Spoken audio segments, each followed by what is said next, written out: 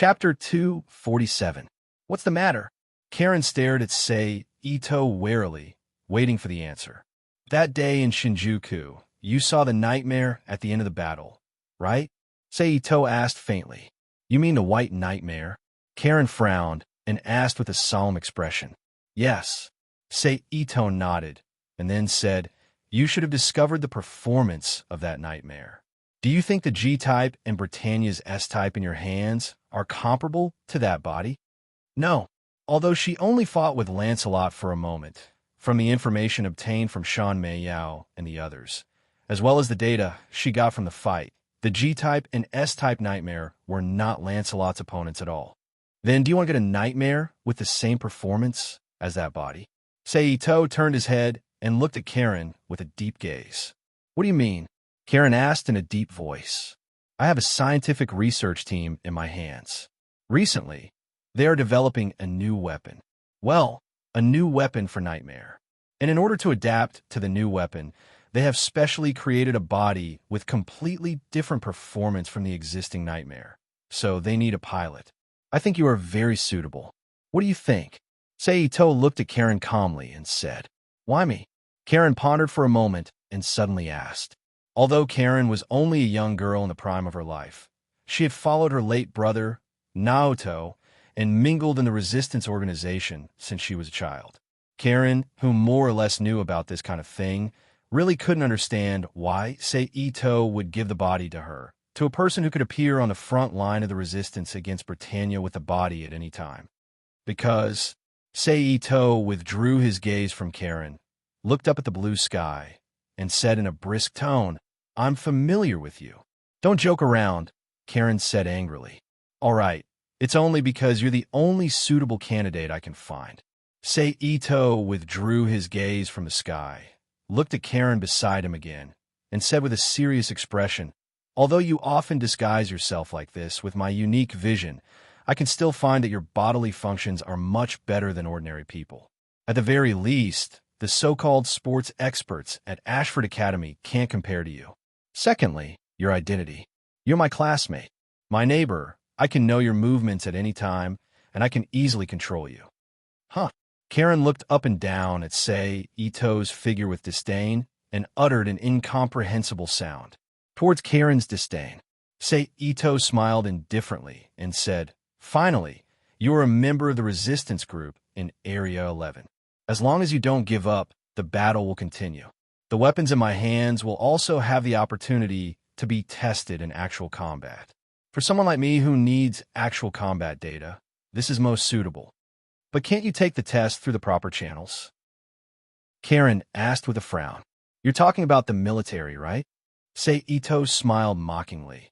This is just my private research. I don't want to associate him with the military. Let me think about it. Karen lowered her head and pondered. Of course. Anyway, we are already in the same class now. If you have made up your mind, you can look for me at any time. Sei Ito smiled indifferently. As for being in the same class, he didn't know what Ashford Academy was thinking. They actually transferred him and Nina to Leluxiu's class when they were in their first year of high school.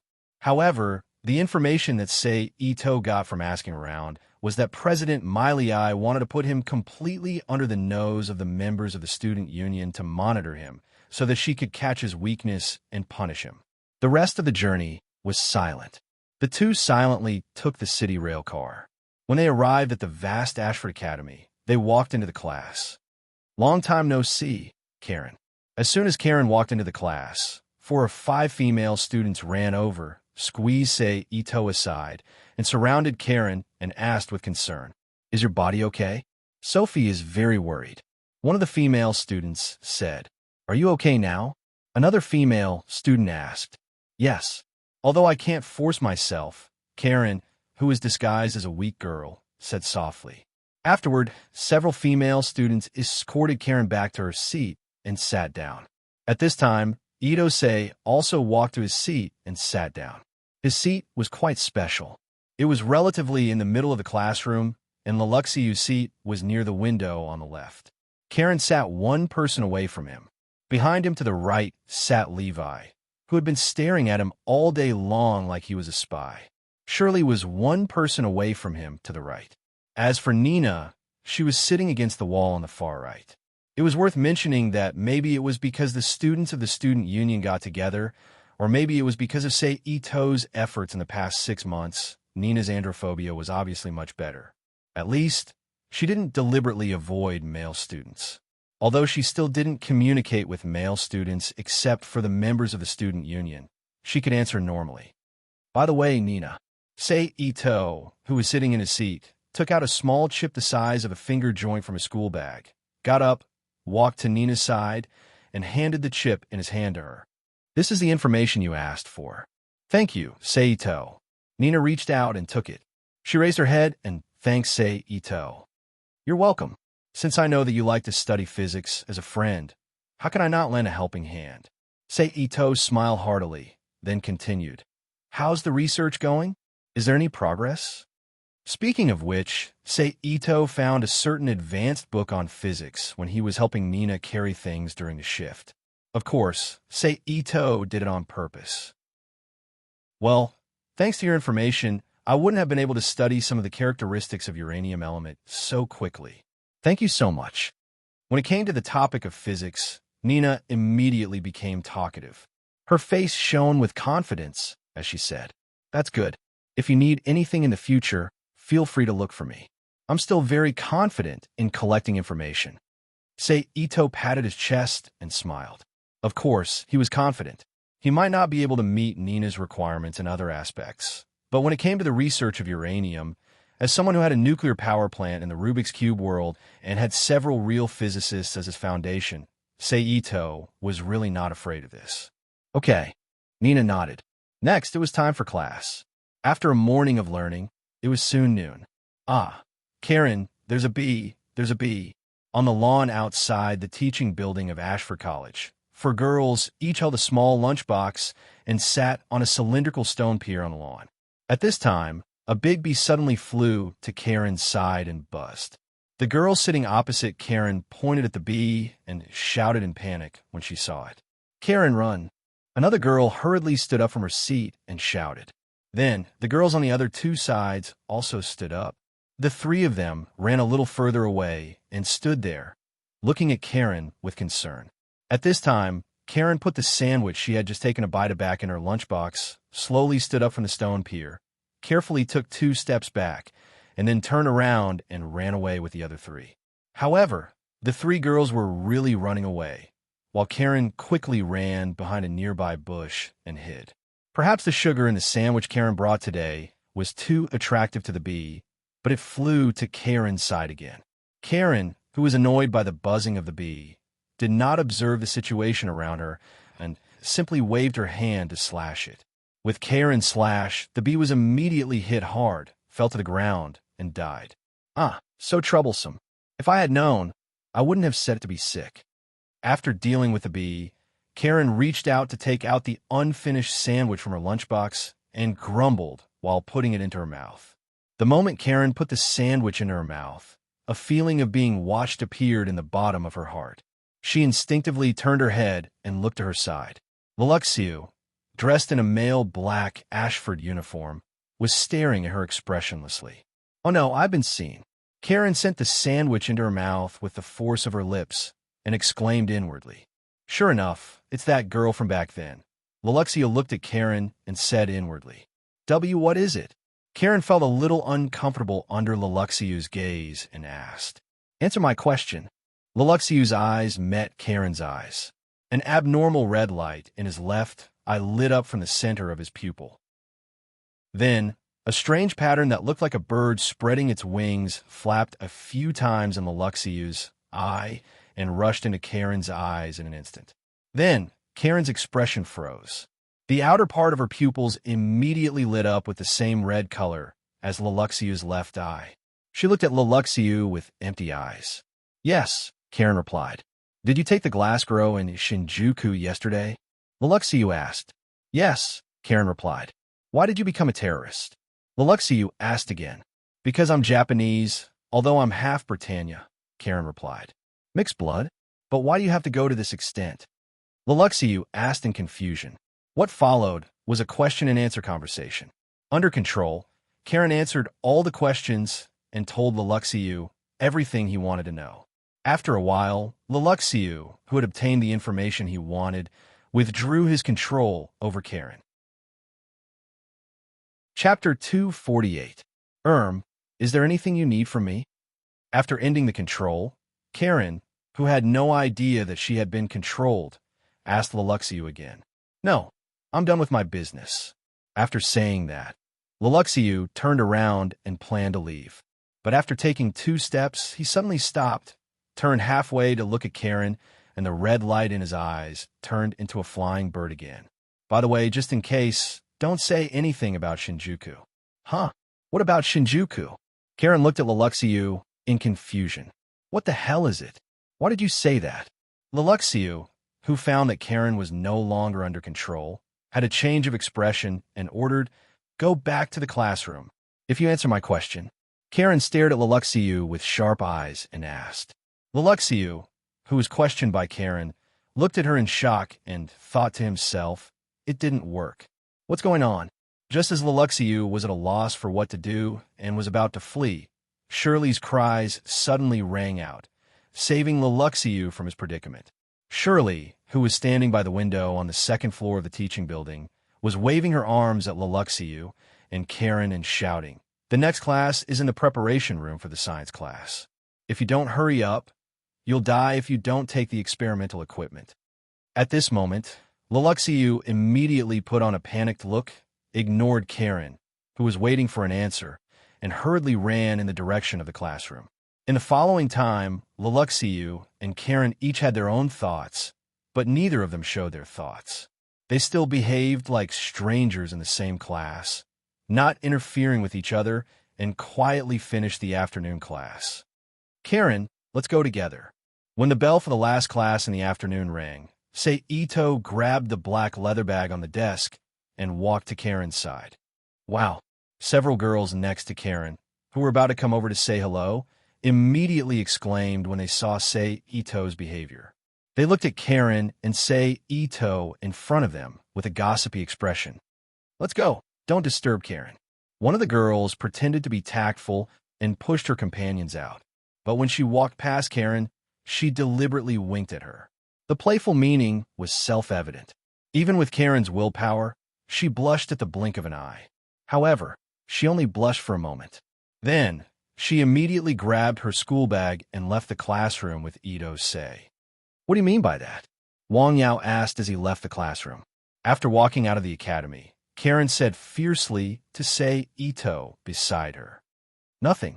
Don't you think this is good?"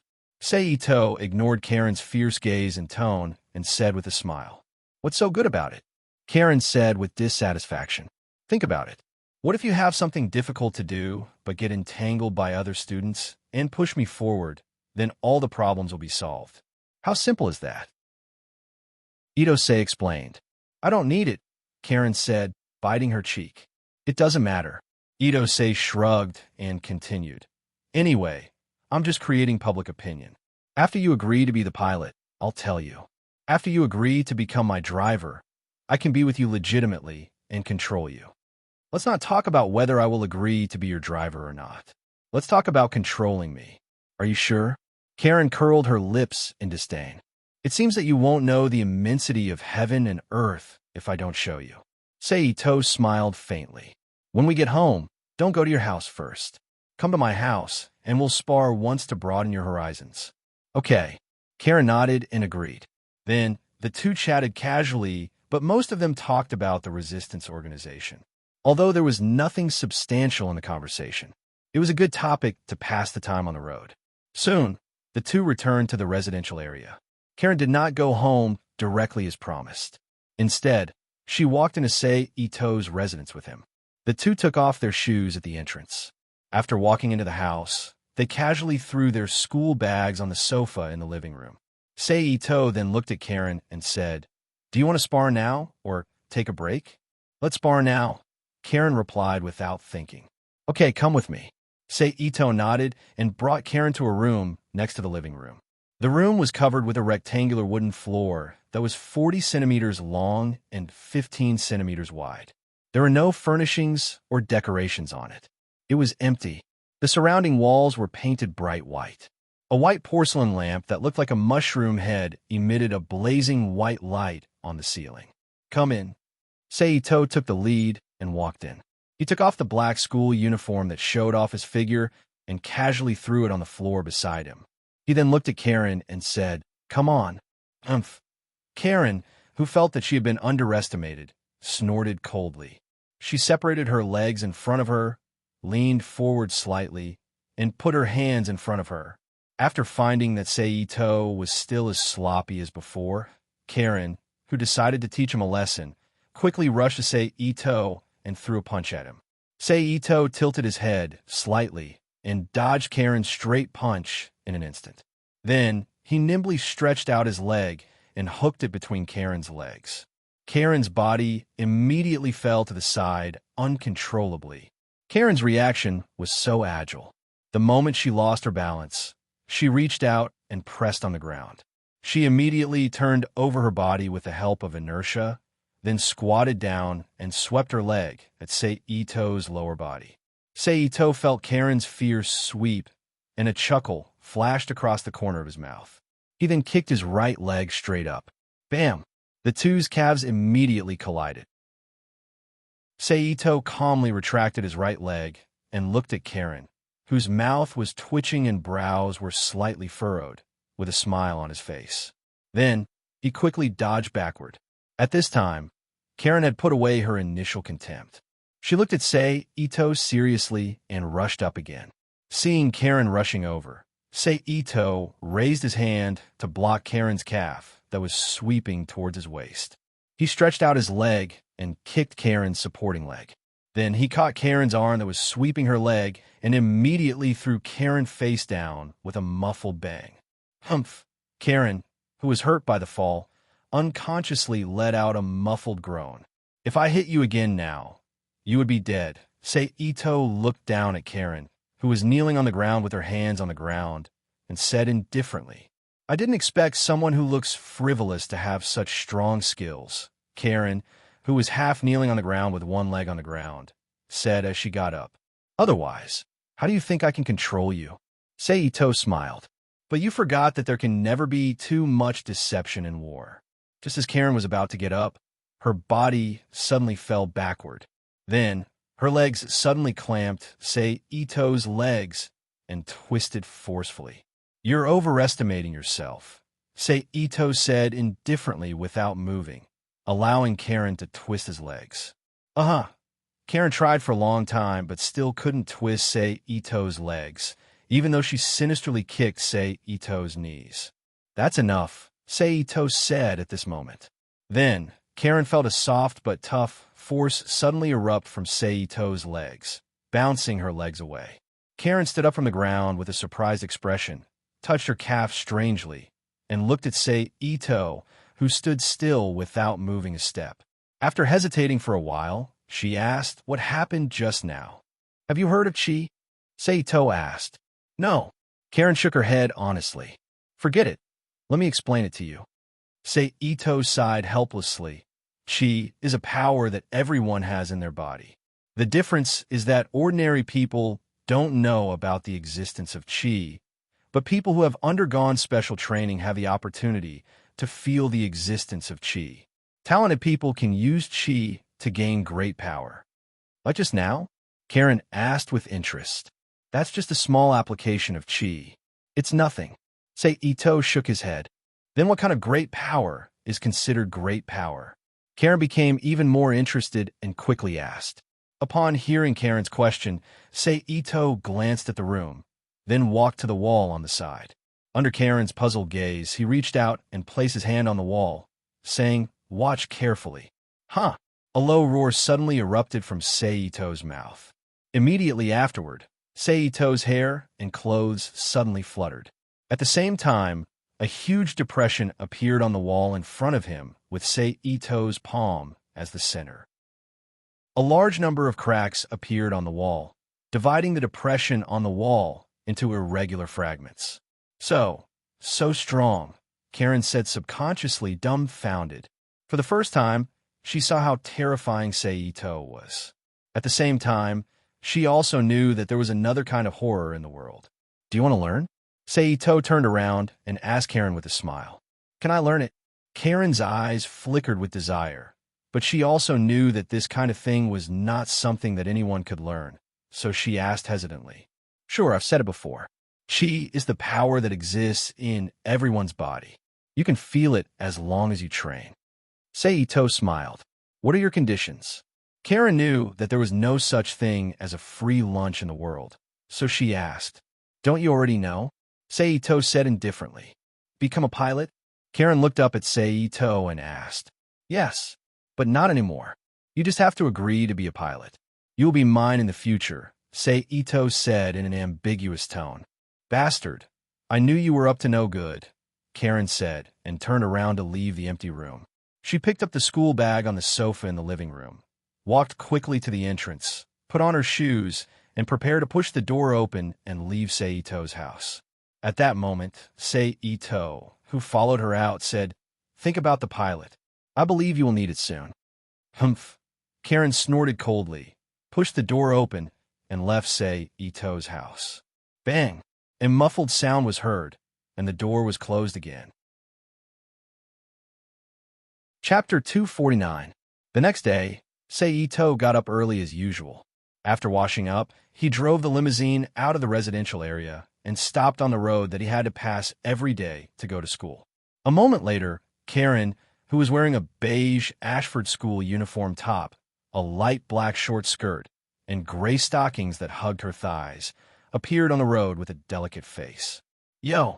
Seito rolled down the window and waved at Karen with a smile. The latter frowned. After looking around, she walked to Seito's car, opened the door, and sat in the passenger seat. It seems that you're going to follow me. Karen closed the door and looked at the street in the distance through the front window. Of course. Seito pulled the handbrake and started the engine. The car slowly drove the two to Ashford School. More than 20 minutes later, the limousine stopped in an open-air parking lot not far from Ashford's main entrance. The two picked up their school bags and walked down. Bang, bang. The sound of two car doors closing sounded one after another. Wow. When the two walked into the classroom together, two girls' deliberately suppressed exclamations suddenly sounded, attracting the attention of Seito and Karen.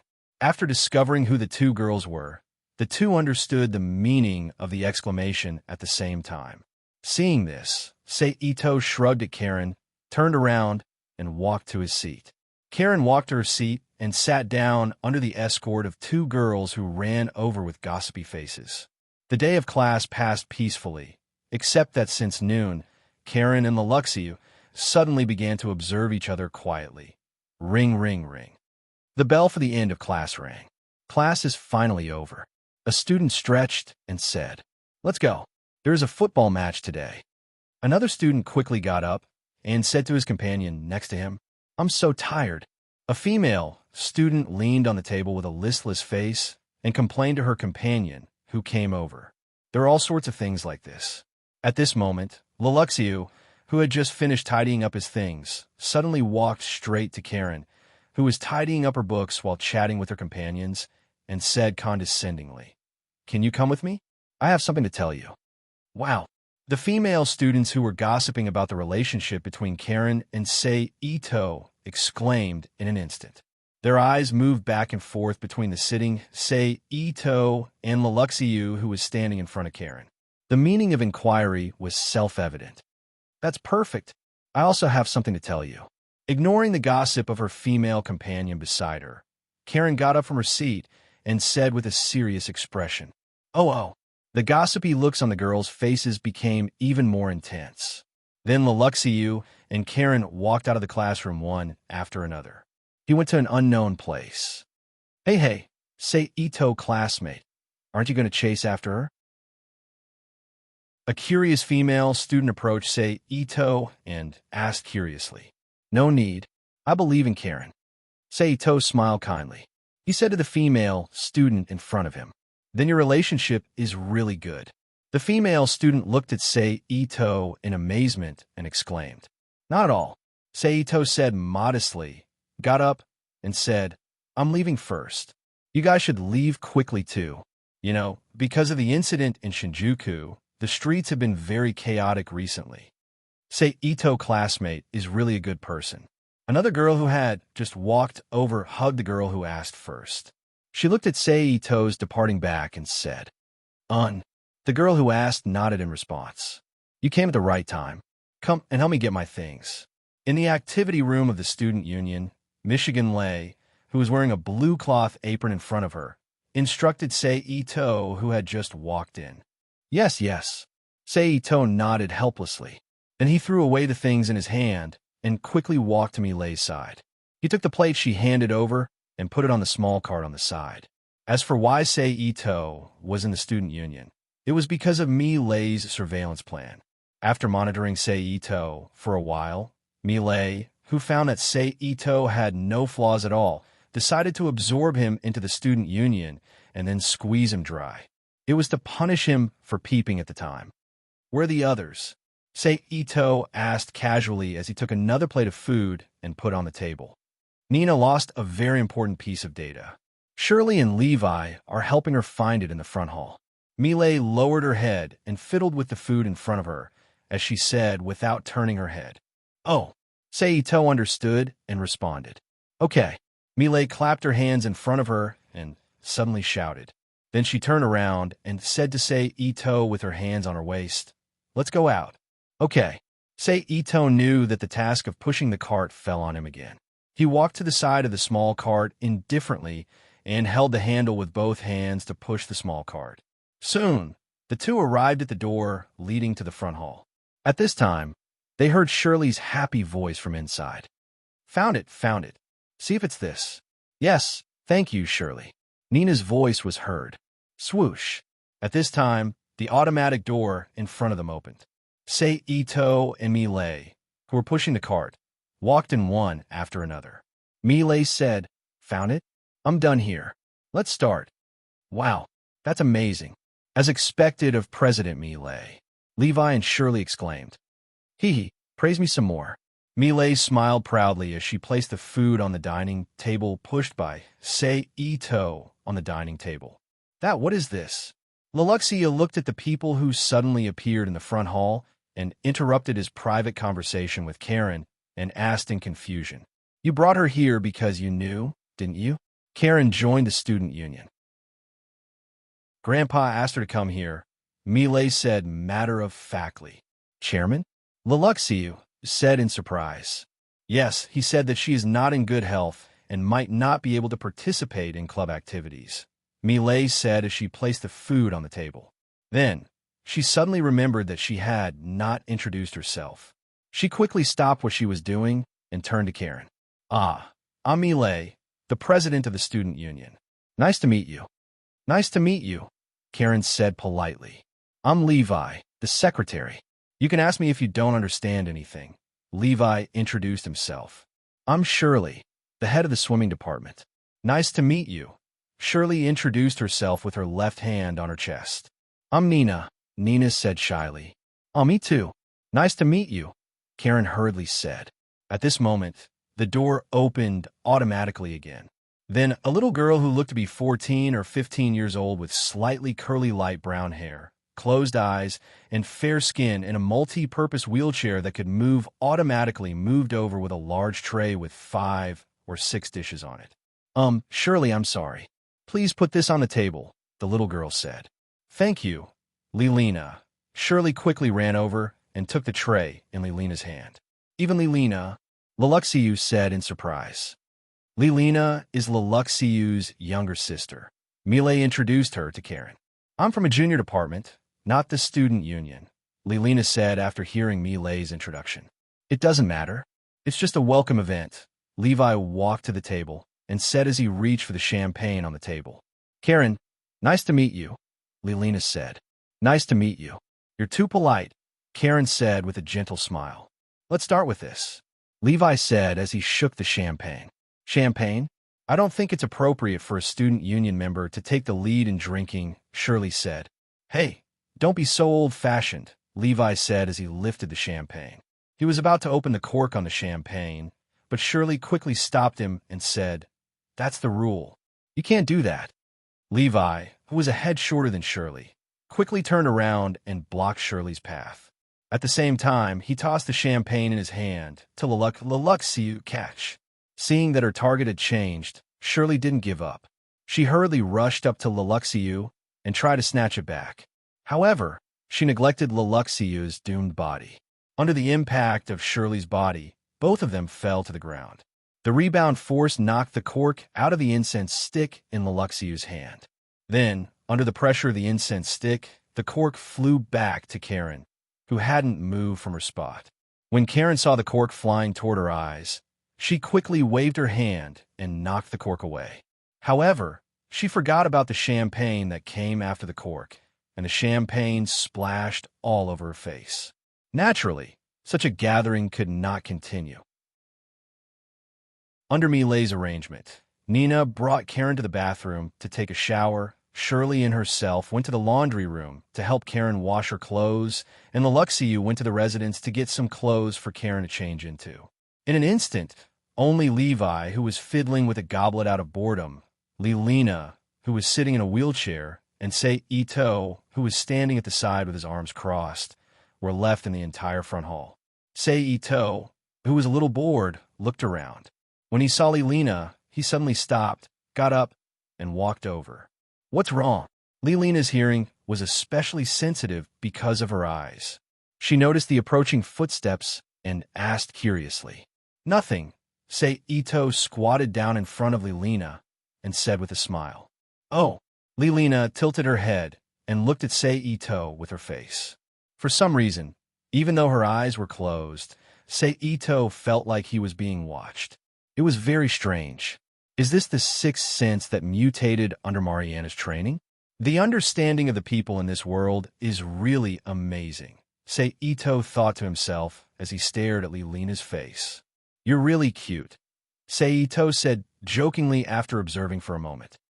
"Ha," Lilina asked in confusion. "Hee." Sei Ito chuckled and did not explain. He got up, walked to the side, picked up the remote control, and turned on the TV in the front hall. Chapter 250. In the beginning, the programs on the TV were all entertainment and news programs. However, after more than 10 minutes, the programs on the screen were suddenly cut off. Then, a female announcer with long blonde hair solemnly read out the news. "The third prince of the empire, the governor of the 11th district, His Highness Clovis, has passed away." At this time, there were not only Sei Ito, Laval, and Nunnally in the room, but also Nina, who came back after sending Karen to the washroom, Shirley, and Miley, who had finished washing clothes. "How can that be?" Shirley crossed her arms in front of her chest and said with disbelief. At this moment, the door suddenly opened, and Karen and Leluxiu, who were dressed in men's clothes, walked in while talking and laughing. "Not good, brother," Nunnally shouted to Leluxiu immediately. "His Highness Clovis has passed away," Miley said after Nunnally. "They said he was killed," Laval added. "His Highness Clovis has sacrificed himself." On the TV, surrounded by more than a dozen soldiers in military uniforms with red cuffs tied around their right arms, a man in a blue aristocratic costume leaned his hands on both sides of the podium in front of him and said loudly, "In the battle with the Numbermaker, he died in the line of duty for justice. We must endure the grief and carry out his will." We just got the latest information. At this time, the picture changed and the figure of the female anchor appeared on the screen again. The man who is considered a suspect has been arrested. The picture changed again, and a short-haired man in white restraints, escorted by 6 armed soldiers, appeared on the screen. According to the report, the arrested person is an honorary Britannian, a soldier of the Vermilion Bird clan, originally from the 11th district. After watching the news from beginning to end, everyone's mood became heavy. Under such circumstances, the welcome party obviously could not be held, but in the spirit of not wasting time, they still had a simple meal, separated when the sky was about to turn dark, and left Ashford Academy. "What's wrong? Something on your mind?" On the way back, Sei Ito looked at Karen, who was sitting silently in the passenger seat, and asked. "No, nothing." Karen, who was taken aback by the sudden question, shook her head and said after reacting, Is it about Clovis or the resistance? Seeing that Karen didn't want to talk about it, Roland asked. Seito could only ask in a different way. However, Karen was obviously not in the mood to talk and continued to respond to Seito's inquiry with silence. Forget it. Seeing Karen's reaction, Seito tactfully shut his mouth and sent Karen home in silence. The next day, in the Great Hall of Ashford Academy, as a school for nobles, Ashford Academy specially held a mourning ceremony for the late third Prince Clovis. After the ceremony, they announced a 3-day break as a sign of mourning. Do you have time? Seito asked Karen after the meeting. Sorry, I have something to do later. Karen took out her phone and looked at the time on the screen. Said, Is that so? It's rare that I have time, so I wanted to take you to the lab to test your data, Seito said with a shrug. What data? Karen asked with a frown. The pilot of the new body. Seito said, because the new body is new and its performance is far superior to the existing standard nightmare. In order to ensure your safety, you have to be tested before you get on the machine to ensure that your body can indeed adapt to the new body's dynamic output and other relevant data. I don't think I promised you to be the pilot yet, Karen said as she walked forward. It's just a matter of time. So in order for you to get started smoothly in the future, an early test is inevitable, Seito said. I really don't know where you get your confidence from. You think I will be your pilot? Karen retorted with a curl of her lips. As long as you are still in the resistance, you will see the nightmare. When you encounter the white nightmare, you will feel that your combat power is not enough, and you will beg me. Ito-sei said confidently. Karen also knew that what Seito said might be the truth, but she would not admit it so easily. She hurriedly took 2 steps away from Seito's side.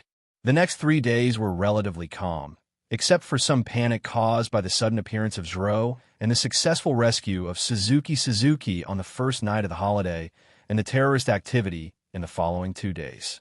There was no change in other people's lives at all. And Seito, who did not go out to stir up trouble in these 3 days, spent all his time in the Rubik's Cube world, accompanying Ito Rina, who had been homesick recently. The morning of the 4th day, after the 3-day mourning holiday, Seito came to school with Karen, who was waiting for him on the way. I am Suzuki, who will be transferred to this Ashford College starting today. Please take care of me before the first class in the morning began. The teacher led Suzuki, who was wearing a black Ashford School uniform, into the classroom and let Suzuki introduce himself.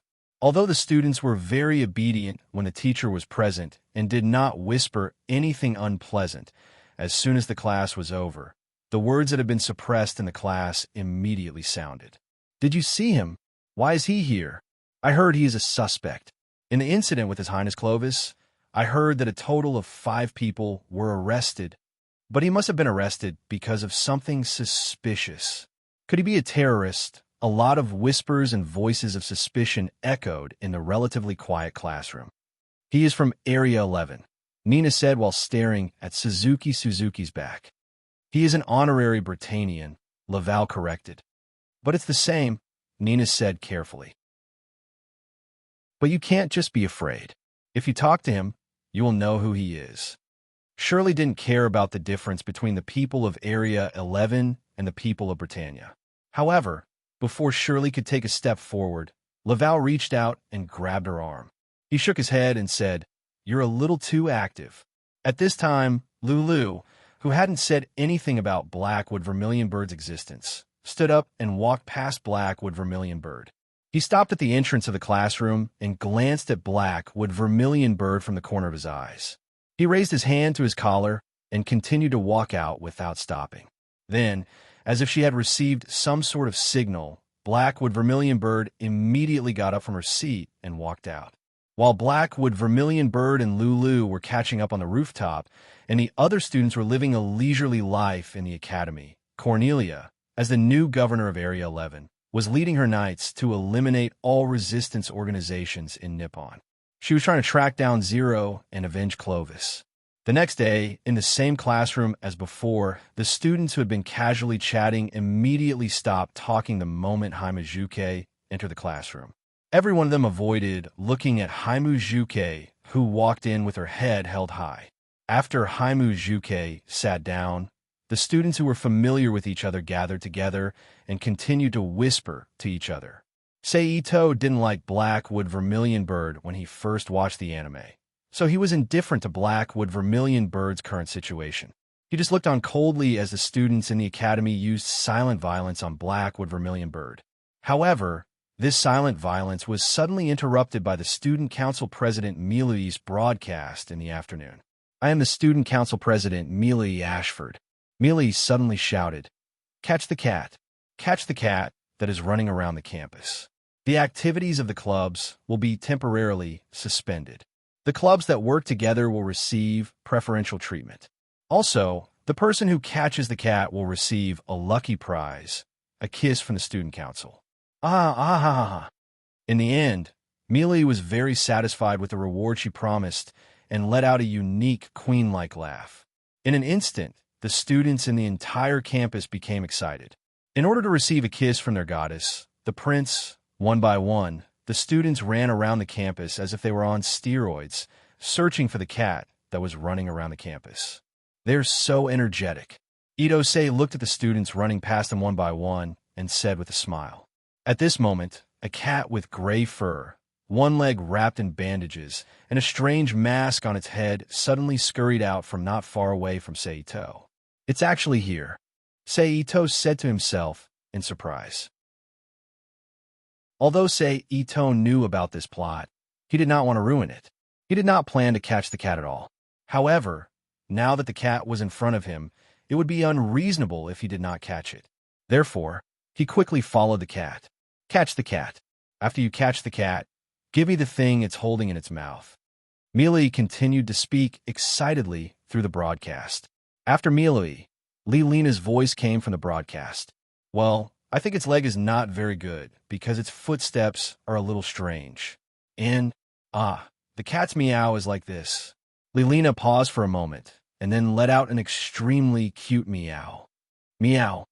As a result, the students who were already extremely excited became even more excited.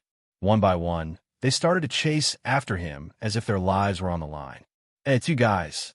Because there were always ordinary people running past him, Ito, who could not use his inhuman strength, could only chase after the cat at the speed of an ordinary person. After chasing it for a while, he finally caught up with it in a pile of chores at the corner of a staircase in the teaching building. In front of the pile of chores stood Karen, who was wearing a white shirt with a green tie with the Ashford logo on it. She was wearing a short black skirt, and Shirley, who was only wearing a beige school uniform with her legs completely exposed. "It's you." Shirley and Karen turned to look at Ito in surprise. "I didn't think that the three of us would be the ones to find the cat in the end." Ito walked toward the pile of chores and chuckled. Just as Ito was about to catch the cat, Shirley suddenly shouted, "Wait." Chapter 251. What's wrong?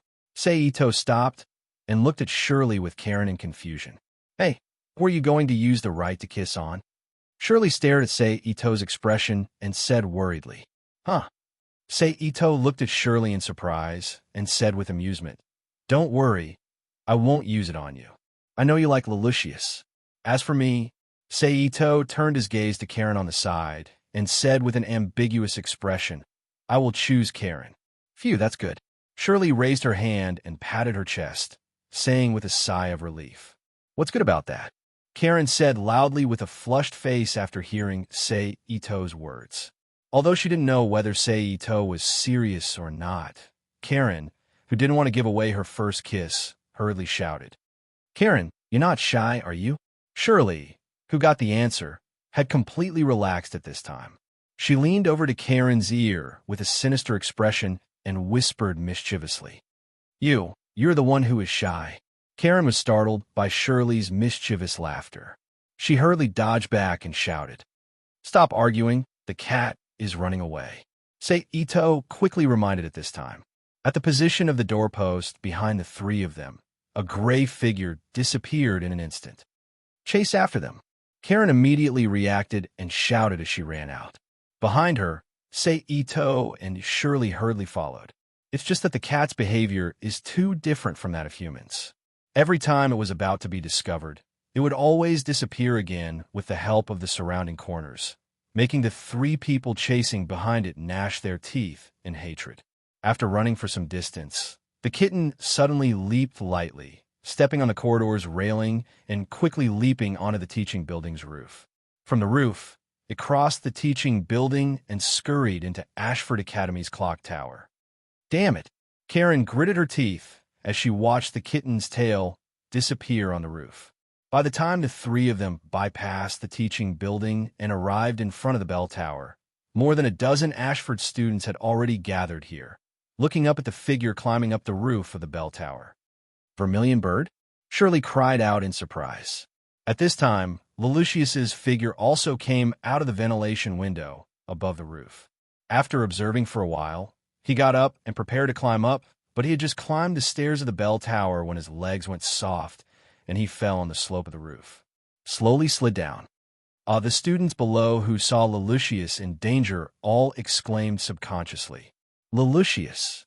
Lelucius's vermilion bird's body turned to the roof's body, with one leg slightly bent a leg as a cushion. She then slid to slide down. The moment Lelucius was about to fall from the roof, she slid to the side of the ventilation window, grabbed the window frame with one hand, and quickly reached out with the other hand to grab Lelucius's instinctively flailing arm, and desperately pulled. "Lelucius, are you okay?" Vermilion Bird asked with concern. I'm fine," Lelucius, who was also shocked by this dangerous situation, said after he recovered from his shock. "Those two people, could it be?" Nina, who had the observational ability of an ordinary person, subconsciously guessed after noticing the subtle changes in the two's expressions and conversation. At this time, Vermilion Bird, who still didn't know that their relationship was exposed, exerted strength with both hands and tried to pull Lelucius up bit by bit until Lelucius stood in front of the ventilation window again and was out of danger. "It seems that I can't get Karen's kiss," Say Ito teased Karen beside him after Lelucius was pulled up. Before Karen could speak, Milay, who was in front of them, turned around as if she had discovered a new continent. She put her hands on her waist, leaned forward, and looked back and forth between Say Ito and Karen. She teased, "I didn't expect that. The one you like is Karen." "President, don't talk nonsense," Karen said in a panic. "Hee, don't worry, I won't talk nonsense." Milay patted Karen's shoulder and chuckled in a low voice. However, her expression and tone didn't seem like someone who would mess around. Just as they were chatting and laughing, the protagonist of this incident, the cat, was carried out of the clock tower by Vermilion Bird. However, the students present didn't have a good impression of the suspect who once killed the prince and was now their classmate. They all looked at Vermilion Bird, standing in front of the clock tower with a cold expression, and didn't speak. As a member of the student union, the kind-hearted Shirley noticed the strange atmosphere at the scene. She quickly ran to Vermilion Bird and said, "Thank you for saving Lelucius." The single-celled Levi also ran over at this time. He waved his arm and praised Vermilion Bird. "Great job, transfer student." Is this cat holding something in its mouth? Compared to the difference between District 11 and the Britannians, Milay, who care more about what the cat was holding, quickly walked to Vermilion Bird and asked, "It seems to be covering something. Unfortunately, I didn't see it clearly." "I don't know when I lost it," Vermilion Bird said embarrassedly. "Where's Lelucius?" Shirley asked. "He said he forgot something and asked me to leave first." Vermilion Bird looked back at the clock tower and said, "It's that shameful little secret." Milay pointed at the clock tower and said loudly with a face full of gossip, "Is that so, President?" Leluxiu, who had just walked out of the clock tower, said, "I thought I had something on you." Milay put her hands on her waist and said regretfully, "Are you two old friends?" Karen, who had been silent all this time, suddenly said. Nina, who was next to her, also said, but the residents of District 11. The atmosphere at the scene became tense again. In a flash, Leluxiu said, "Yes, we are friends." Then he said to Milay, "President, can you let him join the student union? Huh. Levi, Shirley, and Nina all looked at Leluxiu in surprise. Our school has a rule that we must join a certain club, but after Leluxiu finished speaking, he looked past Millet and the others and looked at the many indifferent students behind them. Since it's the vice president's request, then there's no other way. Millet pretended to think for a moment and then said with a smile, "In this case, the matter will be solved smoothly. Come closer." After Millet, Lilina moved her wheelchair to the front of the crowd and said to Leluxiu and Levi. The two, who were somewhat confused, looked at each other and then leaned in front of Lilina. Suddenly, Lilina nimbly kissed both Leluxiu and Vermilion Bird on their cheeks. Then, she said, "This is the reward that Miley mentioned before. Since there are two of you, I'll be the one to do it. Please forgive me." Then, the student union members introduced themselves. "I'm Shirley. I'm Levi. I'm the president of the student union, Michigan Lay Ashford." As for Leluxiu, he already knew them. Karen and Seito were not interested and did not introduce themselves. Nina, on the other hand, looked at Vermilion Bird with fear. "It's okay." Seito moved closer to Nina and whispered to her. The next day, the students of Ashford Academy were once again gathered in the auditorium to watch the Third Prince's memorial service and the Emperor's speech that was broadcasted live from the capital of Britannia. On the screen, a man with a dignified face appeared in front of the podium. He was wearing a presidential suit similar to Yuan Shirkai's. He was wrapped in a huge trench coat, and his grayish-white hair was like an egg roll.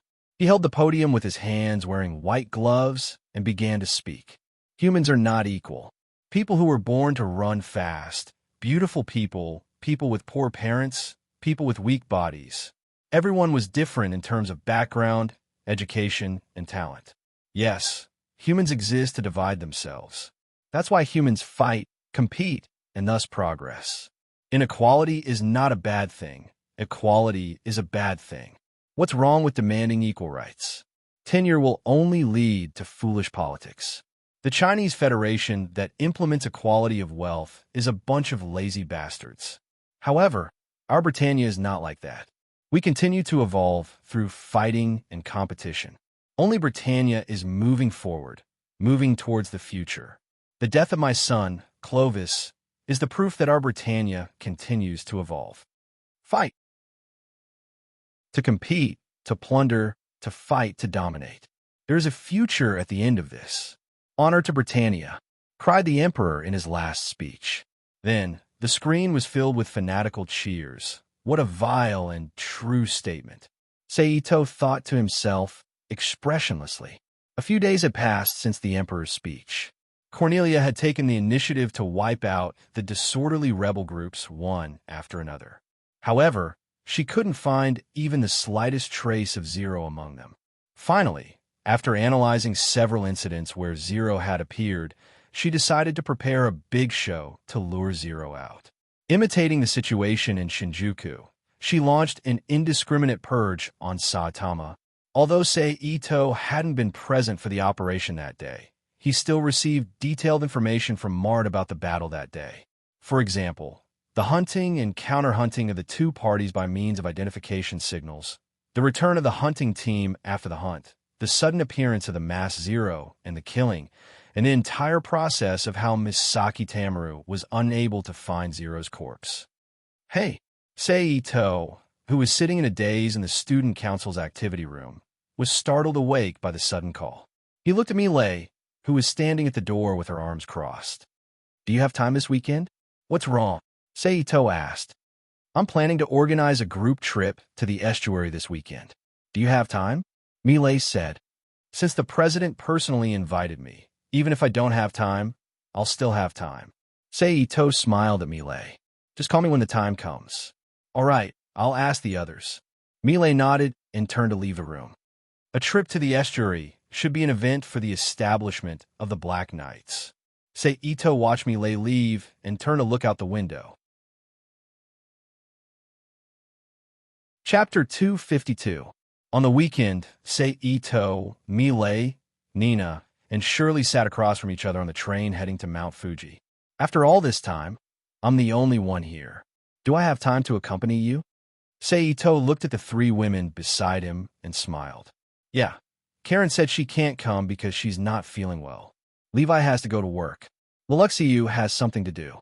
Vermilion Bird also said she can't come because of work. In the end, you're the only one left. Shirley counted on her fingers and listed out the reasons why the others couldn't come. You're still not satisfied with the three of us beauties accompanying you? Do you have to have Karen around? Millie leaned her right elbow on the window frame and rested her cheek on the back of her hand. She looked at Seito with a sly smile. Of course not. It's my honor to accompany the president. Seito looked at Millie with a surprised expression and said exaggeratedly, At least you know what's good for you. I'll leave the bodyguard mission to you. Millie nodded and praised. Okay, I promise to complete the mission. Seito nodded with a smile. This is my first time walking out of the Tokyo concession. Shirley, who was looking out the window, said excitedly. It would be great if Leluxiu could come too. Millie teased, but Shirley retaliated with a kick. Hey, what's the big deal? We could talk all night long about the boy we like. Does the president have someone she likes? Shirley asked with a dark expression. What do you think?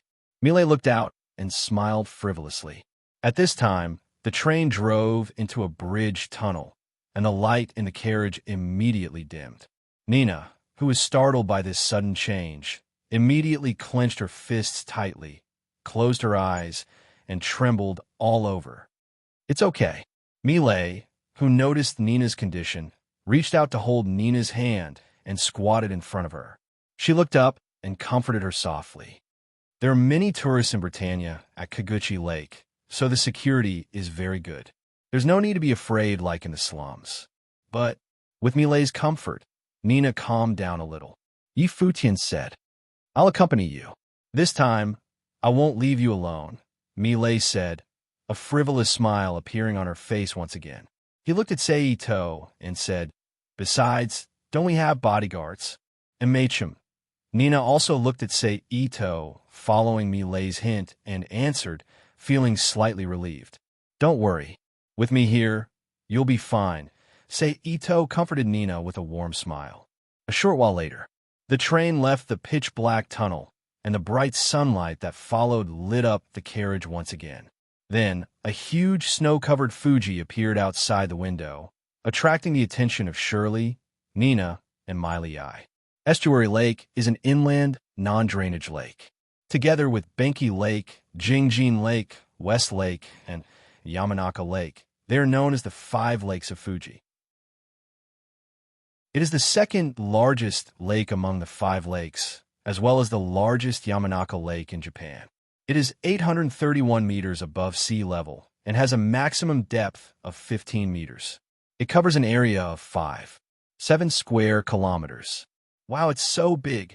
Shirley exclaimed excitedly as she stood beside the protective fence near Estuary Lake. She leaned forward to look at the rippling water of the huge Estuary Lake. The wind is so comfortable. Millet stood beside Shirley and reached out to stroke her hair that was blown up by the wind. She closed her eyes and took a deep breath. It's so beautiful, Nina praised as she looked around, admiring the scenery around her. Let's go. Let's go down. Millet, who had finished enjoying the lake breeze, opened her eyes and happily called out to the others. Okay. Shirley was the first to respond. Then, they walked down the protective fence and began to enjoy the tour provided by the nearby area. After an unknown amount of time, just as Seito and the others were about to take a break and have a meal, several old nightmare suddenly rushed over with weapons in hand. Then, they stopped halfway around the crowd. All the wanderers in the field were surrounded by them. Then, dozens of soldiers in old Japanese military uniforms ran out with submachine guns. The muzzles of the guns were aimed at the panicked wanderers in the field. We are the Japanese Liberation Front. Now you're all captured. Among the people who came, a fat man with a bulging belly. A middle-aged man with a katana on his waist walked to the front of the soldiers and shouted at the wanderers with a megaphone. Although the wanderers were panicked at first, they didn't panic because they still had a glimmer of hope. However, the man's ruthless words completely shattered their hope, and they immediately screamed. Da-da-da-da! Suddenly, a burst of gunfire sounded, and the wanderers who were screaming were completely shocked. The smell of gunpowder and the sound of bullet shells hitting the ground were infinitely magnified at this time, stimulating the wanderers' fragile nerves and forcing them to be obedient again. Take them away. The middle-aged man looked at the wanderers who were obedient again with satisfaction and waved his hand to order the others. Yes, the soldiers responded and immediately ran forward. They cooperated with Nightmare to take the wanderers to the distance step by step. Soon, the wanderers were led by the soldiers of the Japanese Liberation Front to a landmark building on Kawaguchi Lake, the United Nations Center Hotel. They took the elevator to one of the floors and were locked in a room similar to a warehouse for sundries. Around them, more than a dozen soldiers with light machine guns pointed their muzzles at the wanderers and guarded them closely. Squat down with your hands on your heads. The middle-aged man with a big belly leaned on the katana in front of him and shouted loudly. The wanderers who became prisoners obediently put their hands behind their heads and squatted down. Come on, take a picture of what they look like now and send it to Britannia. The middle-aged man said to the soldier next to him. Yes, sir, the soldier replied, then turned and ran out. After a while, he came back with something like a DV and filmed the wanderers in a very professional manner. After a while, the soldier put away the DV and returned to the middle-aged man and said, It's done. I am Kyuzukabe from the Japan Liberation Front. We are fighting for the liberation of Japan. Although you are not soldiers, you are Britannians. You are the people who rule us. If you are obedient, we will not hurt you. Otherwise, the middle-aged man named Kyuzukabe stood at the door and said to the hostages, Lulu, Shirley murmured next to him. Leave a few people here to guard them. If anyone resists, shoot them directly. Kyuzukabe then looked contemptuously at the many hostages who were squatting with their hands on their heads, turned and left the room. Bang! The door immediately closed after Kyuzukabe left, and the room fell into darkness in an instant. Taking this opportunity, Seito looked up and observed the situation of the soldiers in the room. Seeing that the few people who stayed behind were all focused and nervous and would instinctively pull the trigger at the slightest movement, Seito, who was afraid that they would accidentally hurt Nina, Shirley, and Miley, decided to hold back for the time being and wait for an opportunity to strike. After an unknown amount of time, one of the soldiers became impatient and began to walk in front of the hostages. Just as he walked in front of Miley and Nina, who was affected by the footsteps, subconsciously looked up. After seeing the soldier in front of her, she said unconsciously, We are from District 11. The room was quiet to begin with. In a situation where even the sound of an embroidery needle falling to the ground could be heard, Nina's voice was like thunder. In an instant, the soldier's expression changed. With a ferocious face, he raised his gun and shouted at Nina. What did you just say? You called us from District 11? We are Japanese. I know, so please stop. Miley shouted at the soldier with an annoyed expression. Correct it. We are not from District 11, the soldier ordered loudly. Let's correct it, okay? Shirley shouted. What kind of attitude is that? The soldier, who had entered a hysterical state, shouted at any voice, Come to the next room. I have to teach you a good lesson. Nina screamed in fear. At this time, several other soldiers who were guarding the hostages also came over, ready to help their companions teach Nina a lesson. Seeing the opportunity, Seito did not hesitate. He instantly got up from the ground and slammed his right palm on the chin of the soldier who was bending over. The huge impact instantly poured into the soldier's brain and knocked him out. At this moment, Seito hugged the soldier's body and used it as a shield. Then he grabbed the soldier's weapon with his free right hand and fired several shots under the guidance of his mind power. After a few gunshots, a few heavy objects fell to the ground and made a muffled sound. Are you okay, Nina? After dealing with all the soldiers, Seito squatted in front of Nina, who was in Miley's arms, and asked softly, Boo-hoo! Nina just lay in Miley's arms and cried without saying a word. What should we do now? Although Miley was shocked by Seito's skills, she knew that now was not the time to ask too many questions. She only asked Seito what to do next. Seito did not immediately answer Miley Eye's question. Instead, he looked around the hostages who were looking at him expectantly. Finally, his eyes stopped on a woman with long pink hair and a pair of black-rimmed glasses on her nose. He got up and walked over to her. Seeing Seito walking over, a short-haired woman in a gray female suit next to Euphemia suddenly got up and stood in front of Seito, staring at him warily. "It's okay." Euphemia, who also got up, reached out to grab the short-haired woman's arm and shook her head. Then she said to Seito, "Long time no see." "Long time no see, Euphemia," Seito replied. Then his eyes fell on the short-haired woman in front of Euphemia and said, "This is your bodyguard, right?" "Yes." Euphemia nodded. "Well, tell her to go over there and get a weapon. Cooperate with you to stabilize this group of hostages. Don't let them run around and scream," Seito ordered. Chapter 253. "What about you?" Euphemia asked. "Me? Of course. I'm going to stay here and wait for your sister to come and save us," Seito said nonchalantly as he spread out his hands. "Is that so? I thought you were going to go out and check on the situation," Euphemia said with a chuckle. "I don't want to be a hero. Why bother with that?" Seito pursed his lips and turned to walk toward Miley Eye and the others. Behind him was Euphemia, who was also walking over to comfort the other hostages. "Who's that woman?" After Seito returned, Miley Eye looked at Euphemia and asked in confusion. "The third princess of the empire, Euphemia Britannia," Seito said casually. "What?" Miley Eye looked at Seito in shock. She couldn't imagine how the usually low-key Seito knew the princess of the empire.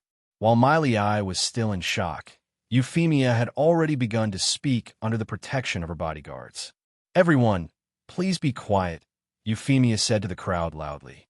When everyone's attention was focused on her, she continued, "I'm the third princess of the Britannia Empire, Euphemia Britannia."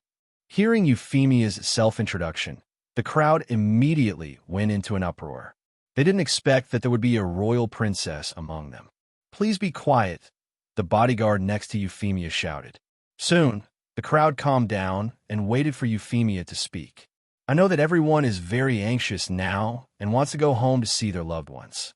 However, the danger hasn't been completely eliminated yet. We're still in the hands of the resistance.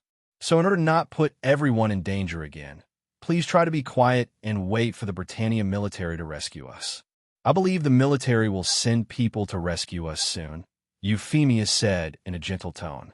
After hearing Euphemia's words, the crowd looked at each other and gradually quieted down. It had to be said that in Britannia, the words of a royal were very convincing. Seeing that the situation had stabilized, Euphemia walked to Seito's side and stopped. He squatted down and asked Nina, who was crying in Miley Eye's arms, "Are you okay?" I'm fine." Nina could choose not to answer Seito, but she didn't have the guts to do that to Princess Nina. She lifted her head from Miley Eye's arms and whispered, "It's good that you're okay." Euphemia smiled and turned to Seito beside her. "Are we just going to wait here?" Seito pondered for a moment. Let's inform your sister first. If we just wait, it'll take a long time before we can make a move." Then he took out his phone from his pocket and said, "Make the call," Seito said as he handed the phone to Euphemia. "Okay," Euphemia replied as she took the phone. Then he got up and walked to the side to make a call. What's the matter?" On the phone, Cornelia's somewhat irritated voice sounded. Obviously, Cornelia thought that it was Ito Sei who called. "Sister, it's me, Euphemia," Euphemia said in a low voice into the phone. "Euphemia." Cornelia was shocked and quickly asked, "How are you?" "Sister, I'm fine. Thanks to Mr. Seito, we're safe for now. We're waiting for the Britannia's army to rescue us," Euphemia explained. "Seito is there?" "I'm relieved." When Cornelia heard Euphemia say that Seito was there, she immediately breathed a sigh of relief and said, "Give him the phone." "Okay." Euphemia responded and then walked back with the phone. She handed the phone to Seito and said, "Sister is looking for you." Seito raised his eyebrows and took the phone from Euphemia. He turned and walked to the side to answer the call. What's the matter? Please protect Sophie. Cornelia went straight to the point. Don't worry, I will. Seito promised. Thank you. Cornelia thanked him sincerely. She then asked in a serious tone, How's the situation over there? I've taken care of the guards. The hostages are very quiet under Euphemia's comfort. As long as nothing happens, they're basically not in danger. Now, they're just waiting for your rescue. Seito briefly explained the current situation and then asked, When will your rescue arrive? As long as there's no problem on your side, I can launch an attack immediately. I was worried that the other party would threaten us with the hostages. It's much more convenient with you here, Cornelia said in a relaxed tone. Okay, you can do it. When the time comes, I'll take care of anyone who breaks in here, Seito said. Okay, I'll give the order now. We'll attack in about 5 minutes, Cornelia said. Got it, Seito replied, then hung up the phone and returned to Miley and the others. In an instant, the eyes of Euphemia, Miley, Shirley, Nina, and the surrounding hostages all fell on Seito. Your sister said that we'll attack in 5 minutes. You have to stabilize everyone's emotions. I'll be responsible for cleaning up the Japanese Liberation Front members who may break in at any time, Seito said. Great. Miley breathed a sigh of relief and said to Nina. MHM. Nina nodded and also relaxed. 5 minutes wasn't a long time. It was just that the feeling of being in such a dull environment was prolonged, but it would eventually pass. However, the expected vibration didn't appear. Instead, a phone rang. Hello. Seito frowned and took out his phone to answer. The plan will be delayed slightly. Zero has appeared and plans to go in to rescue the hostages. I want to take this opportunity to kill them all, Cornelia said. Up to you. But as long as they don't attack us, I won't take the initiative to attack. When the time comes, don't say that I'm not cooperating with you. After all, there are some things you don't want ordinary people to know, Seito said lightly. Okay, Cornelia agreed. What's wrong? Euphemia asked Seito, who had put away his phone. Zero has appeared. Your sister plans to destroy him along with the Japanese Liberation Front. The attack is temporarily delayed, Seito explained. Oh. Euphemia nodded in understanding. Meanwhile, Mireille, who was standing at the side, sized up Ito-sei with curiosity in her eyes. From the conversation between Seito and Euphemia, she knew that the call was from the Empire's second princess, Cornelia.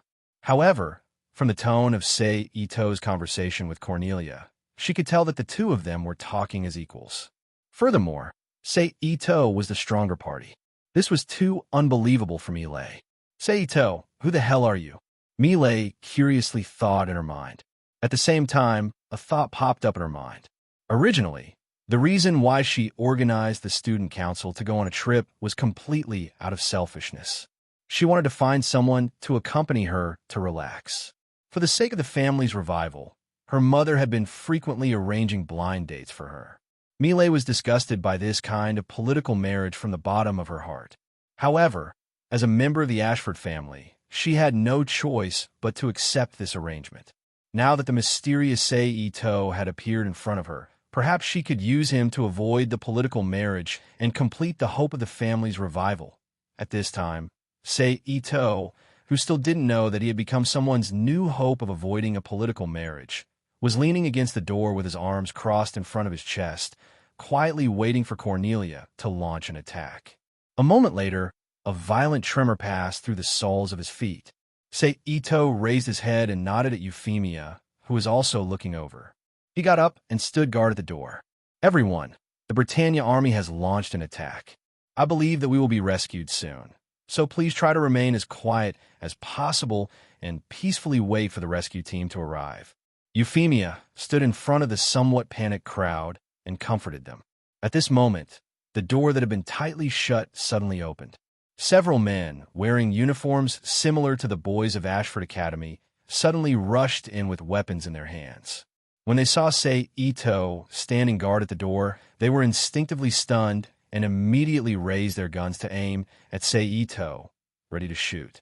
The moment the man was about to pull the trigger, Seito leaned his body slightly and reached up and down into the man's arms. Then he twisted his hands and completely broke the man's arms, interrupting the man's action of pulling the trigger. Seito then held the man with the broken arm in front of him and shouted, "Don't shoot if you don't want him to die." Seito. The other members shouted anxiously when they saw the hostage in Seito's hands. "Abominable Britannians," cried one of the men. "Don't forget why you're here." Seito frowned and reminded them. He didn't want Lelouch's Black Knights to lose such a chance to appear on the stage. Without the Black Knights in the guise of justice, how could Lelouch resist Britannia? Happy to start a war. Where could Seito go to collect soul energy? If Lelouch hadn't rushed over at the beginning, it wouldn't have been so bad. Seito believed that with his intelligence, he would have found a stage to appear on. Perhaps the effect wouldn't be as good as here, but it wouldn't affect the Black Knight's unity. But now that Lelouch had appeared, if Seito still went to ruin his stage, although he could obtain an unknown amount of world energy, it was not worth it compared to the soul energy that was difficult to collect. It would also affect the prestige of Zero, who had just reached an agreement with the Resistance and slow down the plot. This wasn't what Seito wanted. Upon hearing Seito's reminder, the men who were still members of the Resistance were taken aback. They looked at each other, and then, under the signal of one of the more prestigious men, they organized the hostages in the room and began to move them out.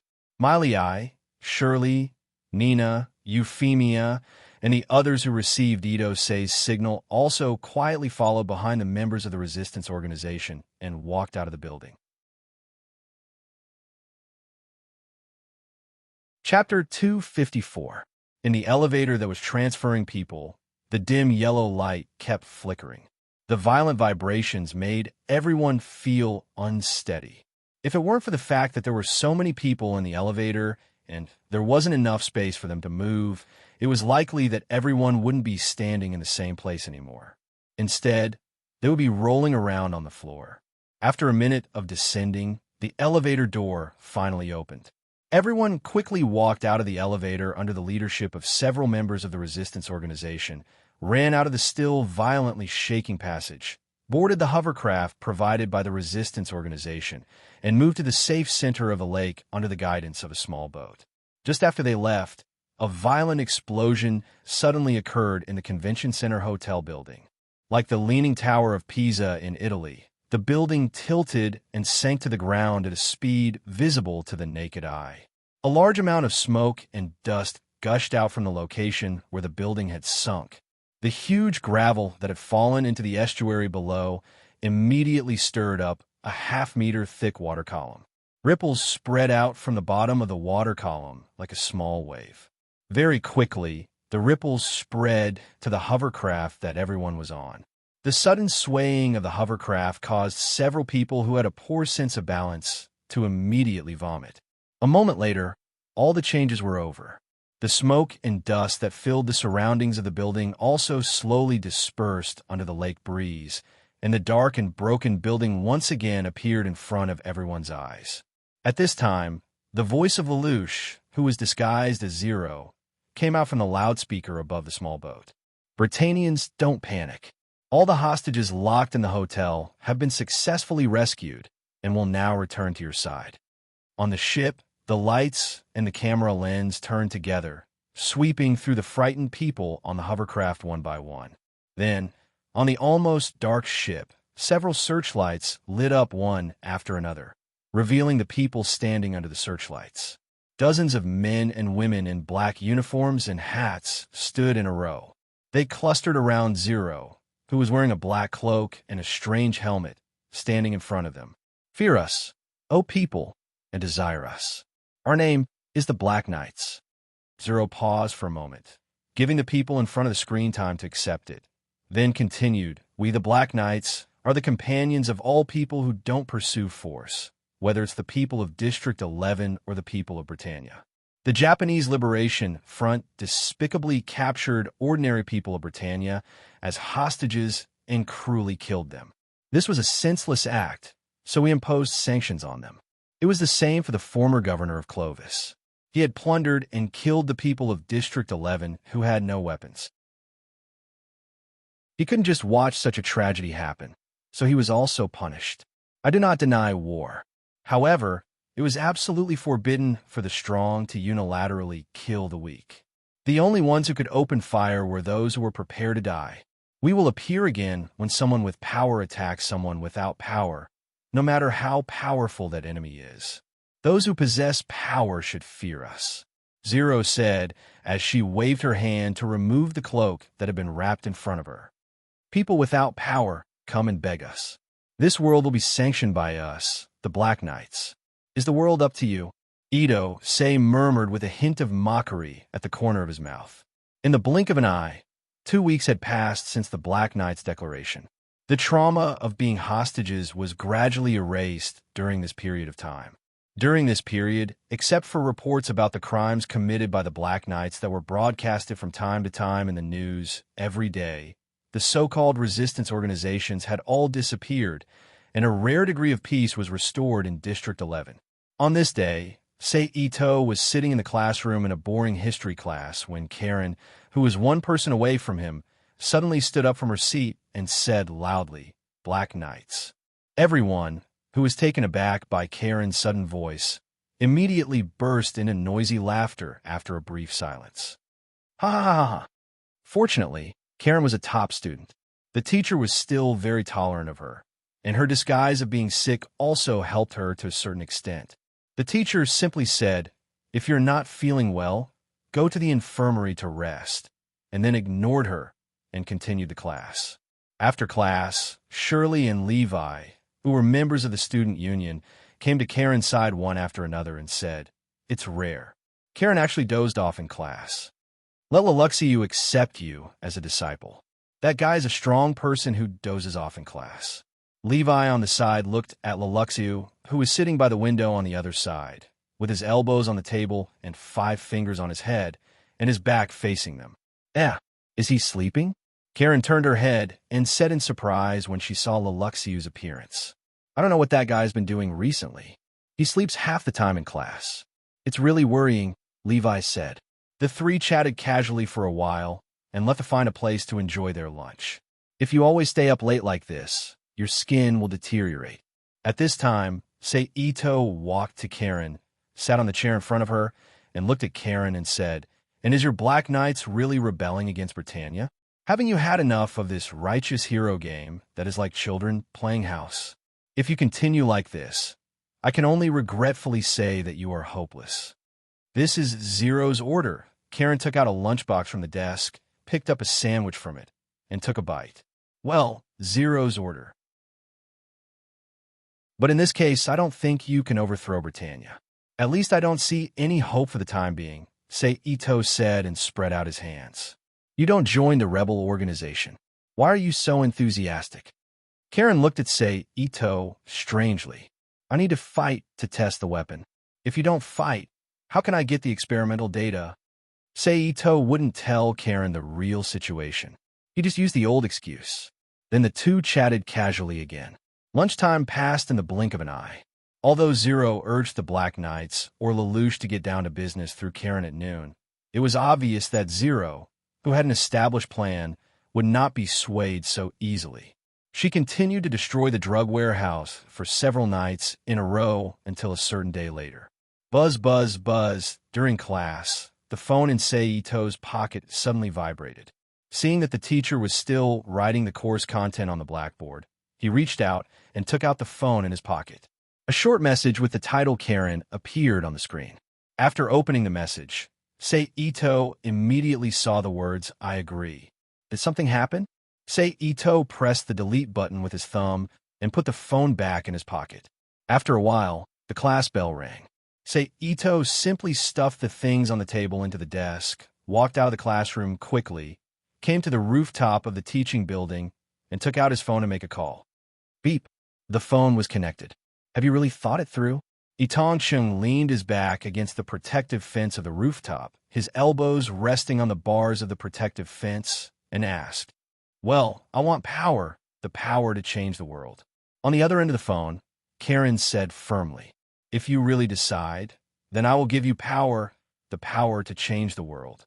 Seito said calmly, "Prepare well these 2 days.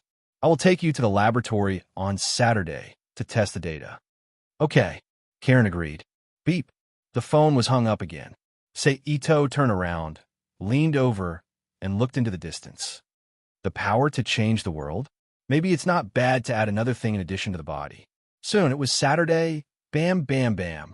Someone knocked on Seito's door. Beep.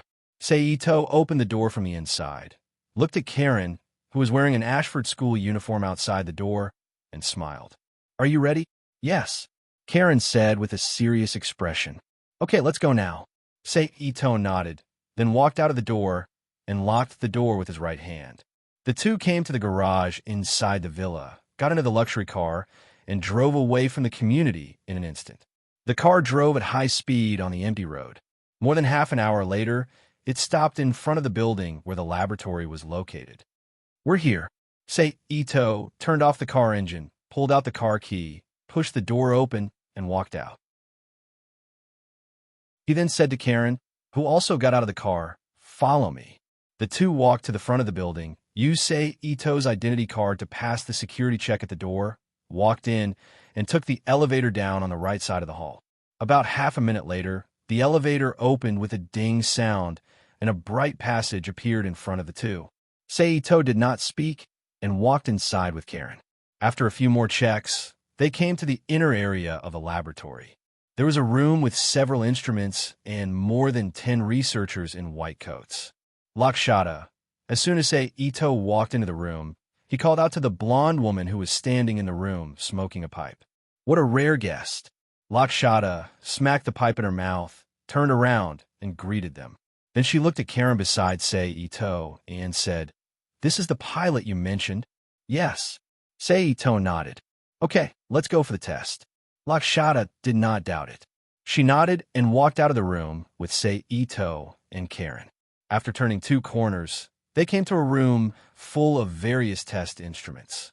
5 researchers were busy in front of the instruments. Chapter 255. "Okay, take off your clothes." Lakshata brought Karen to the test instrument and turned her head. Take off my clothes?" Karen looked at Lakshata in surprise and repeated, "Of course, what I want to do is a precision test on you. Any foreign object will affect the accuracy of the data. Of course, if you're not prepared to cherish your life, I don't care." Lakshata crossed her arms in front of her chest and took a puff from the pipe in her mouth. But, Karen's gaze swept back and forth between Seito and the 4 male researchers, and she stammered, "Oh, it turns out that you don't want men to see your body." Lakshata tilted her head and observed Karen's expression for a moment, then said in realization. She then turned to the 4 male researchers on the side and shouted, "Salman Khan, Gandhi, Shah Rukh, Hrinik, the 4 of you leave here first and call Kiran, Visali, Ashmita, Suvatrana, and the others in the data debugging center." "Okay, got it." "Okay, yes." Hearing Lakshata's order, the 4 immediately stopped what they were doing and responded in a chaotic manner. Then they turned and left the test room. "You should leave too, big boss." Lakshata turned to Seito and said, "Okay, I'll leave now." Seito nodded and also turned and left the test room. Not long after he walked out of the test room, he met the 4 women who were walking toward the test room. They smiled and nodded at each other and passed by each other. Then, through the corridor, after turning 2 corners, Seito returned to the data debugging center again. He watched everyone standing in front of several instruments and carefully drafting data. "Big boss." One of the middle-aged men, who had just finished the data entry work and was about to pour a cup of coffee, saw Seito standing next to him and quickly greeted him. "Uh-huh." Seito responded casually and waved to the middle-aged man next to him, motioning him to do as he pleased, while he continued to look at the data on the instrument. There was a 21-inch color electronic screen in front of him. A data model of a female human body was rotating at a specific speed on the screen. Beside the data model were words such as kg, height, flexibility, impact, heartbeat, blood pressure, etc. A series of English letters related to the body's data were neatly arranged in a vertical row. Groups of undetermined numbers were randomly jumping below the corresponding English letters. On the rightmost screen, an octagonal pattern made up of 8 triangles of equal size was displayed there. An irregular pattern that was much darker than the regular octagonal pattern was constantly changing and expanding inside the octagonal pattern. At this moment, the human data model on the screen suddenly paused. All the changing values and data on the screen immediately stopped and returned to a blank state. He was ready to change the most accurate data at any time. Has it begun? Seito thought to himself as he looked at the different colors that gradually appeared on the data model on the screen. Sure enough, in the next moment, a smaller screen popped out from the electronic screen. A set of electrocardiogram data jumped on the small screen. Just like that, under Seito's gaze, the data on the screen began to change again. It was not until more than an hour later that Karen, who was wearing a white tank top that exposed her navel, white boxer shorts, and slippers, followed Likshana into the room. "How is it?" Seito turned around and asked Likshana, who was walking toward him. "Very good. Her body data is one of the best among the pilots I have ever seen." Likshana was not stingy with her praise. With her data, she is fully qualified to be the pilot of Red Lotus 2 and can directly conduct the weapon test. "That's good." Seito smiled at Karen, who was beside Likshana. Indira combined the newly obtained human data and Red Lotus 2 data and input it into the body's OS. Likshana shouted to the short-haired woman who was sitting in front of a huge red nightmare and operating a computer not far away. "Got it, big sis." The short-haired woman named Indira raised her right hand without turning her head. After giving a thumbs up to them, she continued to work. After a while, Indira shouted, "Big sis, it's done. Have you rested enough?" After receiving Indira's reply, Likshana asked Karen, who was drinking water next to her, "If you have rested enough, start the real machine debugging." "It's done." Karen put the cup in her hand on the cabinet next to her and said seriously, "That's good. Let's start the real machine debugging." Likshana nodded, turned around, and shouted to everyone, "Pay attention. We're now starting the real machine debugging. Everyone, return to your posts. Pay close attention to the changes in the data. Report to me immediately if there are any problems. Everyone else, leave the debugging site immediately." Yes. In an instant, the originally unorganized researchers seemed to have become soldiers as they responded in unison. Then, they ran to their respective instruments without panicking and adjusted the instruments with full attention. The other researchers who were there as bystanders quickly left the debugging site and hid. After everyone returned to their positions, Karen, as the pilot, walked to the front of the Red Lotus 2 on the fixed frame. After quietly looking at the Red Lotus 2 for a moment, she climbed the escalator at the side to the cockpit of the Red Lotus 2 with a determined look on her face and jumped in. Immediately, the outer wall of the protective cover above the cockpit immediately unfolded and closed. The head that had been retracted and the protruding part of the chest also pulled back at the same time. The electronic eyes under the tassel of the helmet of the Roman Empire soldiers suddenly lit up. A loud exhaust sound came from the fixed frame of the Red Lotus 2, and a burst of white mist gushed out from the Red Lotus 2. The connection is normal. The Cherry Stone system is operating normally. The output power is stable. The Earth system is connected. The radiation wave system is operating normally. The motion transmission system is operating normally. The radar system is operating normally. As the exhaust sound sounded, the researchers in the debugging room immediately reported the data they monitored dutifully. The continuous reports echoed in the debugging room. "Karen, launch a radiation wave at the wall behind you." Likshana reached out and pressed a grayish-white button on the instrument in front of her, then said to the Red Lotus 2 in the field. At once, Lakshada's voice was transmitted from the loudspeaker in the modulation room. "Okay." Karen also replied with the loudspeaker of the Red Lotus 2, then manipulated the Red Lotus 2 to turn around and raise a huge metal right claw that was different from the design style of the whole body to the wall in front of her. Immediately afterward, A red wave visible to the naked eye erupted from the metal right claw in the shape of a circle. A huge depression immediately appeared on the wall that had been reinforced multiple times. A large amount of pine flower soil melted by the radiation wave fell from the depressed wall, piling up a small black mound on the ground. "How is it?" Lakshana hurriedly asked the data monitor at the side. "The output power is stable.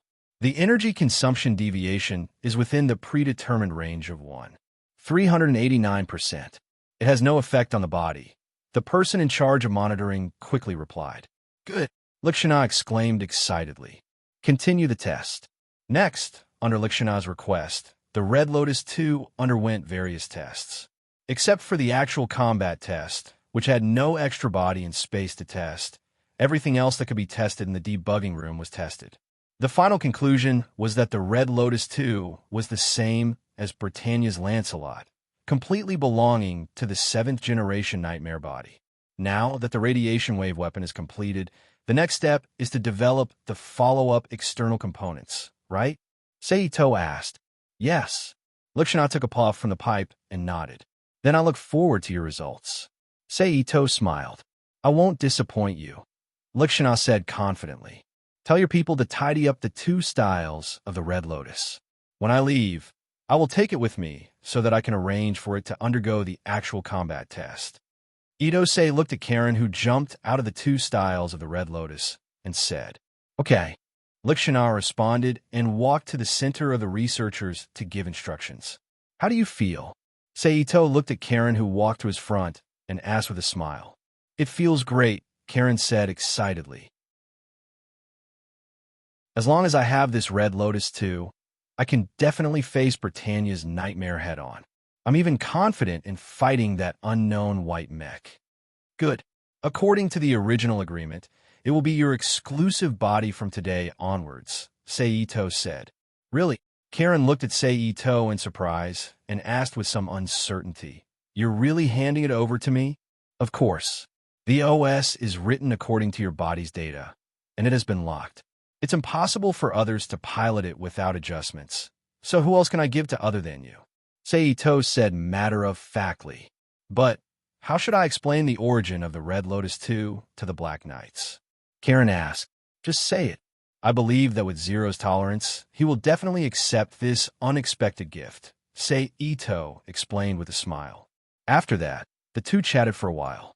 After the researchers sorted out the 2 styles of Red Lotus and sent them to the elevator, Idose and Karen also stood in the elevator and returned to the ground with the 2 styles of Red Lotus.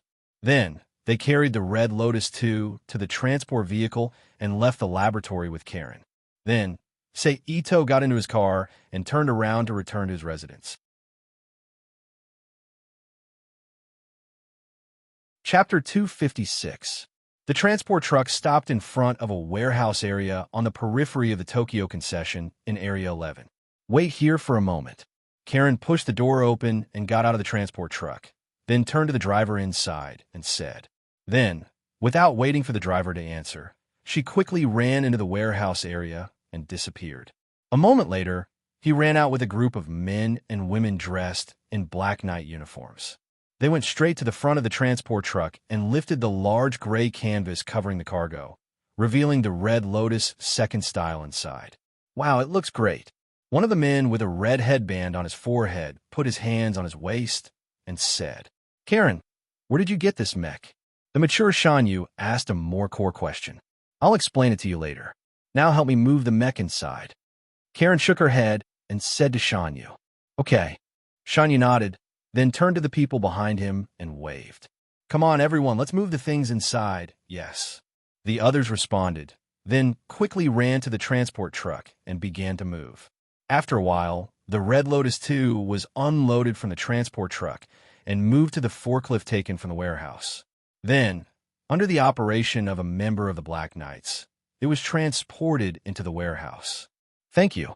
Karen walked to the driver's seat and thanked the driver inside. "You're welcome. If there's nothing else, I'll take my leave. There's still work to be done in the laboratory." The driver smiled at Karen. "Okay, goodbye." Karen nodded and waved her hand to close the door. She watched the transport truck start the engine and turn around to leave the warehouse area. The next day was Sunday. During the holidays at Ashford Academy, Sei Ito, who was cultivating in his room, was called to Ashford Academy by a phone call. "President, what's the matter? You didn't even call me to come to school on the weekend." In the activity room of the student union, Sei Ito sat on a chair and looked at Milei, who was sitting at the table with her back to him, and teased. Not far away, Nina was still sitting in front of the computer, studying physics. "Hey, what do you think the social status of the dean's granddaughter is?" Milei put her hands on the table. She stretched her legs back and forth alternately and asked. Seito thought for a moment and said, "If she's just the dean's granddaughter, her social status is just SOSO." "What is that?" Milei asked. "Much stronger than ordinary people. It's much worse than the rich. The rest is up to you," Ito Sei said truthfully. "Sai, I knew it." Milei sighed and jumped off the table. She pulled over a chair and sat down. She crossed her left leg over her right leg and rested her elbow on the table. She looked at Seito and said, "Well, what do you think I should do to improve my social status?" "Say, guild leader, you didn't call me here just to ask about these unimportant things, right?" Seito asked Milei in surprise. Sai. Milei's hand, which was supporting her chin, leaned on the table and sighed loudly. "Guild leader, don't make yourself sound like a resentful housewife. If you have something to say, just say it. If I can help you, I'll definitely help you." Ito Sei felt goosebumps all over his body when he heard Milei's deliberate sigh. He quickly said, "Really?" Milei was shocked and asked, "Yes, tell me, what can make our optimistic guild leader Milei like this?" Seito nodded and said, "With your help, it shouldn't be a problem." Milei sat up straight. She clenched her right fist and knocked on her left palm. She smiled happily and said, "You know my family, right? The Ashford family. The family that was in charge of the production and research of Nightmare when Queen Mariana was alive. However, after Queen Mariana passed away, the other royal families took back the production and research rights of Nightmare. We only kept an honorary title," Seito said. "You know it well." Milei glanced at Seito and said, "Recently, because of Grandpa's health, my mother's worried that the family will completely decline after Grandpa passes away. She's arranging blind dates for me, but I don't want to become a victim of a political marriage. So I want to ask if you have any ideas." After listening to Milei's narration, how could he not understand the hidden meaning behind her words? It was nothing more than discovering his relationship with Cornelia and Euphemia during the Rivermouth incident. She just saw a turning point. Ito Sei looked up at Mireille and said, "You should know the situation of your family. You used to be loyal to Princess Mariana. Once Queen Mariana was loyal to Queen Mariana and fully controlled the production and research of Nightmare with her support. If you want to rise again and extend your tentacles into the Nightmare industry again, you can't just find a new person to be loyal to. Moreover, as the goddess of war, Cornelia doesn't have much say in Nightmare matters. After all, these things are now in Schnetzel's hands. So other than finding someone to marry now, it seems like there really isn't any way to escape the fate of a political marriage." "It still doesn't work?" Milei said dejectedly. "By the way, do you know who your blind date is?" Seito looked at the gloomy Milei and asked. "I think it's an earl from the Guide Technology Department called..." Milei said. "Roydus Brud," Seito finished. "Yes, that's him. You know him?" Milei looked at Seito in surprise. "If it's him, you don't have to worry too much about the marriage." Seito chuckled. "What do you mean?" Milei hurriedly asked. "From what I know, Roydus Brud is a research maniac. He doesn't pay attention to relationships. Even if you really do marry, it's probably just a marriage in name." Seito explained. "Also, he's the director of the Guide Technology Department under Schnetzel's command. He's in charge of the Nightmare research and development, which fits the needs of your family's rise. It seems that your family's connections haven't been lost much with the decline." "Of course," Milei said proudly. But when she thought about the upcoming blind date, she became listless again. "It seems that I can't avoid it. Just meet him," Seito comforted. By the way, can you take me with you on a day of your blind date? What are you going to do? Milei rolled her eyes and asked.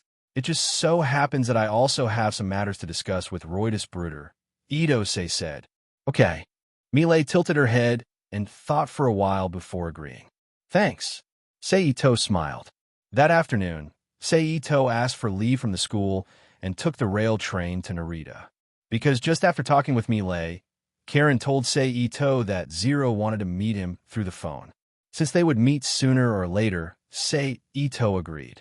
He bought a train ticket to Narita that afternoon and rushed to Narita. It's Narita's station. It's Narita's station. After a while, a woman's voice came from the loudspeaker of the train. Seito got off the train and then rushed to the location mentioned by Karen according to the route map in his mobile phone. About half an hour later, Seito left the city and entered the mountains near Narita.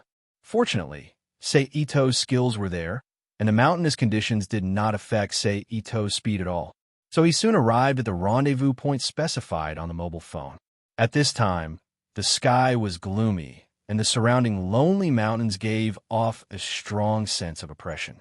At this time, the door of the wooden house not far from the rendezvous point suddenly opened, and Zero, wearing a black high-collared cloak and a strange helmet, walked out. Zero. Seito turned to look at Zero. Seeing that Zero did not speak, he continued, Why are you surprised to see me? I didn't expect that the person who can provide Karen with that kind of performance will be such a young person. I'm indeed a little surprised, Zero replied, then turned sideways and said, Come in. At this time, Leluxiu was very surprised. He did not expect Seito, who was quiet at Ashford Academy, to have such power.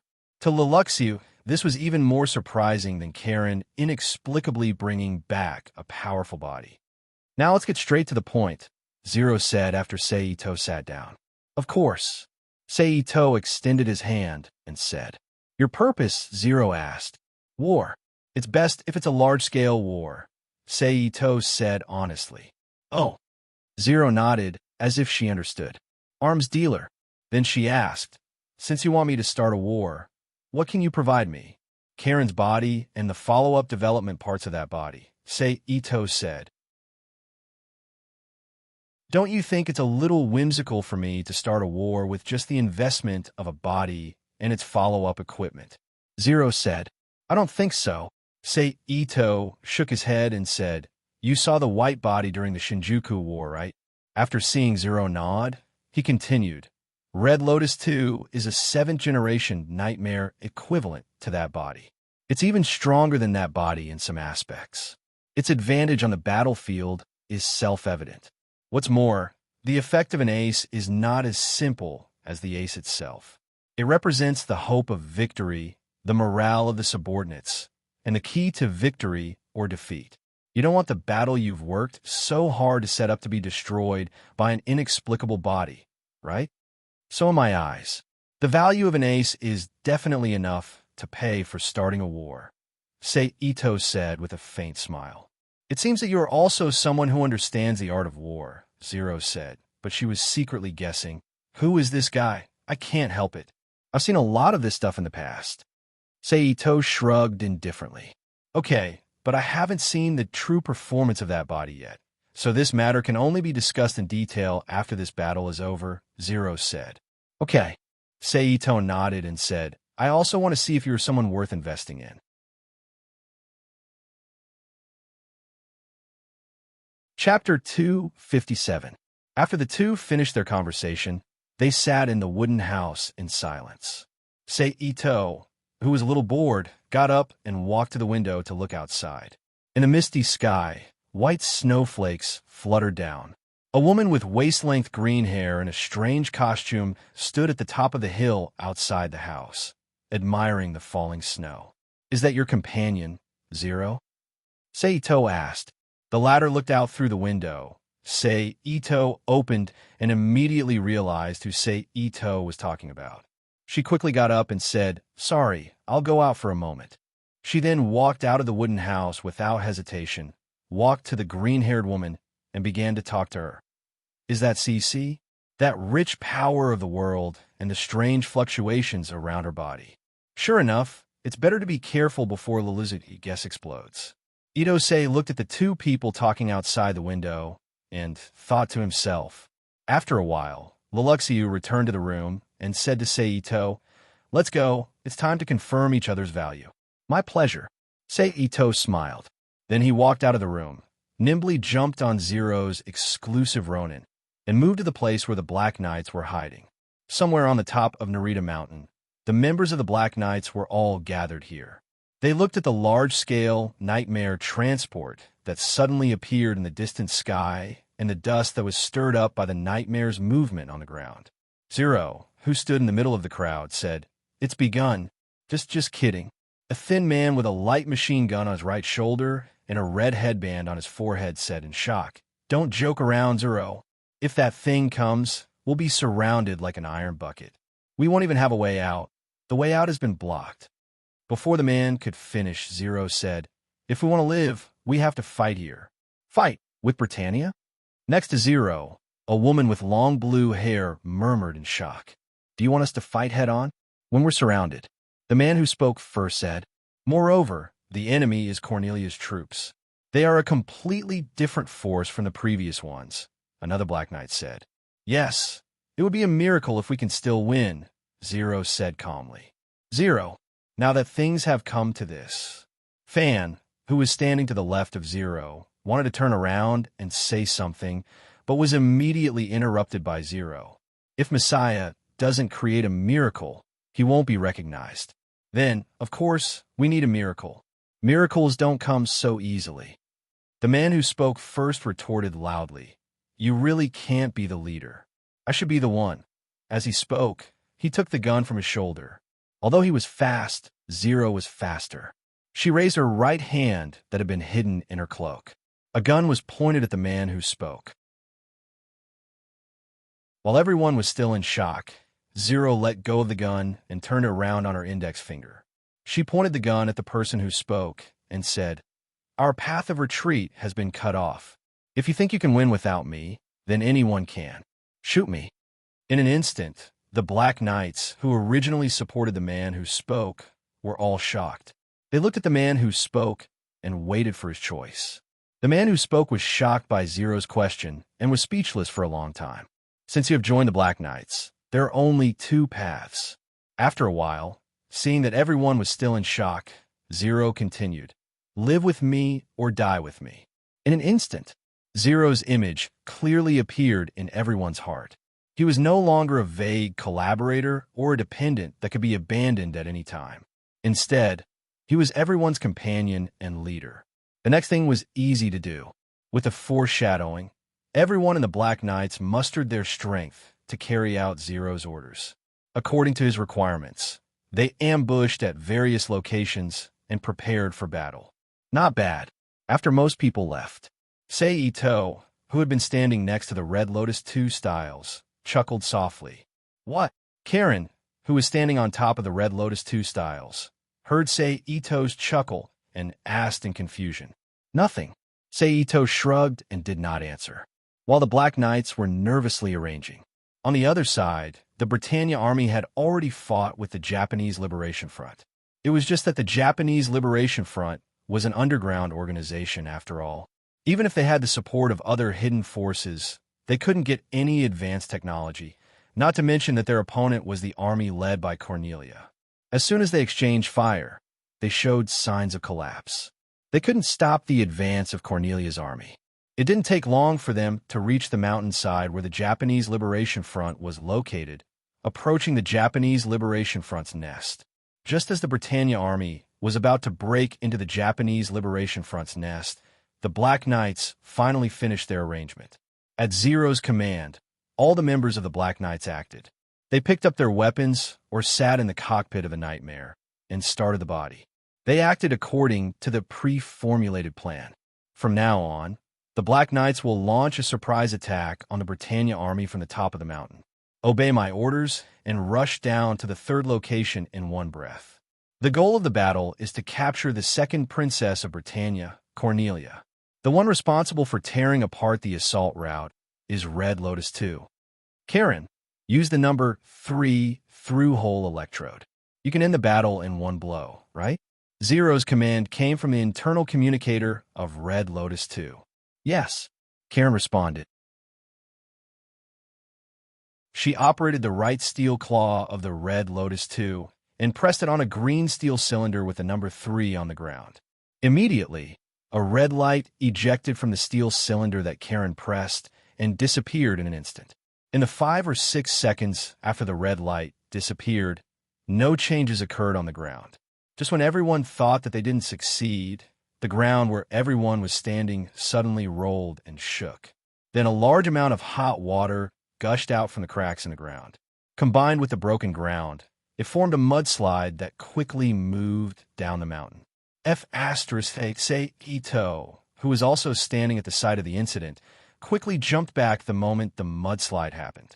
He jumped out of the mudslide's moving range in a few leaps and cursed in a low voice, "Bastard." The sudden mudslide completely disrupted Nippon's Liberation Front and Britannia's deployment. The rolling mudslide mercilessly swallowed the airframes of both sides that existed on the way forward, turning them into their own power and continuing to surge downward. Then, it rushed out of the range of Mount Narita and poured into the city at the foot of the mountain, swallowing the lives of the Britannia soldiers who were guarding the city. After the mudslide stopped, the members of the Black Knights immediately poured out of their hiding places and launched a surprise attack on the isolated Cornelia army. They were unprepared and attacked from the top of the mountain, so they had an innate advantage. So as soon as the battle began, Cornelia's remaining troops were caught off guard and lost more than a dozen Nightmare and other combat weapons. However, the gap between the Nightmare and the Black Knights could not be changed by strategy alone. After the initial failure, the Britannia reorganized their formation and launched a counterattack with the advantage of the Nightmare's performance, fighting against the Black Knights. At this time, the performance of Red Lotus 2 was undoubtedly highlighted. Any Nightmare in front of it fell under the radiation wave weapon of Red Lotus 2's steel right arm, dying on the spot.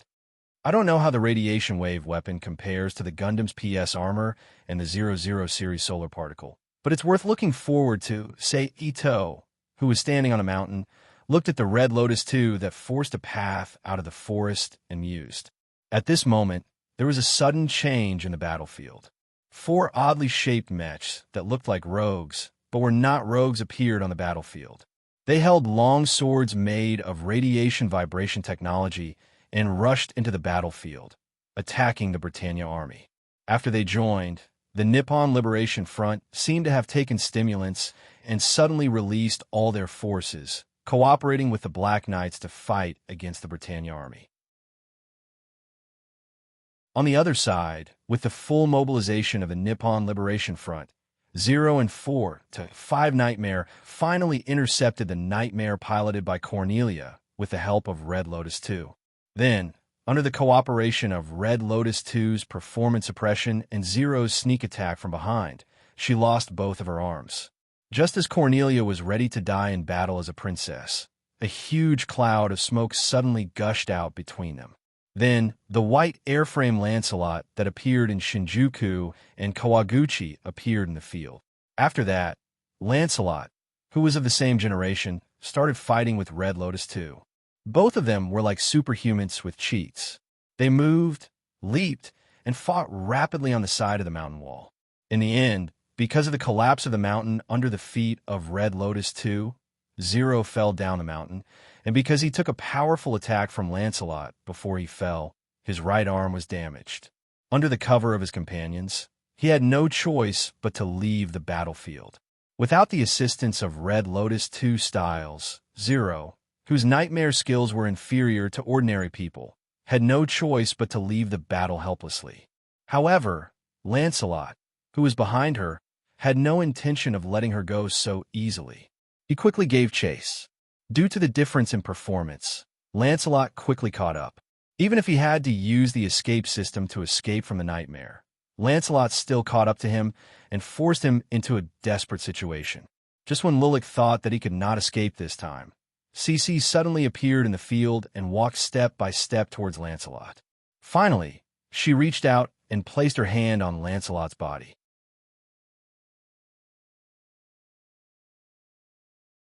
Chapter 258. That's Ito, who was standing on the top of the mountain near the battlefield and absorbing the soul force, suddenly felt a strange fluctuation coming from the forest, and then the information of the Rubik's Cube world suddenly appeared in his mind. The collective will of this world has been triggered. In order to ensure the safety of the host, the absorption of the soul force is forcibly blocked.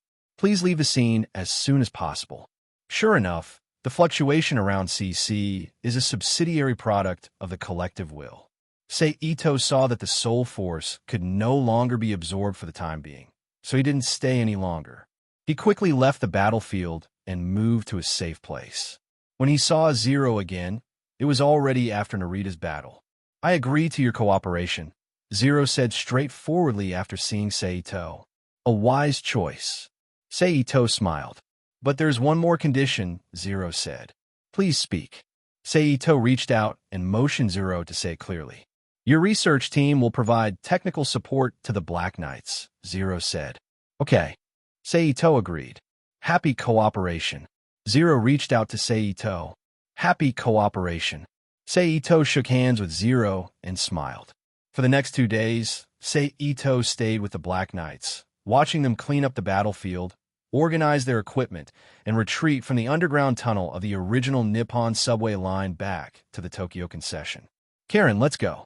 After returning to the Tokyo concession, Ito said to Karen next to him. The two of them were going to take Red Lotus 2 back to the laboratory for repair. Okay. Karen agreed, jumped on Red Lotus 2, and controlled it to move to the transport vehicle. Then, she turned off the power system and jumped out again.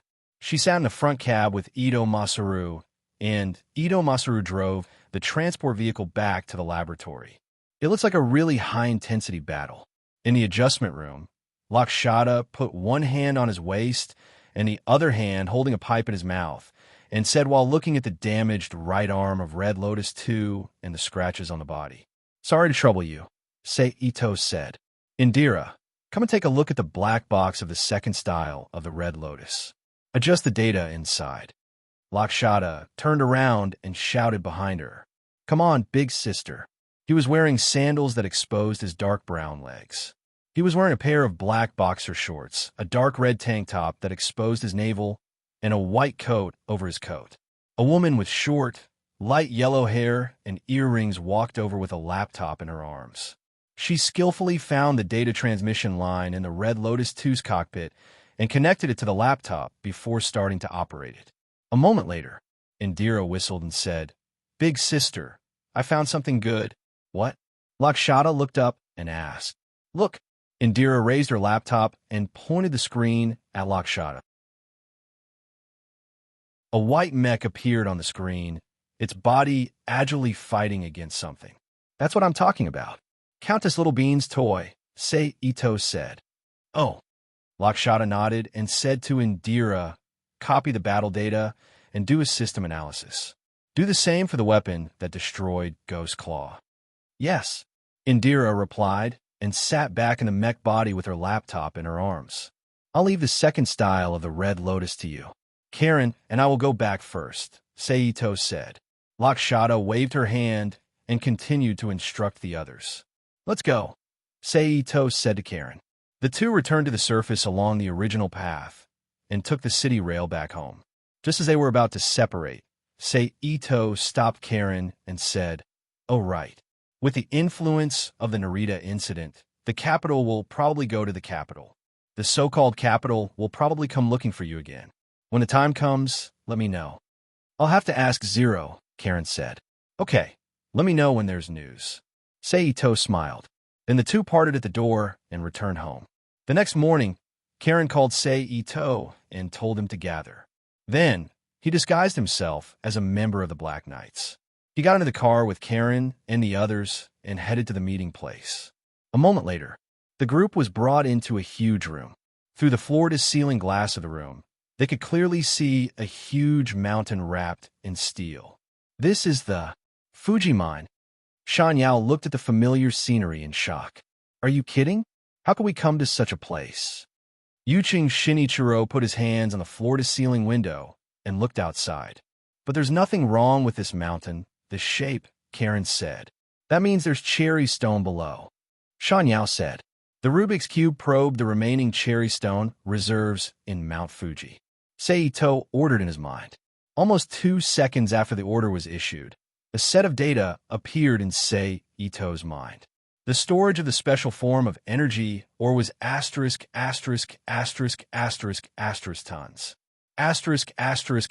Tons had been mined, and the remaining storage was tons. Very good. As long as everything goes smoothly today, and we control the guy who came to meet us, this cherry stone mine will be in our hands. Seito's eyes seemed to be able to see the cherry stone inside, through the outer steel shell of Mount Fuji. It's ugly, isn't it? In the past, Mount Fuji, which was famous for its clear water and spiritual peaks, has now bowed its head to the empire and been humiliated by it. It's a complete portrayal of our current state. It's really sad. At this moment, the light in the room changed from bright to dark. In the ancient nunnery near the inner part of the house, an old voice suddenly said, "Apologize for your rudeness of not showing your true face. Zero, you should do the same. But I have to see who you are. Let me see that face." With that said, the right hand holding a crutch stretched out from the nunnery. Then, for old-fashioned Nightmare moved out of the darkness and pointed its muzzle at everyone. "Please wait a minute. Zero brought us strength and victory. Take him." Karen quickly stepped forward, stretched out her arms to protect Zero behind her, and defended herself. "Shut up," the old voice shouted, and then said, "Who's the one called Shan?" "It's me." Shan Yao quickly stood at attention and responded. "Go and take off Zero's mask," the old voice ordered. After hesitating for a moment, the fear of Kyoto and curiosity about Zero's face suppressed the fragile trust in Zero. He walked to Zero and said, "Sorry, Zero, I also want to believe in you, so let us believe in you." However, after Shan Yao took off Zero's mask, Cece's face appeared in front of everyone's eyes. Woman, Yu Chung said in disbelief. "How can it be?" Shan Yao also said in disbelief. "No, this woman is not Zero. I've seen Zero with this person," Karen quickly said. "The woman over there, is she real?" the old voice asked. "Yes," Cece responded casually. "You're not Japanese, right?" the old voice continued to ask. "Yes, the representative from Kyoto, Yasuzo Negahara." Cece turned around and said mockingly to the old voice behind the nunnery that didn't reveal its true appearance. As soon as Cece said this, the bodyguard around Yasuzo Negahara immediately took out their guns and aimed at them, ready to kill the person who knows the real name of the representative. Yu Chung immediately panicked and shouted loudly, "I have nothing to do with this." This kind of demarcation line was drawn. At this time, the 4 Nightmare on standby suddenly changed. One of them suddenly raised its hand and destroyed the weapon of the Nightmare beside it, and shot down the weapons of the 2 Nightmare on the opposite side, then quickly rushed to the nunnery and raised its gun to aim at the man sitting inside. Then the sound of exhaust was heard, and the real Zero stood up from the cockpit and walked out with the button to control the weapon offline. Too gentle and too pedantic, that's why you can't win. Zero jumped off the Nightmare and walked toward Yasuzo Negahara while continuing, "Yasuzo Negahara, a man who rose to power through the cherry stone mining industry. As the founder of the mining industry, Suzuka Negahara was the secret backer of the Suzuka regime. But after the defeat, he immediately changed his identity and became an active supporter of the colonial ruler, known as the traitor Negahara. But in fact, he's an important person of Kyoto's 6 families who manage the resistance organization in the country. On the surface, he's obedient, but behind the scenes, he's really something. As you said, I'm not Japanese." Zero stood in front of the nunnery and said, "If you're not Japanese, why are you fighting? What do you want?" Yasuzo Negahara questioned. "The destruction of Britannia," Zero said. "Is it possible to do such a thing?" Yasuzo Negahara continued to question. "Yes," Zero said affirmatively. "As for why, it's because I have a reason to do so." Then Zero raised his hand and took off his helmet, revealing his face to Yasuzo Negahara, and said, It's great that the target is you. Long time no see, Mr. Negahara. It's you, the one who was left behind as a hostage 8 years ago. Yasuzo Negahara was shocked. Then the two talked for a moment, and then Yasuzo Negahara said to Yamamoto and the others, Yamamoto, this person is undoubtedly an enemy of Britannia. I also understand the reason why he doesn't want people to see his face, I promise. Don't worry and follow Zero. We'll also help you in hiding information and finding a stronghold. Thank you very much, Mr. Negahara. Zero said. Do you want to go the Azura Road? Yasuzo Negahara lifted the visor in front of him and asked Leluxiu. If that's my fate, Leluxiu put on his helmet again and said as Zero. Now it's time for us to talk. Former Chinese Federation, now Britannia, say Ito. After dealing with Leluxiu's matter, Yasuzo Negahara's eyes fell on Sei Ito, who hadn't spoken until now.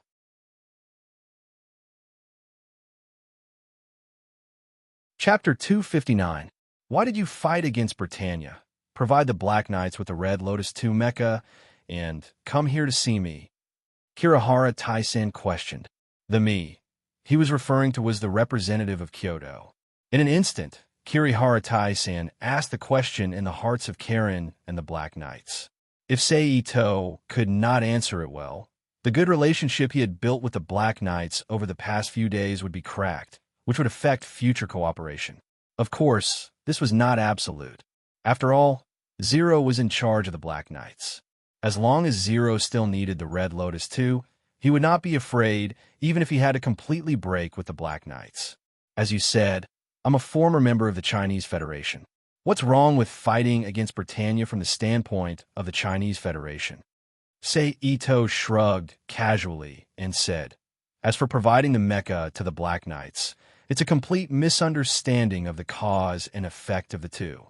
I'm not providing the mecha to the Black Knights, but I'm providing the mecha to Karen, or Karen is testing the mecha for me. The reason why I want to see you in the end is because I need to see you for something. It seems that I'm too full of myself. Kirihara Taisen first mocked himself about the relationship between the Black Knights, Karen, and the Red Lotus 2, and then said, but from your words, I didn't hear the real reason why you fought against Britannia, but I'll still give you a chance. Tell me why you want to see me. That's a more personal matter. I don't want others to be present. Sei Ito's gaze fell on the Black Knights and said, okay.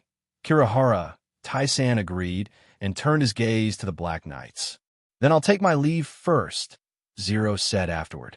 Then, she left the room under the guidance of a bodyguard in black. Okay, the irrelevant people have left. You can speak now, Kirihara Taisen said after Zero and the others left. Sei Ito, who also sensed the departure of Zero and the others, slightly curled the corner of his mouth into a sneer. He suddenly dashed out and rushed to the front of the nunnery, where Kirihara Taisen was sitting before the bodyguards reacted. He quickly killed the 2 bodyguards guarding the nunnery. Then he took the gun he snatched from the bodyguard and pressed it against Kirihara Taisen's forehead, laughing silently. You, Kirihara Taizo glared at Sei Ito in shock and anger. This was the second time he had been threatened with a gun today. The first time was because the other party had somehow managed to snatch a nightmare. Even if he couldn't figure out the reason, he had to accept it. After all, humans couldn't fight against nightmare. But the second time, he was broken through from the front under the protection of his bodyguards. This made Kirihara Taisen, who had always been confident in his safety, feel like he was slapped in the face. Tell those toys to leave. Sei Ito pushed his gun forward. Kirihara Taisen was forced to tilt his head back as he gave the order. My lord! The voices of the 3 bodyguards sitting in the nightmare immediately came out from the loudspeaker, shouting, all of you leave. Kirihara Taisen was indeed an old man who had lived for many years. After the initial shock, he quickly adjusted his mentality and ordered in a calm voice. Yes. The 3 bodyguards answered reluctantly. Then, they drove the nightmare out of the room. You're smart. After waiting for the 3 nightmare to leave, Ito-sei used his spiritual power to confirm that there was no one in the room. After that, he withdrew his hand from Kirihara Taisen's forehead and said with a smile, I'm old, and I'm not as hot-blooded as young people. My years of life experience have taught me that it's better to be obedient in the face of power. Kirihara Tai-san said calmly. Now, tell me what you're here for. I'm here for, Seito said as he looked at Kirihara Tai-san. Two silver-white lights flashed in his eyes as he stared at Kirihara Tai-san. It shot into the eyes of Kirihara Tai-san, who was also looking at Ito-sei. The powerful spiritual power instantly broke through Kirihara Tai-san's spiritual barrier, which was gradually weakening as he aged, and pierced into his mind. Ito murmured an order and wrote it into Kirihara Tai-san's subconscious. After a while, Ito withdrew his spiritual power and quietly looked at Kirihara Tai-san, whose eyes were gradually recovering. Kirihara Tai-san suddenly bowed and said, "My lord, take me to the cherry stone mine." Ito ordered. "Yes, my lord." Kirihara Tai-san replied respectfully and then stood up. Leaning on his cane, he dragged his old body and led Ito to the cherry stone mine. After a while, the two came to Mount Fuji, which was covered by a huge steel shell, and took the elevator to the mine's operation area. "My lord, we're here," Kirihara Tai-san said respectfully after the elevator vibrated. Then he stepped forward and led Ito behind him into the almost automatic excavation site. How much can be produced here in a day? How much cherry stone raw material can be made? And how much should be handed over to Britannia every day? Tell me all about it. Ito ordered. "Yes, my lord," Kirihara Tai-san replied, and then said, "Excluding the cooling time of the machine, according to the 18 hours of operation, we can produce about 3,000 tons of ore a day, and about 2,300 tons of cherry stone embryos can be polished. 60% of it must be handed over to Britannia, 35% for international trade, and a large part of the 35% will be bought by Britannia at a price much lower than the market price. So, the cherry stone embryos that can be kept in our hands in the end are only about 5% of the total, and this is including the part that is secretly purchased from the international market. Sure enough, the victors have a lot of benefits." Ito listened to Kirihara Tai-san's explanation and sighed. But then he remembered that his country was also of victors in his previous life, so why didn't he see any benefits from other countries? How many cherry stones do the 6 families of Kyoto have in stock? I mean the ones that really belong to you. How many cherry stones can you control? Ito asked again. After all these years of accumulation, as far as I know, the total is about 6,000 tons, and the Kirihara family only owns about 800 tons. Kirihara said, "That's not right. According to your annual 5% of supply, the difference is too big." Ito frowned. "My lord, those are just the embryos," Kirihara Tai-san explained with a bitter smile. "Every year, about 5% of the cherry stones from the embryos to the finished products are damaged. Although they are purchased secretly, it doesn't make much of a difference to Britannia. In order to reduce the traces, 70% to 80% of the cherry stones are used openly. The remaining 20% of the cherry stones are used to fund the resistance forces in Japan. In the end, it's already a lot." "Oh," Ito nodded understandingly. Then he said to Kirihara Tai-san beside him, "Wait for me here." Then he walked to the exposed mine wall in front of him and placed his hand on the surface of the wall. He used his mind to order the Rubik's Cube to absorb the cherry stones. The next moment, from where Ito's hand was pressed, a circular concave surface gradually appeared on the wall. Ito could see rough ores of different sizes shining with pink light. After they were completely separated from the wall, they were absorbed into the Rubik's Cube world. After the cherry stones entered the Rubik's Cube world and were melted by the Rubik's Cube and injected into the land below, a layer of fog, exuding a faint pink fluorescence, emerged from the layer of soil that was injected by the cherry stones.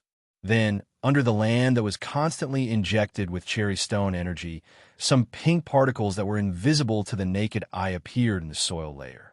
They were buried in the soil like sand. Then, the green weeds on the surface of the soil grew at the speed of meat. In just a moment, they grew from the height of a bundle to the height of an adult's calf. They were green and very crisp. It seems that the cherry stone energy in this world can not only be used as a power source, but also as a fertilizer if used properly. It's good to use it to grow some plants. After seeing the changes in the soil, Ito quickly collected the cherry stones. He was afraid that the plants grown by the cherry stone energy would have some effect on the human body. So he planned out the land that had been injected with the energy and then threw all the cherry stones he collected into it. After that, he used his mind to control the Rubik's Cube to select a few rabbits, pheasants, and other animals from the other areas and transferred them to the cherry stone land. He wanted to see the effect of the cherry stone energy on the animals. After a while, he created a huge pit with a diameter of 100 meters and a depth of a few dozen meters in front of him. He stopped and returned to Kirihara Tai-san, who was stunned by Ito's method. He patted his shoulder to wake him up and ordered, "Tomorrow, transfer the cherry stones in your hands in batches and inform me to collect them." "Yes, sir." If Kirihara Tai-san, who was hypnotized by Ito, treated Ito with respect, then his current attitude was reverence. His body and words were full of reverence. "Ask someone to send me away." Ito did not care about the change in Kirihara Tai-san's attitude. He only ordered, "Yes, sir." Kirihara Tai-san responded and brought Ito out of the cherry stone mine. He personally escorted him out of his hiding place and watched as Ito drove away in his car. As soon as Ito returned home, he received a call from Mireille. Mireille informed him in a solemn tone that he should attend Shirley's father's funeral at the cemetery in the suburbs the next morning. Perhaps the heavens were also grieving for Shirley, but a light rain began to fall from the sky that night. The pitter-patter of the rain continued to wash away the filth beneath the dark clouds.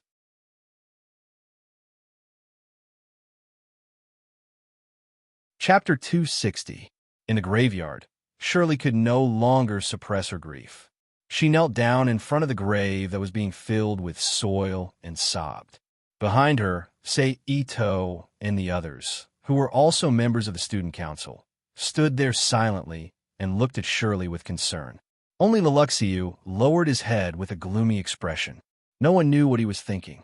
After a while, the grave was completely filled, and a trapezoidal tombstone filled with English names was placed in front of the grave. After a moment of silence, the relatives and friends of Shirley's father left the graveyard with Shirley's mother. Only Shirley and the other members of the student council remained. I'm sorry, Shirley." Karen, who had been hesitating all this time, suddenly said, "Don't be like that. Why are you apologizing?" Shirley wanted to smile at Karen, but she couldn't bring herself to smile. She could only force a smile. Karen choked at the question and didn't know how to answer. She could only turn her head to the side to avoid Shirley's gaze.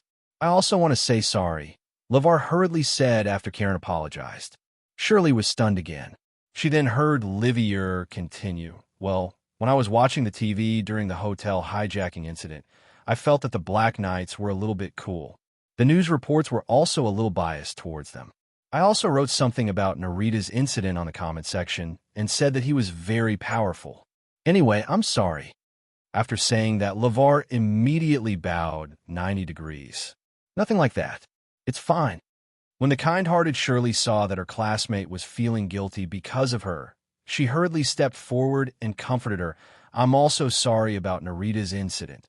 But before Shirley could finish, Millet had already reached out and placed her hand on Shirley's shoulder, making her face her. She said worriedly, "Don't say any more. I'm actually more worried about you. Have you cried properly? If you endure it now, it will be even more painful later." "It's okay now. I've cried enough."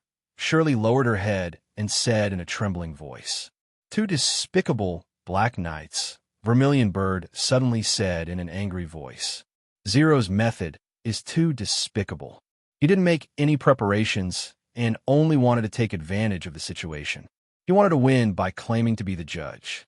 That won't change anything. It's meaningless to get the wrong result from the wrong process." At this moment, Ito, who had been quietly standing at the side, suddenly moved and fiercely punched Blackwood Vermilion Bird's face. He was sent flying. "Ito!" Everyone in the student council exclaimed. Pay attention to the situation. This is not the place for you to express your opinions and vent your anger, say Ito said indifferently as he looked at Black Wood Vermilion Bird, who was struggling to get up from the ground. Then he turned around and apologized to the other members of the student union. I'm sorry, I lost my composure. Well, Millie laughed dryly, then said to Shirley, we should go back. Xiali is waiting for you in the student council's activity room, as usual. So? Shirley nodded, her heart filled with warmth.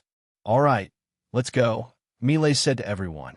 Only Shirley and Lelouch, who had not spoken since they arrived at the cemetery, were left alone.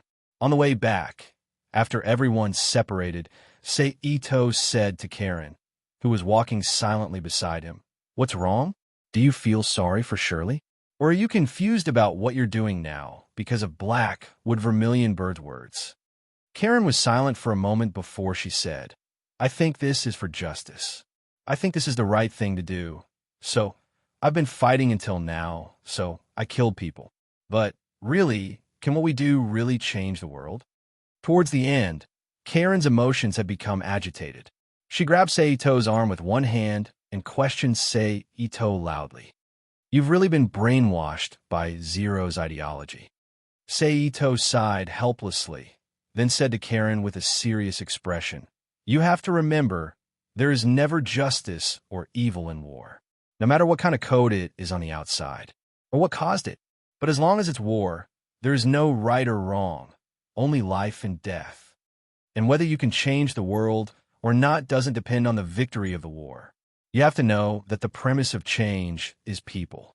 Only those who stand in the position of the victor are likely to become reformers who change the world. And you are now walking on the road to victory, a road full of blood and thorns. If you can't even win, what hope do you have to become a reformer? How do you know that the world can't be changed? So in the final analysis, do you want to change the world or not? The only ones who can change the world will always be yourself and the comrades who embark on this road with you. Is that so? Is that so? Karen muttered to herself with complicated feelings. Think about why you asked me for the body in the first place. Maybe you'll get the answer you want. Ito reached out and patted Karen's hand that was grabbing his arm. He gently opened it and said as he walked forward. After a while, Karen, who fell behind Ito, had a determined expression. She quickly walked up to Ito and said, Thank you, I understand. It's nothing. Even without me, Zero will enlighten you, the ace pilot. For him and the Black Knights, your existence is indispensable. Ito smiled. Is that so? Karen looked at Ito beside her in confusion. Believe me, absolutely. Why don't we make a bet? Ito stopped and smiled at Karen beside him. What bet? Karen also stopped and asked. Will Zero comfort you the next time we gather? Ito said with a smile.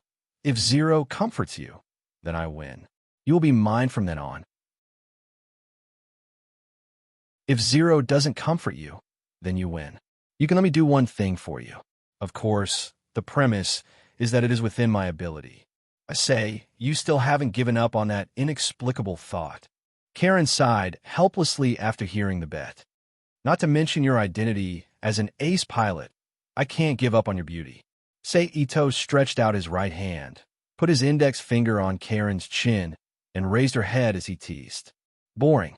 Karen raised her hand and slapped Ito's right hand away. She then turned her head and walked home with a flushed face. Ito Mori smiled faintly and followed him step by step. At noon, the two had lunched separately and gathered near the laboratory at the agreed time.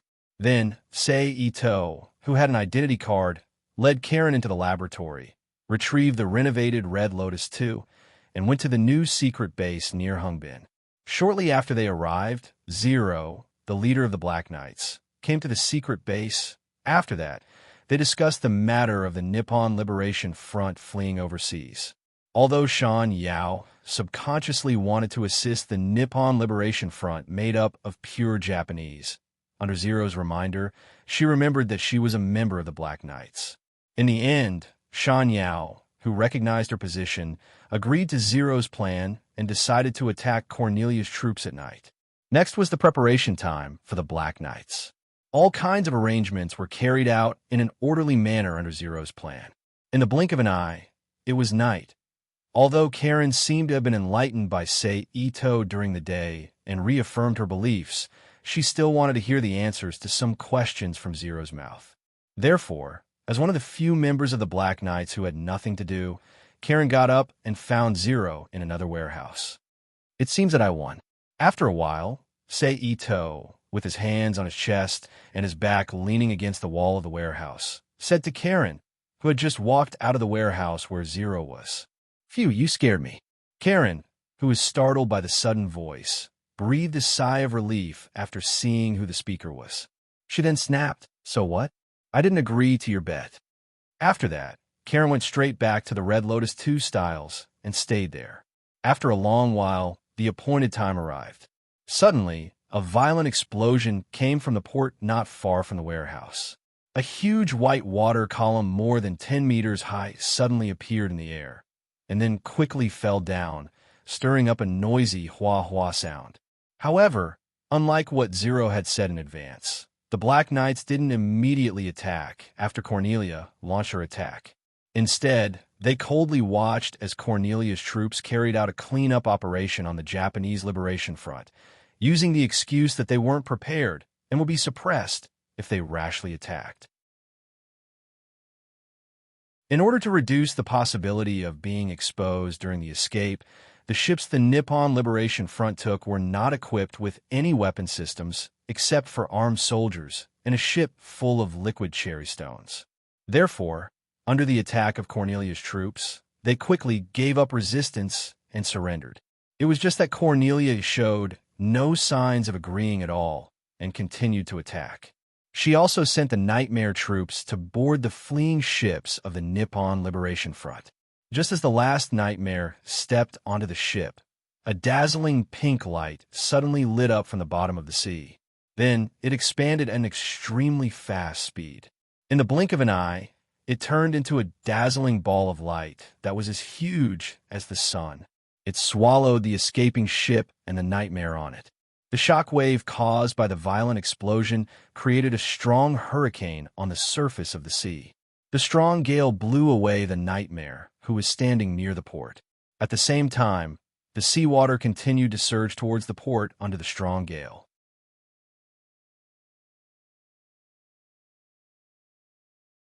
Chapter 261. As expected of the Nippon Liberation Front, they even lured the Brittany runners-up there for self-determination. At this time, Zero's hypocritical sigh was heard from the communicator. She then ordered, "Let's break into Cornelia's formation now. Don't worry about anything else. Let's prioritize the result. If you don't want the Nippon Liberation Front to bleed in vain, capture Cornelia, obtain victory for our army, and show our strength." As soon as Zero's voice fell, the members of the Black Knights, who had been hiding in the designated position, immediately launched an attack on Cornelia's unprepared troops. The sudden attack caught Cornelia and the others off guard, causing them to lose several subordinates. At the same time, Red Lotus 2 and Zero, who had been hiding in the ship docked at the port, suddenly appeared on the battlefield. They rushed straight for Cornelia's mech that was in the middle of activating. Under the pincer attack of the two, Cornelia was forced into a desperate situation. Just as Rondo raised his gun and was about to shoot, a human figure emitting a yellow light appeared on Rondo's life detection radar. Then, on Rondo's image determination screen, Shirley's image appeared on it. While Zero was still in shock from Shirley's sudden appearance, Blackwood Suzuko suddenly appeared in the middle of the field with her Lancelot. She then kneed Ronin's head like a human and sent him flying, leaving a trail of sparks behind him as he landed on the ground. "Zero, you can't change anything." Suzaku's voice came from Lancelot's external loudspeaker, blindly pursuing results. "Do you understand the pain of others?" Lancelot, driven by Suzaku, was like an angry human, violently beating up the half-crippled Rondo. A moment later, Rondo's remaining arm was deformed and fell under Lancelot's fist. "Why do you have to stop me?" Zero asked angrily from Rondo's loudspeaker. Why do you want people to bleed for no reason? Suzaku asked back. Because there are people like you, Zero said. It's all because of you, Coffinwood Vermilion Bird said. Then, Zero used the steel lock that was ejected from Ronin's chest to move away from the battle. However, Zero was interrupted by Lancelot's quick reaction. She was forced to fall to the ground in midair, and the cockpit was ejected due to the friction. It crashed straight into the wall of the warehouse.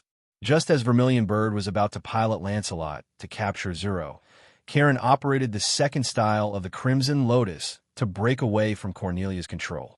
She rushed towards Lancelot and engaged in a fierce battle with him at the top of the warehouse. At this moment, Shirley had been hiding among the warehouses this entire time, and she had witnessed the entire battle from beginning to end. She made her way over to the unconscious Zero, and she clasped her hands in front of her chest as she looked at Zero with both fear and anticipation in her eyes. Suddenly, just as Shirley was about to step forward, she felt something beside her feet. Immediately after, a gun appeared before her eyes.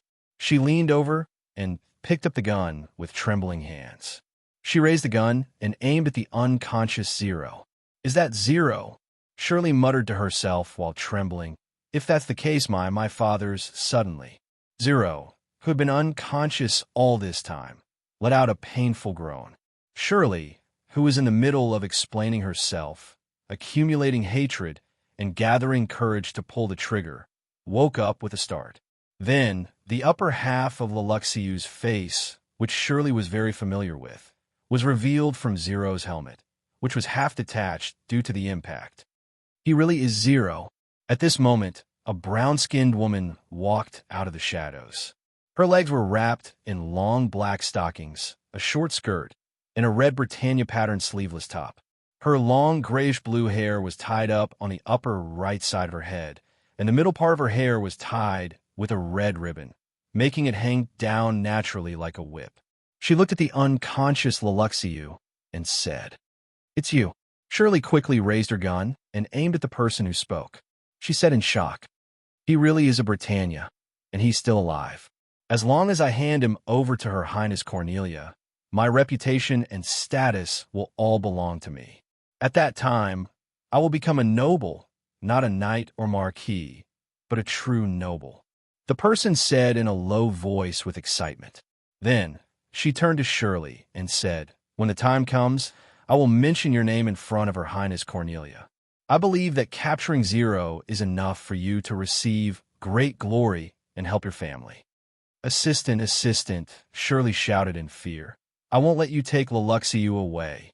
"HM, is it your man?" "I was too careless." The person frowned and said, "Anyway, I won't let you take Leluxiu away." Tears welled up in her eyes, but she still shouted in a firm tone, "It seems that there's no other way." The person sighed and suddenly charged at Shirley. Shirley, who was already agitated and nervous, instinctively pulled the trigger when the person charged at her.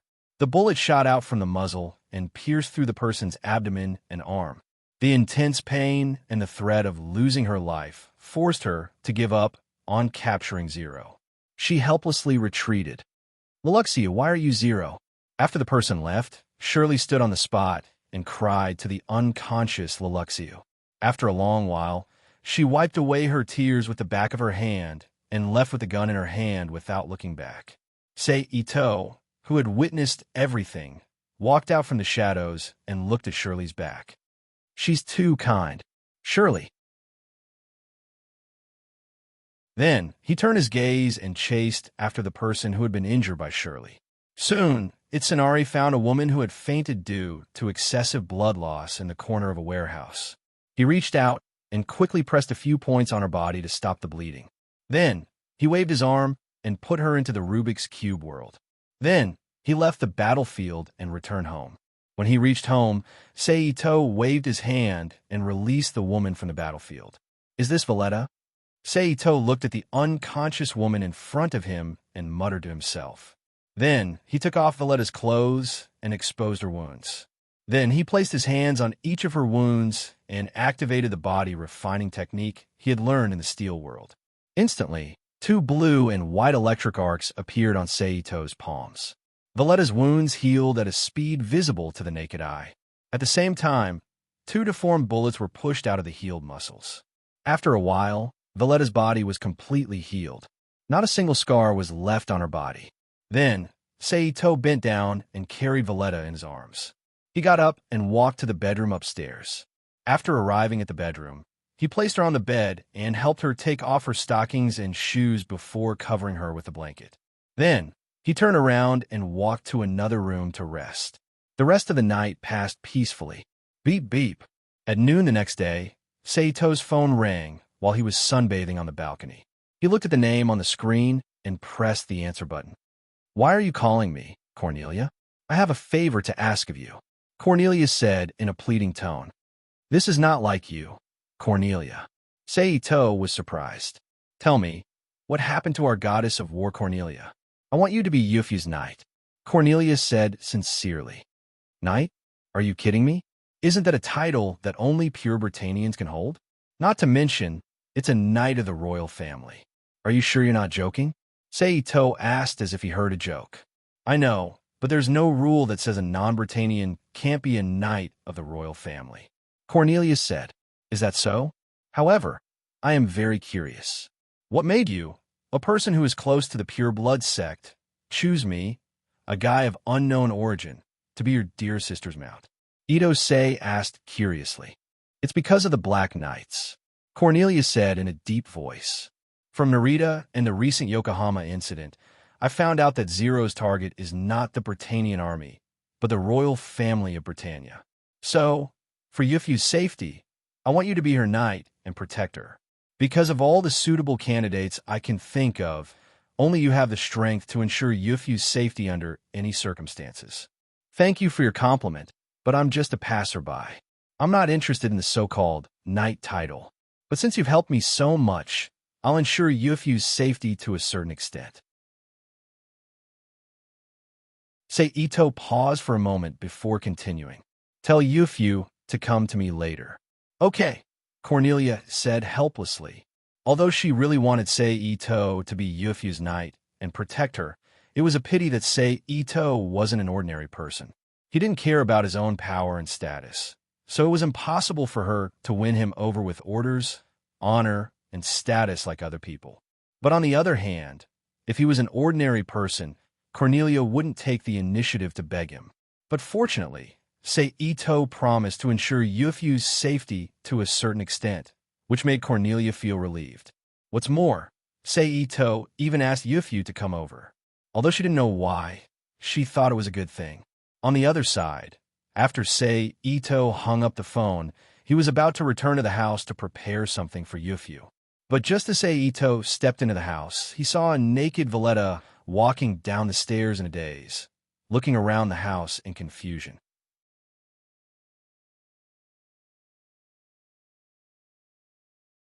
Chapter 262.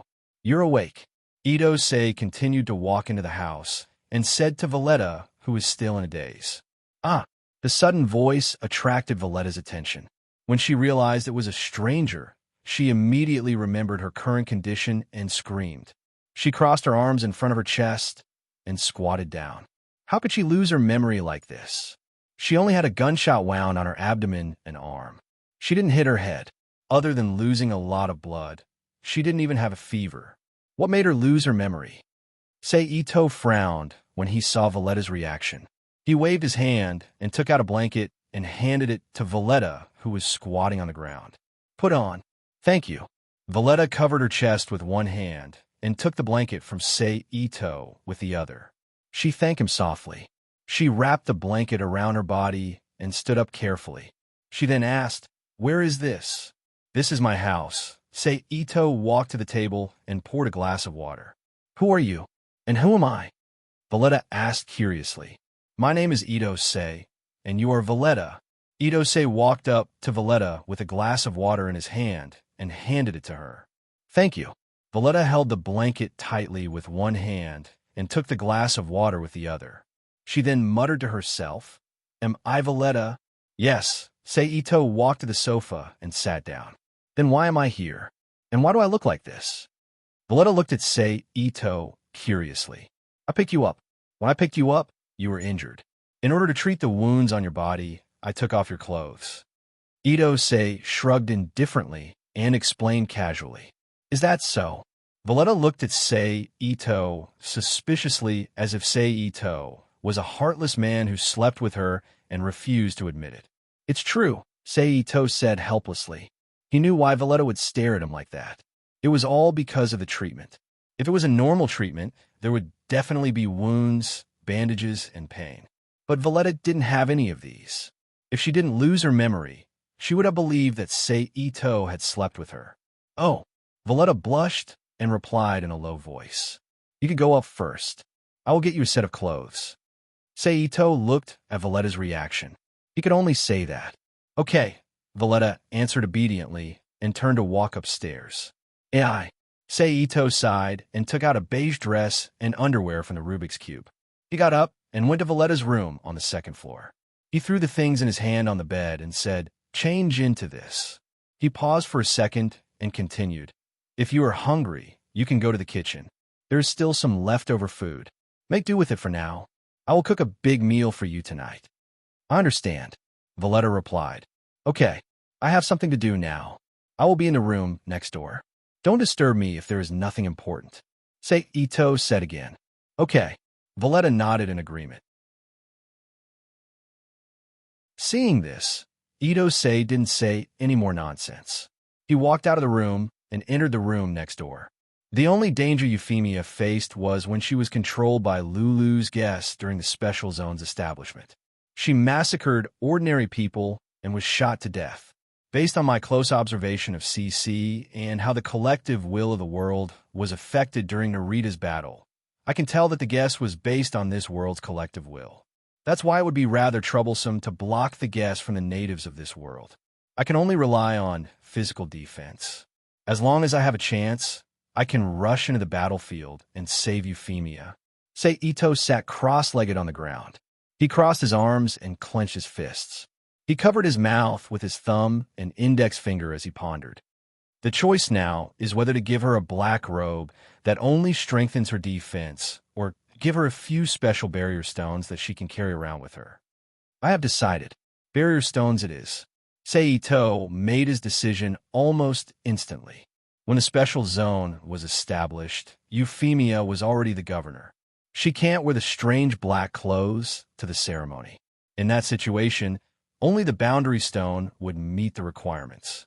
The only trouble was to create a medium that could automatically activate the boundary stone when it sensed that Euphemia was being attacked. It seems that this is the only way.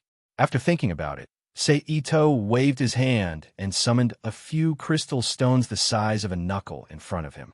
He reached out and grabbed 3 of them in front of him. He used his powerful mental power to carve the insides of the crystal stones. Crystal stones, jade, gold, and other materials are relatively easy to circulate energy. Moreover, there is also a weak energy in its body, so Ito Sei's spiritual power easily engraved several layers of defensive enchantments inside it.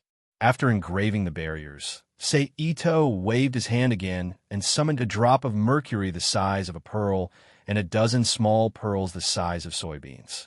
He used alchemy to make the mercury into a tough, thin line and used his mental power to carve several strange veins on it.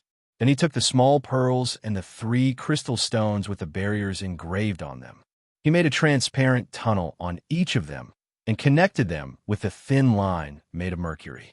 He then used his mental power to connect the veins on the mercury with the barriers in the crystal stones. A pearl necklace with special functions was made. But this was not enough. Sei Ito then engraved different defensive barriers inside the other crystal stones. He either used gold to make earrings or platinum to make bracelets. He created a set of defensive equipment for Euphemia. Finally, the medium.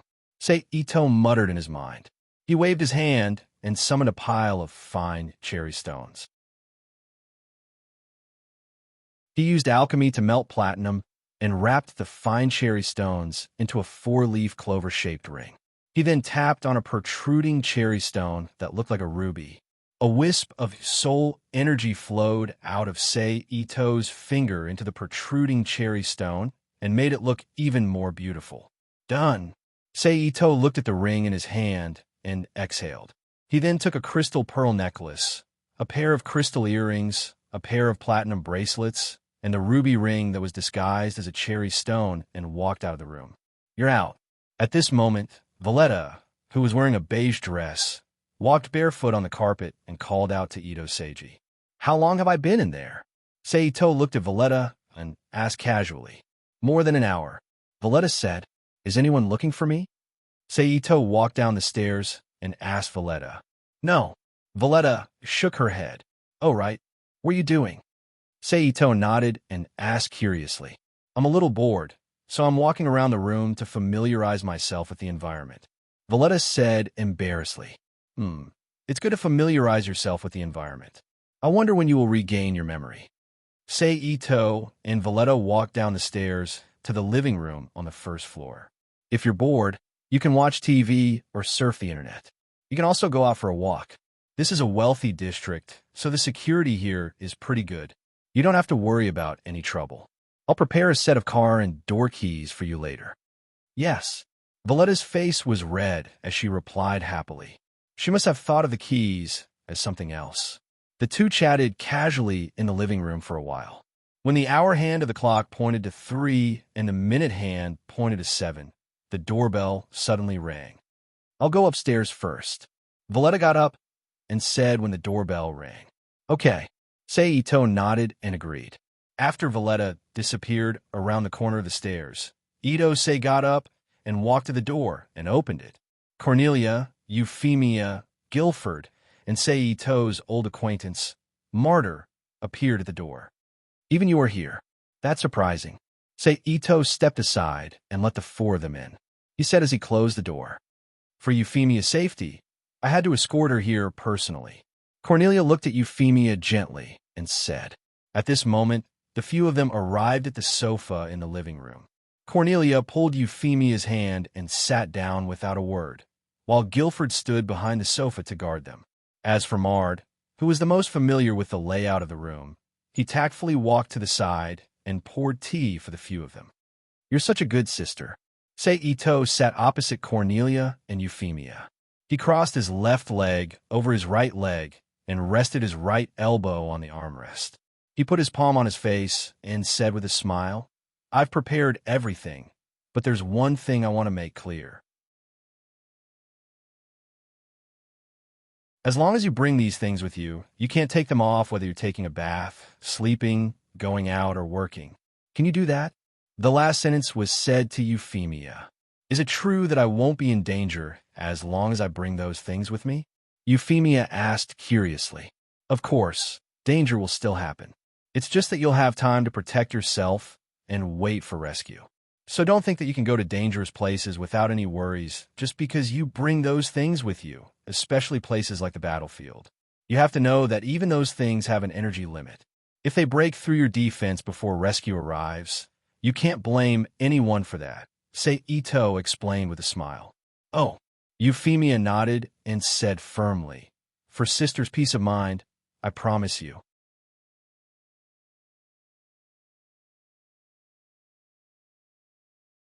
Chapter 263. That's good. Seito nodded. He got up from the sofa, turned around, and walked up to the second floor. He took out all the jewelry in a large square box from the jewelry room, placed all the jewelry neatly in the box, and closed it. Then, he carried the box back to Cornelia and the others. Take a look. I put in a lot of effort to make this. I hope you like it. Seito placed the box in his hand on the small table in the middle and sat back on the sofa with a smile. Euphemia was stunned by Seito's words. She reached out curiously and opened the lid of the box. In an instant, a set of jewelry sparkling under the light appeared in front of Cornelia, Euphemia, and the others. Everyone who was full of anticipation was stunned. They looked at Seito, who was sitting on the sofa, in confusion. Put it on. Seito did not explain, and just smiled at Euphemia. Oh. Euphemia nodded obediently. She reached out to pick up the necklace in the box and lowered her head to put it on. Not bad. It seems to suit you very well, Ito said as he looked at Euphemia, who looked even more beautiful with the crystal pearl necklace on her. Thank you for the compliment. Euphemia smiled reservedly. Then, she reached out to take a pair of bracelets from the box and put them on her hands and bowls. Then, she hesitantly picked up the earrings in the box and looked at Ito. Well, I don't think I pierced ears, it's okay. You could just make one now. It's not troublesome anyway, Ito said casually. Upon hearing that, Euphemia immediately looked at Ito in surprise and exclaimed subconsciously, Don't worry, it won't hurt. Ito stood up from the sofa and walked to Euphemia's side. He raised his hand and produced an embroidery needle. Before Euphemia could react, he pricked both of her earlobes. Then, he put away the embroidery needle and reached out to pinch Euphemia's earlobes. After a while, he let go and said, It's done. See, it doesn't hurt, right? Euphemia, whose face was a little flushed when Ito pinched her earlobe, immediately reached out to touch her earlobe in surprise. After carefully feeling the sensation from her fingertips, she carefully felt it. He was very surprised and praised Ito. You're amazing.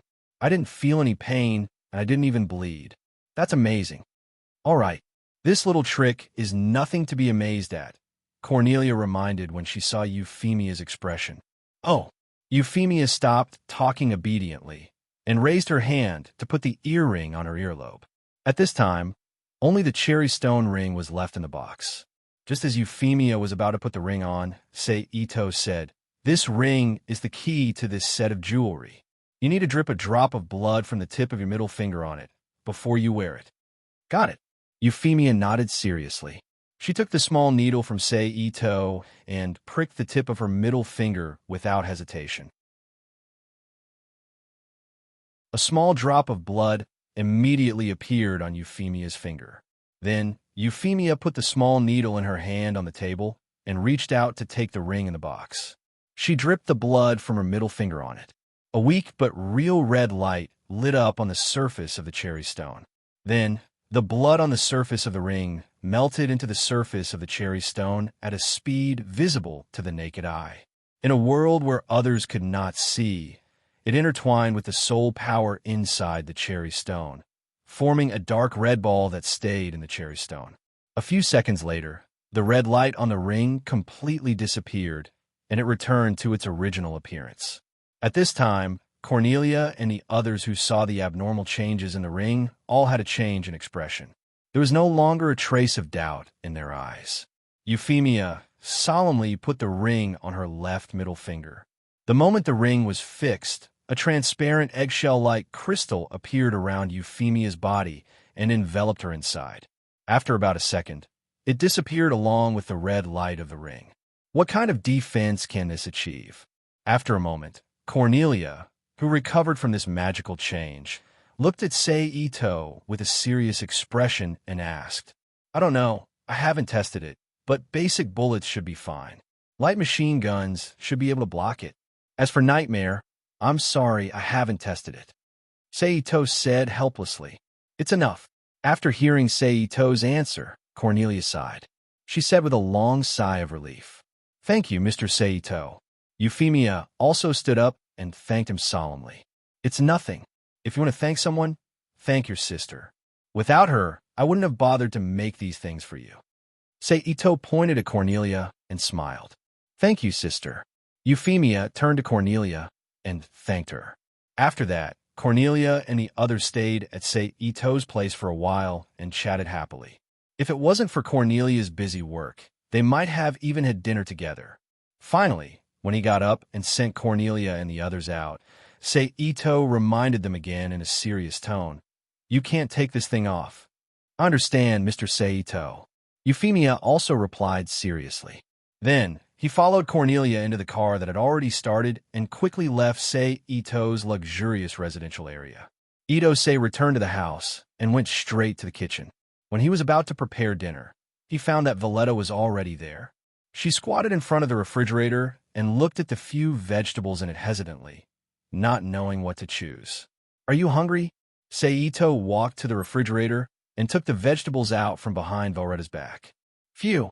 Velretta was startled by Sei Ito's sudden question. She quickly turned around and looked at Sei Ito. She heaved a sigh of relief and said, "I heard the door open and saw they had left. It's getting late, so I wanted to make something for you." "Thank you." Sei Ito got up and was confused by Velretta's sudden affection, but he still thanked her. "Have a good rest. I'll make dinner tonight," Ito-sei said and walked to the kitchen counter. He took the knife on the counter and cut the vegetables in his hand. "I feel much better. I can start now," Velretta quickly said. "Really? If that's the case, you can keep the food to yourself." Sei Ito sensed Velretta's insistence and said after glancing at the kitchen. "Okay," Velretta replied happily. Sei Ito looked at Velretta curiously and continued working. The two of them worked together, so their speed was much faster. In just a short while, 3 dishes were made. When the rice switch was switched off, there were already 4 to 5 dishes on the dining table. Velretta poured rice for herself and Sei Ito in a traditional way. She sat on the chair and waited for Sei Ito to take a seat. "Let's eat." Sei Ito looked at Velretta and said, "Okay."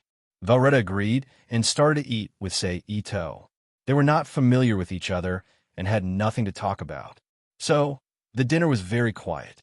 It was like the ancient people who did not talk when eating and sleeping. "Let's go out together. I can buy you some clothes to change into," Sei Ito said to Velretta after they finished dinner and cleaned up the table. Sei Ito then pretended to find a pair of white sandals for Velretta and left the house with a smile on her face. They walked to the nearby shopping mall. On the way, Velretta curiously observed the surrounding scenery and tried to familiarize herself with the nearby buildings. She looked like a young wife who had just moved in and was trying to familiarize herself with the surroundings with the company of her husband. It was very interesting. After a while, the two of them arrived at the brightly lit shopping mall. While Sei Ito and Velretta were walking back with a bunch of bags in their hands, Sei Ito felt a fluctuation similar to Narita Zank's energy fluctuation. It attracted his attention. Sei Ito looked in the direction of the fluctuation and saw a thin man wearing Chinese Federation-style clothes. He was wearing a large wireless headset and a pair of large sunglasses. His long gray hair was tied into a short ponytail. 2 strands of fringe fell in front of his forehead. Sei Ito saw that thin man walking away with a crazy smile on his face. "That guy is Mao, right? He might be a good subject," Sei Ito thought to himself after confirming who that person was. He then handed the bags and the house keys to Velretta and said, "You go home first. I will be back soon." "Okay." Velretta also noticed Ito-sei's actions. She reached out her hand and took all the items. She replied understandingly. "Be careful on the road," Ito-sei said and then quickly chased in the direction of Mao Yuan. Sei Ito kept a certain distance from Mao along the way. He didn't let Mao out of his sight, but he also didn't let himself appear in Mao's sight. He cleverly used the surrounding crowd to hide himself and followed Mao closely. As time went by, the crowd in Mao's direction became smaller and smaller until he was completely out of the crowd. Although Sei Ito speculated that the Gia's function in this world was based on the collective will of this world, he didn't have any evidence to prove his speculation. He didn't want to expose himself, so before he left the crowd, he gathered his psychic energy into a long line and followed Mao from a distance. He watched as Mao walked into an amusement park in the Tokyo concession.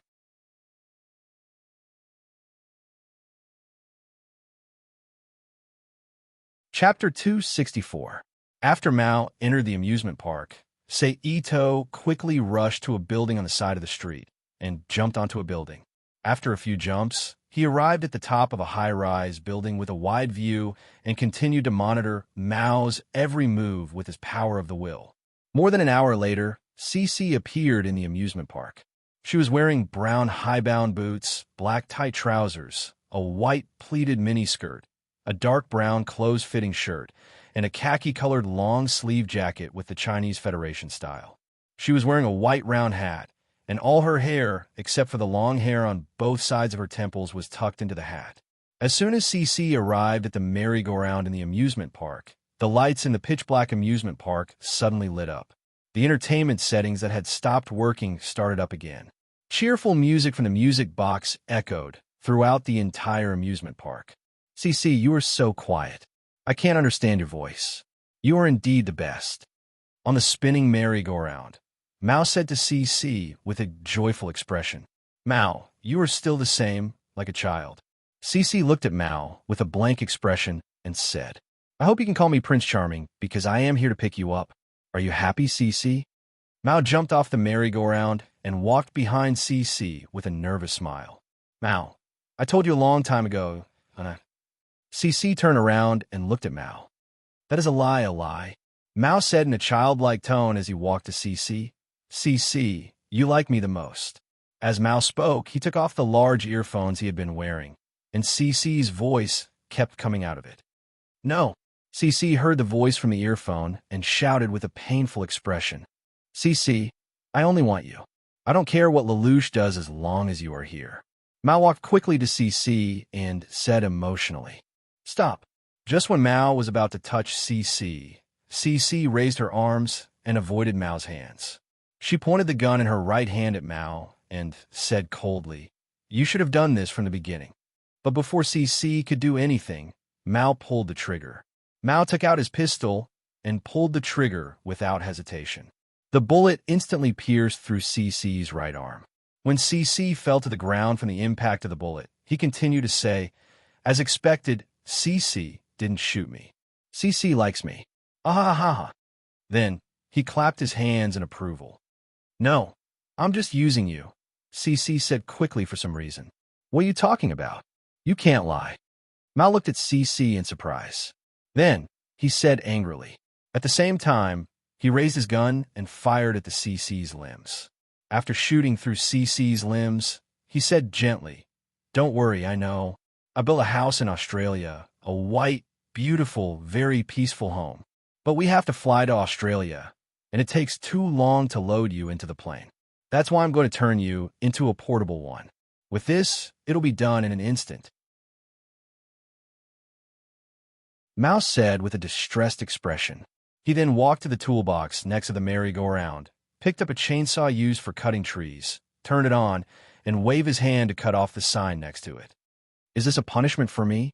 CC, who was lying on the ground, said with difficulty. No. Mao hurriedly denied. Then, he laughed crazily and said, It's a thank you. Just as Mao was about to walk in front of CC, the big screen suddenly lit up. The big screen on the side suddenly flashed, and the image of Lelouch, who was standing in front of the Tokyo Tower, appeared on it. He said, F***CK. In a place where other people's voices can't obstruct, the location is naturally limited. The effective range of your geas is 500 meters. You can't touch the Tokyo Tower. Indeed, but what are you going to do with this? Mao clapped his hands and praised. Then he asked in confusion, Spending so much effort to hack into the tower, you're really hardworking. Are you going to remotely control other toys to attack me? Or are you going to persuade me with your glib tongue? But the expected answer didn't appear. Lelouch on the screen just kept silent. Then Mao said impatiently, Hey, is it silence this time? If you want CC, I say, don't tell me you think CC is her real name, Lelouch on the screen suddenly said. Instantly, Mao's confident expression changed. He looked at CC on the ground in disbelief. The latter turned her head to the side and answered silently. I know her real name, Lelouch on the screen said. Is that so? CC, you didn't even tell me. Why did you tell that guy? Mao asked with a depressed expression. CC is mine, Mao. At this moment, Lelouch gave the final blow. Mao, who was on the verge of collapse, suddenly exploded. Holding the chainsaw, he rushed to the big screen next to him and slashed it with all his might. He denied loudly, No, CC belongs to me a long time ago. Just as he destroyed the screen, a group of riot police appeared in the amusement park and aimed their guns at Mao in front of the screen. Mao couldn't believe it and was about to threaten them by revealing Zero's identity. The leader of the police, who was controlled by the Geas, immediately gave the order to open fire. Dozens of bullets flew toward Mao in front of the screen amidst the jumping sparks, opening up countless wounds all over his body. "Check the prisoner's condition and retreat," the leader of the police ordered. Then, a few policemen ran to Mao, who was lying on the ground, and reached out to check his pulse. Just when several policemen were about to carry Mao away, Ito Sei, who had been doing nothing, suddenly jumped down from the sky. He landed in the middle of Mao and several policemen and quickly turned around. After hitting several policemen around him, he picked up Mao on the ground and disappeared. After a while, Sei Ito stopped on top of a roof. He threw Mao, who had fainted not long after being shot, on the ground and bent down to check on him.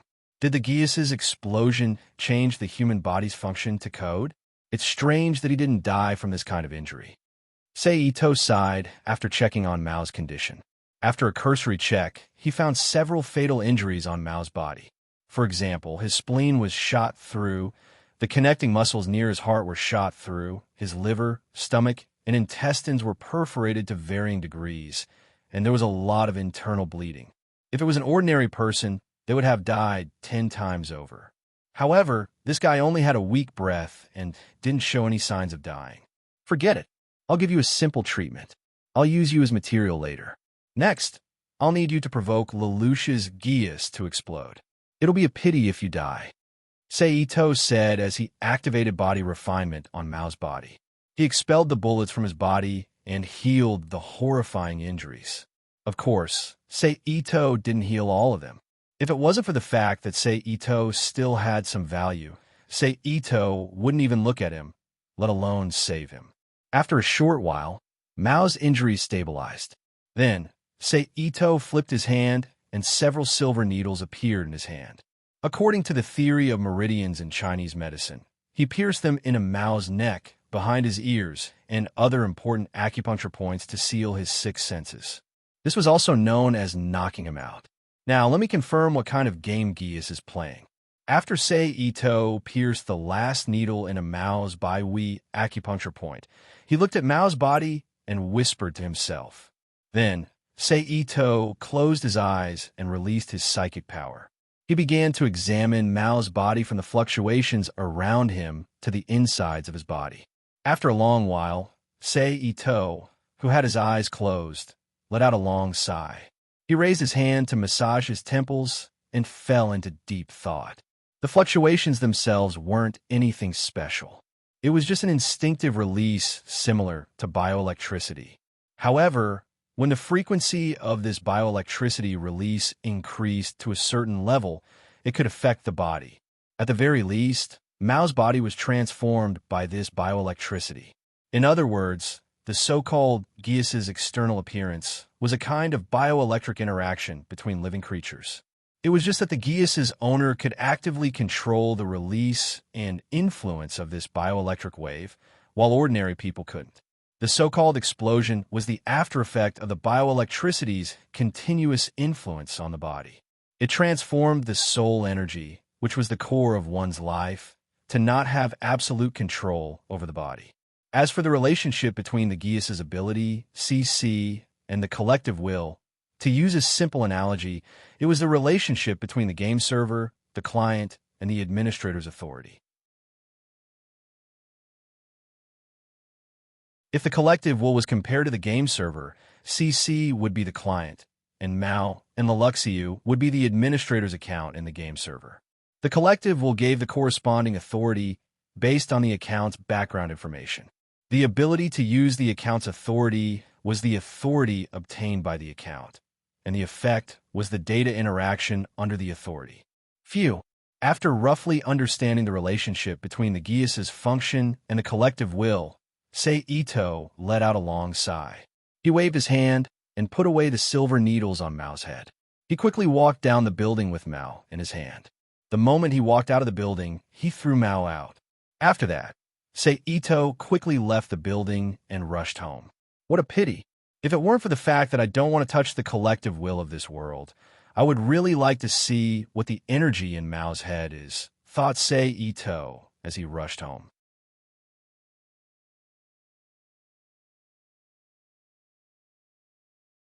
Chapter 265. The next day, Ito Sei, who had nothing to do, only went to Kirihara Mining Company to pick up the cherry stones in the morning. After that, he spent the rest of the day at home. Because of her memory loss and a series of language misunderstandings, Valletta, who had developed a special feeling for Ito Sei, was very happy. With a big smile on her face, she happily cleaned the house like a housewife. After dinner, a phone call called Sei Ito out of the house again. "Are all your people here?" Sei Ito asked after he walked out of the house and met Karen, who had already been waiting at the rendezvous point. "They are here, but I was worried that too many people would be too conspicuous, so I didn't let them follow," Karen explained. "Okay, let's go now." Sei Ito nodded. Then Sei Ito, led by Karen, met with another group of Black Knights waiting not far away, got in the truck they drove, and drove quickly in the direction of the laboratory. "By the way, I remember that the handover date with Zero is in 2 days. Why did she call today?"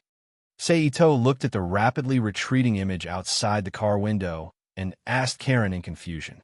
"Originally, we agreed to pick up the new body on the agreed date, but 2 hours ago, the 4 holy swords of the former Japan Liberation Front came to the headquarters with a letter of introduction from Kyoto and asked us to assist them in rescuing the captured Lieutenant Colonel Tung Tang.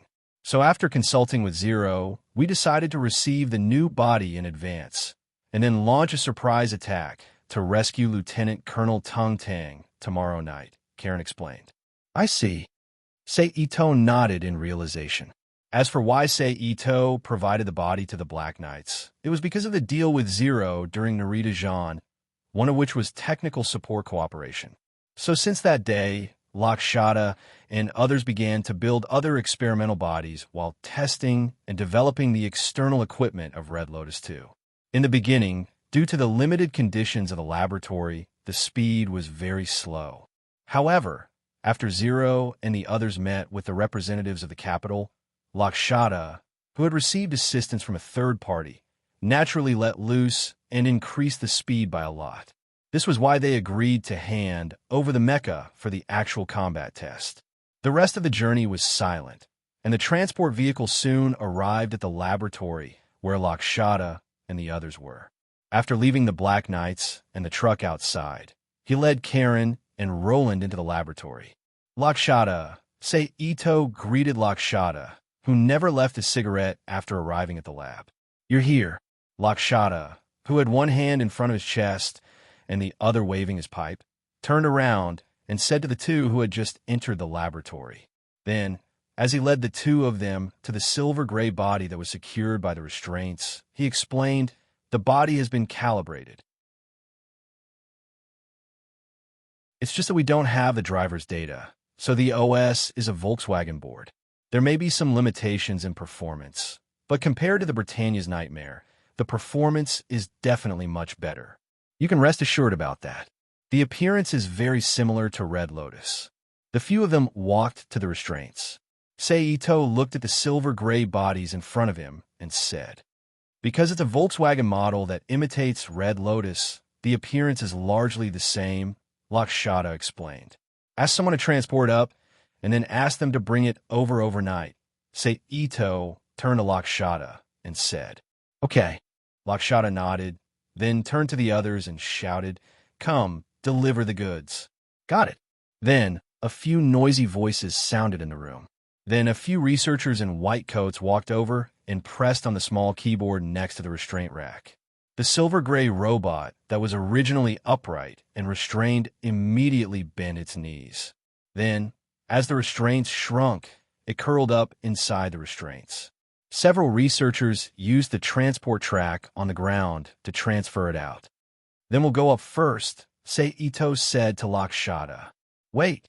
Lakshata stopped Sei Ito and said, "This time, I'll go with you and collect the actual combat data of these bodies." "But are you really just going to collect data?" Sei Ito looked at Lakshata meaningfully.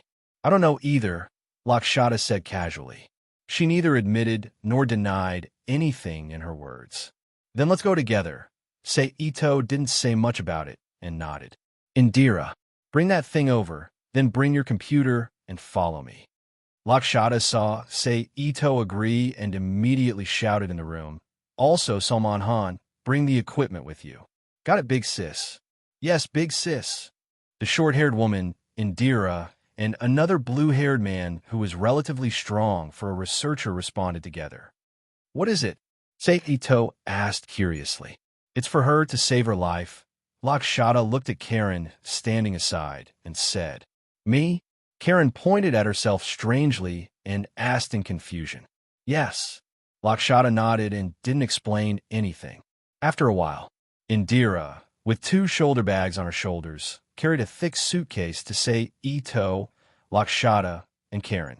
She opened the suitcase on the ground, and a red clothes-fitting driving suit with gray stripes appeared in the suitcase. This is it. Karen took 2 steps forward, picked up the clothes in the suitcase, and looked at Lakshata in confusion. Yes, this thing can effectively increase your chances of survival, Lakshata said. What could Karen say? Since Lakshata said so, there must be a reason for it. Moreover, this driving suit wasn't ugly, so Karen accepted it easily. She put the clothes back into the suitcase, picked up the suitcase, and left the laboratory with Salman Han and the other 4. They took the Black Knights' vehicle to the headquarters of the Black Knights. After that, Lakshata, Indira, and Salman Han stayed at the headquarters of the Black Knights to introduce the body to the 4 holy swords and others and rewrite the OS program according to their operating habits. On the other hand, Ito, Sei, and Karen, who had nothing to do, left the headquarters and returned home. The night passed peacefully. The next day, because Sei Ito wasn't interested in the rescue activities of the Black Knights and the 4 holy swords, he didn't attend the gathering that day. He just stayed at home and watched TV with Valletta. Today happened to be the day of the painting competition held in the name of the late 3rd Prince, the former governor of District 11, His Highness Clovis, for a week. In order to show the importance of this competition, the final winning work would be chosen by the current deputy governor of District 11, the 3rd Princess of Britannia, Euphemia. Therefore, almost all the TV signals were live reports about this matter. Sei Ito, who didn't have many channels to choose from, resigned himself to watching the boring scene on TV. Just as Sei Ito was about to get a glass of water out of boredom, a smaller screen suddenly popped up on the TV again.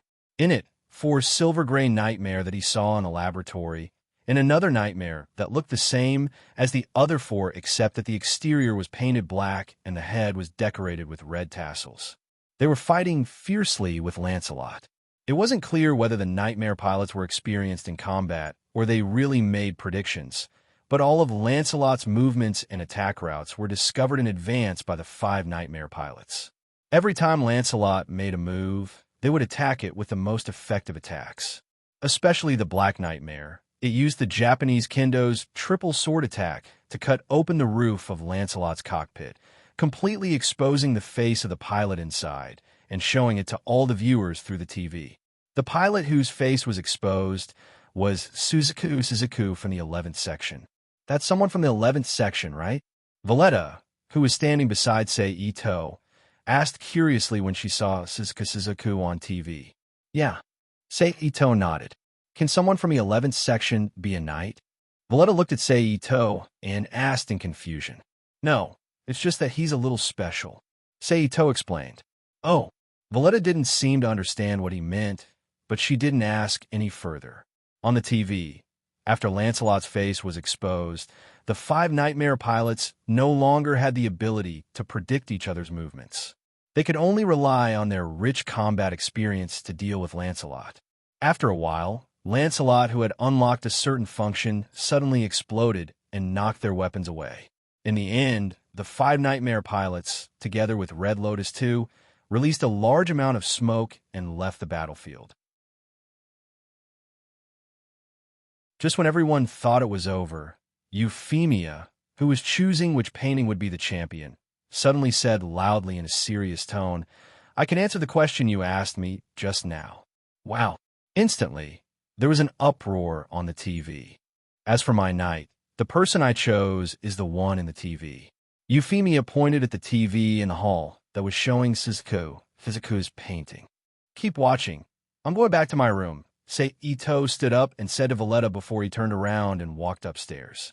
While Ito was upstairs, the news of Euphemia, the third princess of the Britannia Empire, choosing a serial number to be her knight, spread rapidly through the TV and the internet. In a very short time, the news had spread throughout the Britannia Empire.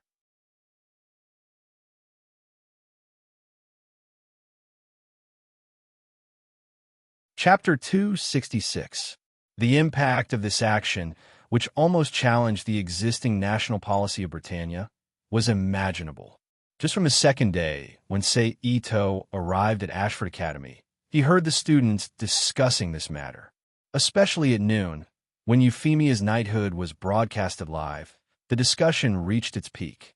All the students gathered in groups of twos and threes with people they were familiar with, watching the live broadcast on their laptops, and said with dissatisfaction, "Why did Her Royal Highness choose a number maker to be a knight?"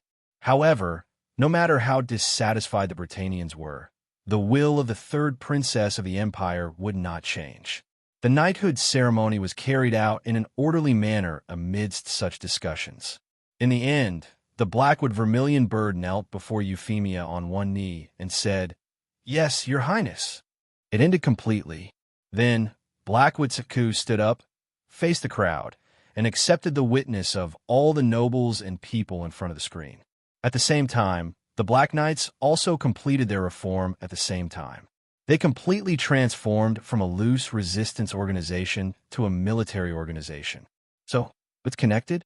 Seems like you've made your choice, Lakshata. Ito hung up the phone in his ear, looked at the field of Ashford Academy outside the window, and laughed mockingly. In the afternoon, in a large activity room of the student union, a grand banquet was being held to celebrate Blackwood Suzuku's success in becoming a knight under Nunnally's planning and Miley Eye's organization.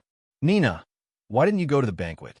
In one of the rooms in the student union's large activity room, Ito walked in with 2 drinks in his hand.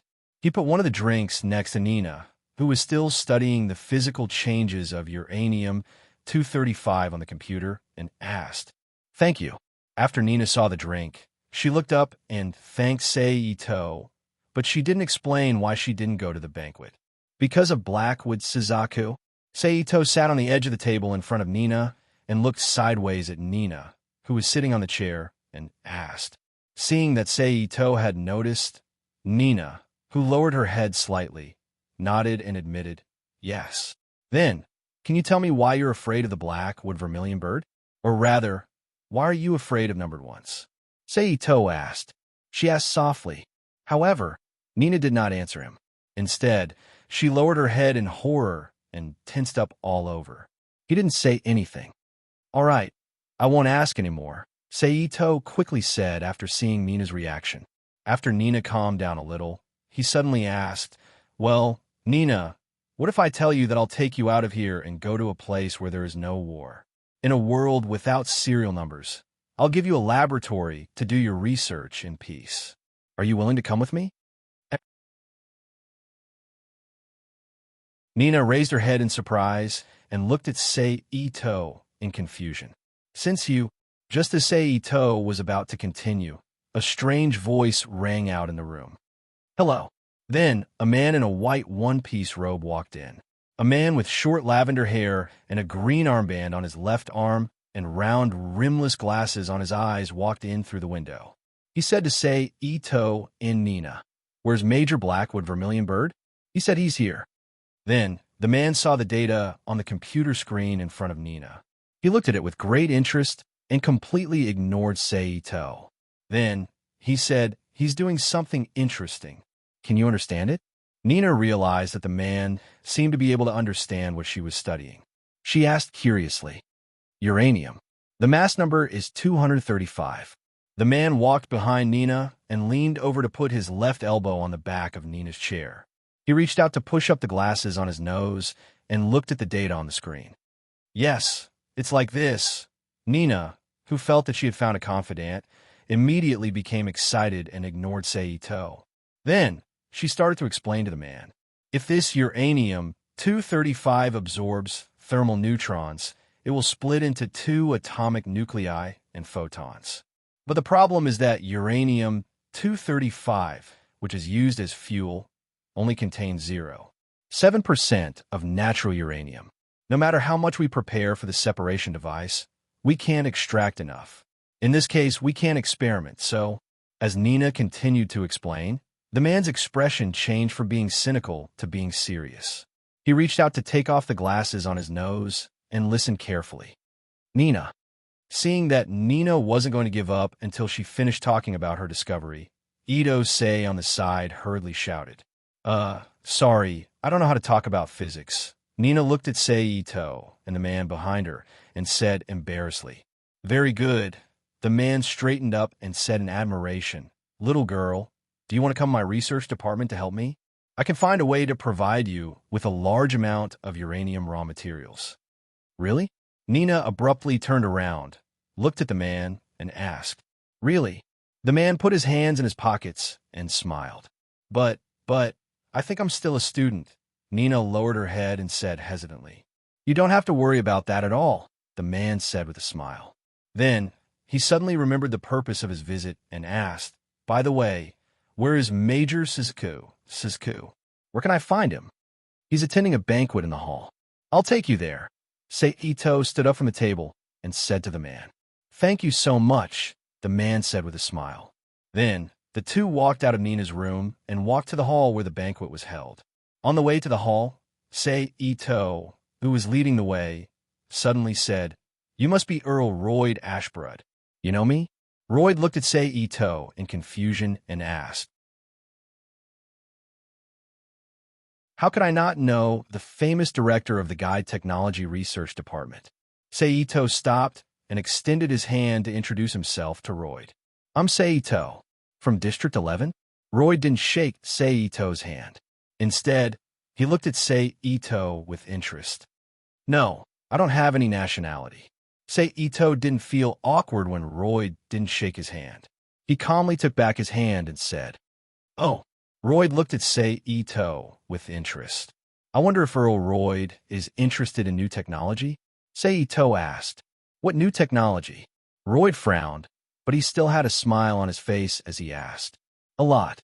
New technology that's different from the current technology system.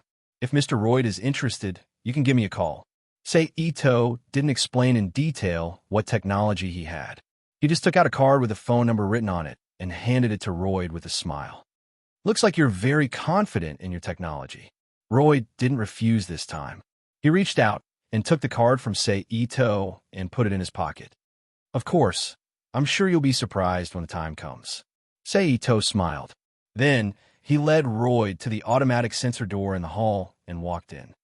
I'm sorry, there's more work, Hey-Moo, Royd said to Hey-Moo, who was standing in the center of the crowd. Before Hey-Moo could say anything, the student council president, Murray, walked up to Royd and said in surprise, Mr. Royd, why are you here? I'm here to pick up Major Hey-Moo. I have work to do, Royd explained. Is it an important military task? Hey-Moo asked. Yes, because an important person is coming, so I have to go and greet him. Of course, Her Highness Lancelot and Euphemia will also be coming, Royd said. He didn't care about what was considered a military secret to most people. Wow. Hearing that Royd would be with the princess, the students who were attending the banquet immediately clamored and looked at Hey-Moo with envy. Then, Hey-Moo walked out of the crowd and met up with Royd. The two left the banquet hall together. Although the main character left, the banquet continued unaffected. After Hey-Moo and Vermilion left, Leluxiu and Karen also left the banquet soon after. Shirogane Island, one of the gates to World Sea where the collective will is located. Although I want to go, now is not the time. Sei-Ito walked to the window of the hall with a glass of wine, looked at Leluxiu's back, and whispered, Leluxiu, you have to speed up. The next day, although the Tokyo concession was calm and there were no terrorist attacks, but Sei-Ito, who understood the plot, knew that there was a battle going on Shirogane Island near the coast of Japan. However, this had nothing to do with Sei-Ito, because there was one more important thing that Sei-Ito needed to do, and that was to give Lakshata a warning. So after the banquet was over, Sei-Ito drove straight to the laboratory and entered the underground laboratory. Good evening, Big Boss. At this time, a researcher working in a laboratory saw, say, Ito walking in and raised his hand to greet him. Good evening, say Ito replied kindly, then looked at the situation of the people in the laboratory and asked, where are the others? Why do I feel that there are fewer people than usual? It's like this. In the afternoon, Mr. Samarkand came back to pick up a few people, saying that Big Sister needs more people, the researcher explained. I see. Say Ito nodded thoughtfully and said, by the way, go and call the others. I have something to announce. Yes. The researcher responded and quickly ran to convey the order to the others. At the same time, Say Ito also walked out of the debugging center and walked to the core's central control room of the underground laboratory.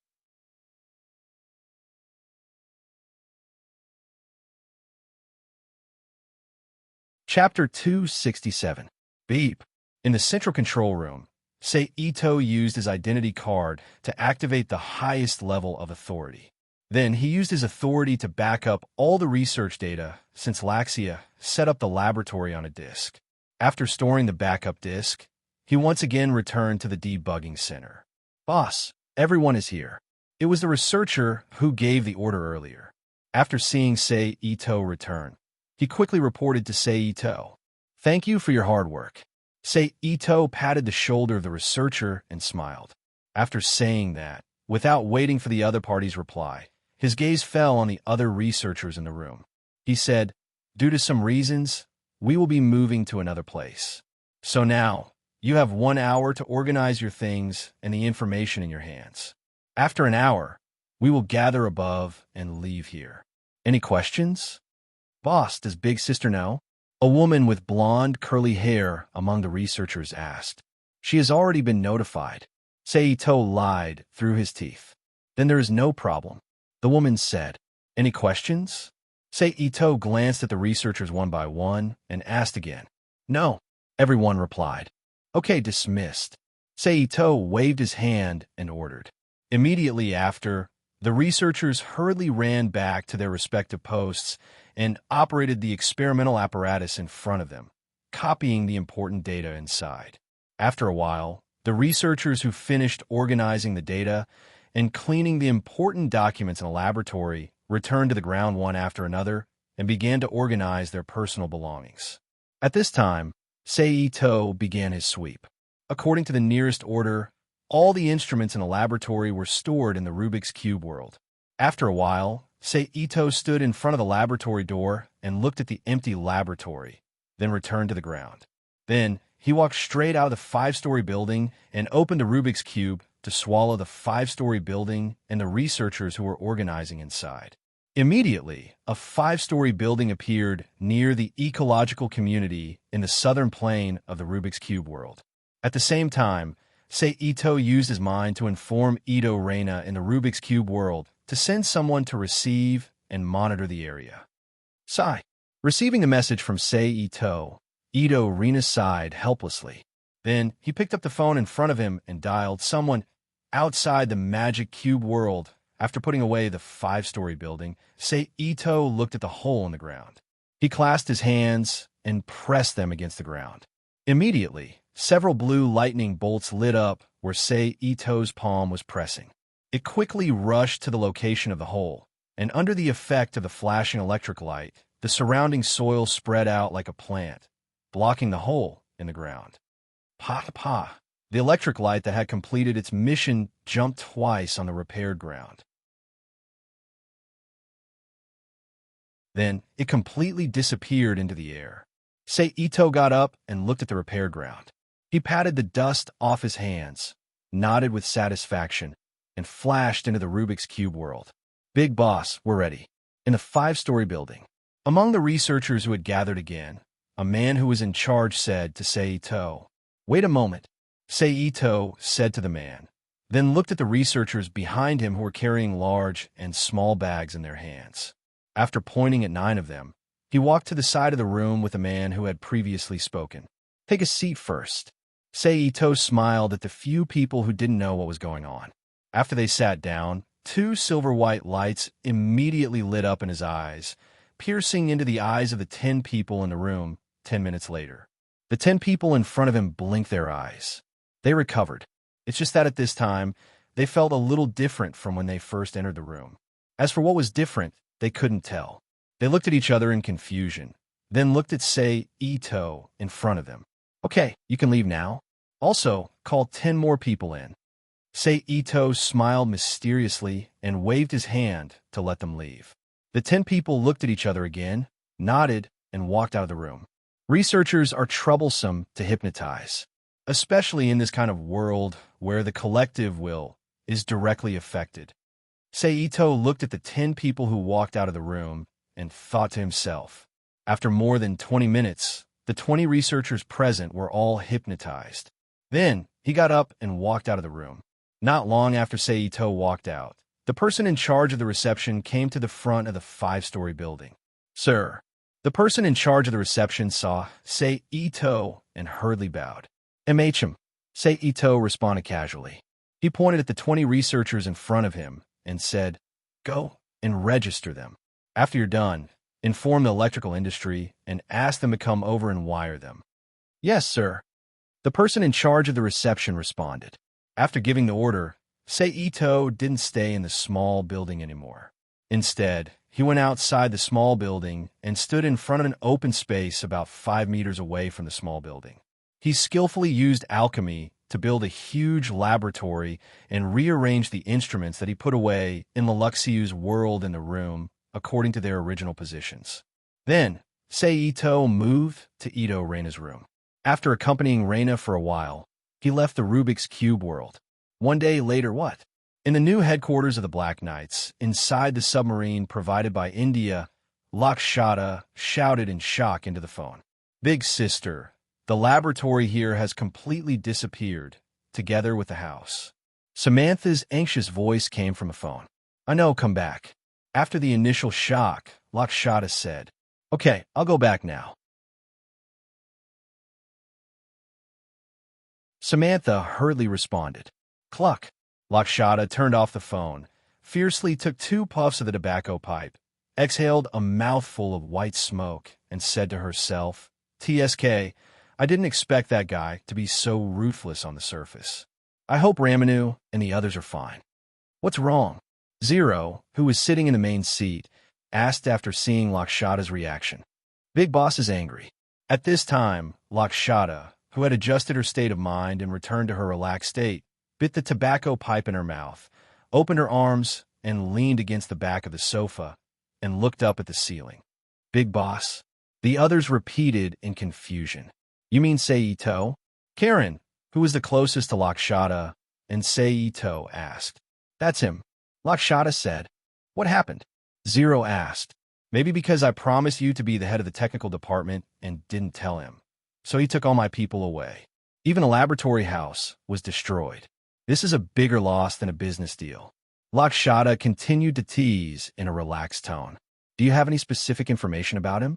Zero thought for a moment and asked. "I'm not sure. When he found me, it was through the Britannia's military. Although we used our connections to investigate him after the cooperation, all we got was his identity information. We didn't get any other information." Lakshata took back his head, raised his hand to take out the tobacco pipe from his mouth, and exhaled a puff of smoke.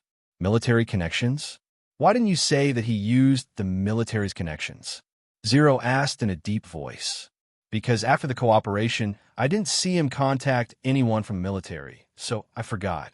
Lakshata said indifferently. "Could it be that he is a spy?" Shan Yao asked from aside. "How could that be?" Karen said in disbelief. "Delia Hart," Zero said to the middle-aged man with blonde hair and a ponytail sitting diagonally across from Lakshata. "Pay attention to this Ito in the future." "I got it," Delia Hart said. Zero. At this moment, a young man wearing a Black Knight's uniform ran in and shouted loudly. Then he said to Zero in a hurry, "I just received information that Kyushu was occupied by Jun Sawasaki. They announced that they will establish a Japanese government to fight against Britannia." "Kyushu in Japan?" Ito-sei, who had returned home, saw the news and thought to himself, "Are you hungry? If you are, I'll heat up the food for you." Seeing Seito come back, Valletta quickly got up from the sofa and walked to the kitchen. Yes, I'm a little hungry. Thank you. Seito hung his coat on the hanger at the entrance and turned to Valletta, who walked into the kitchen. Then he walked to the sofa and looked at the TV in deep thought. After Kyushu, Japan, the Special Administrative Region of Japan was established. Because of Euphemia's benevolence, Zero, who was Lelouch, was forced into a desperate situation, and he paid the price with his life.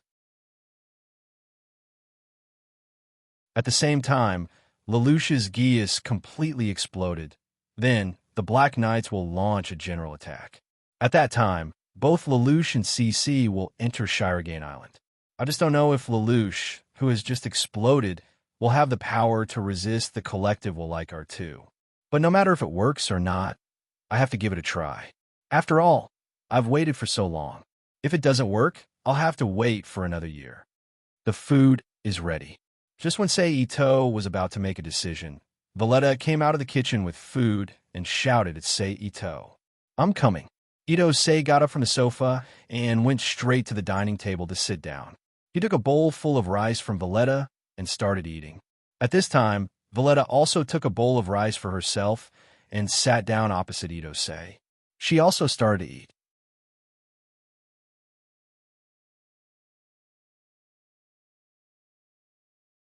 Chapter 268. You haven't eaten yet? Seito looked at Valletta and asked.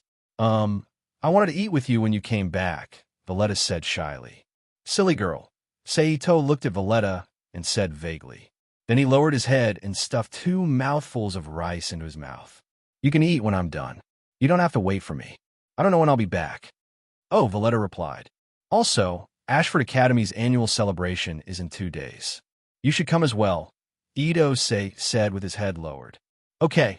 Valletta was stunned when she heard Seito's invitation. Then she happily agreed. Then the two of them had dinner in this warm atmosphere.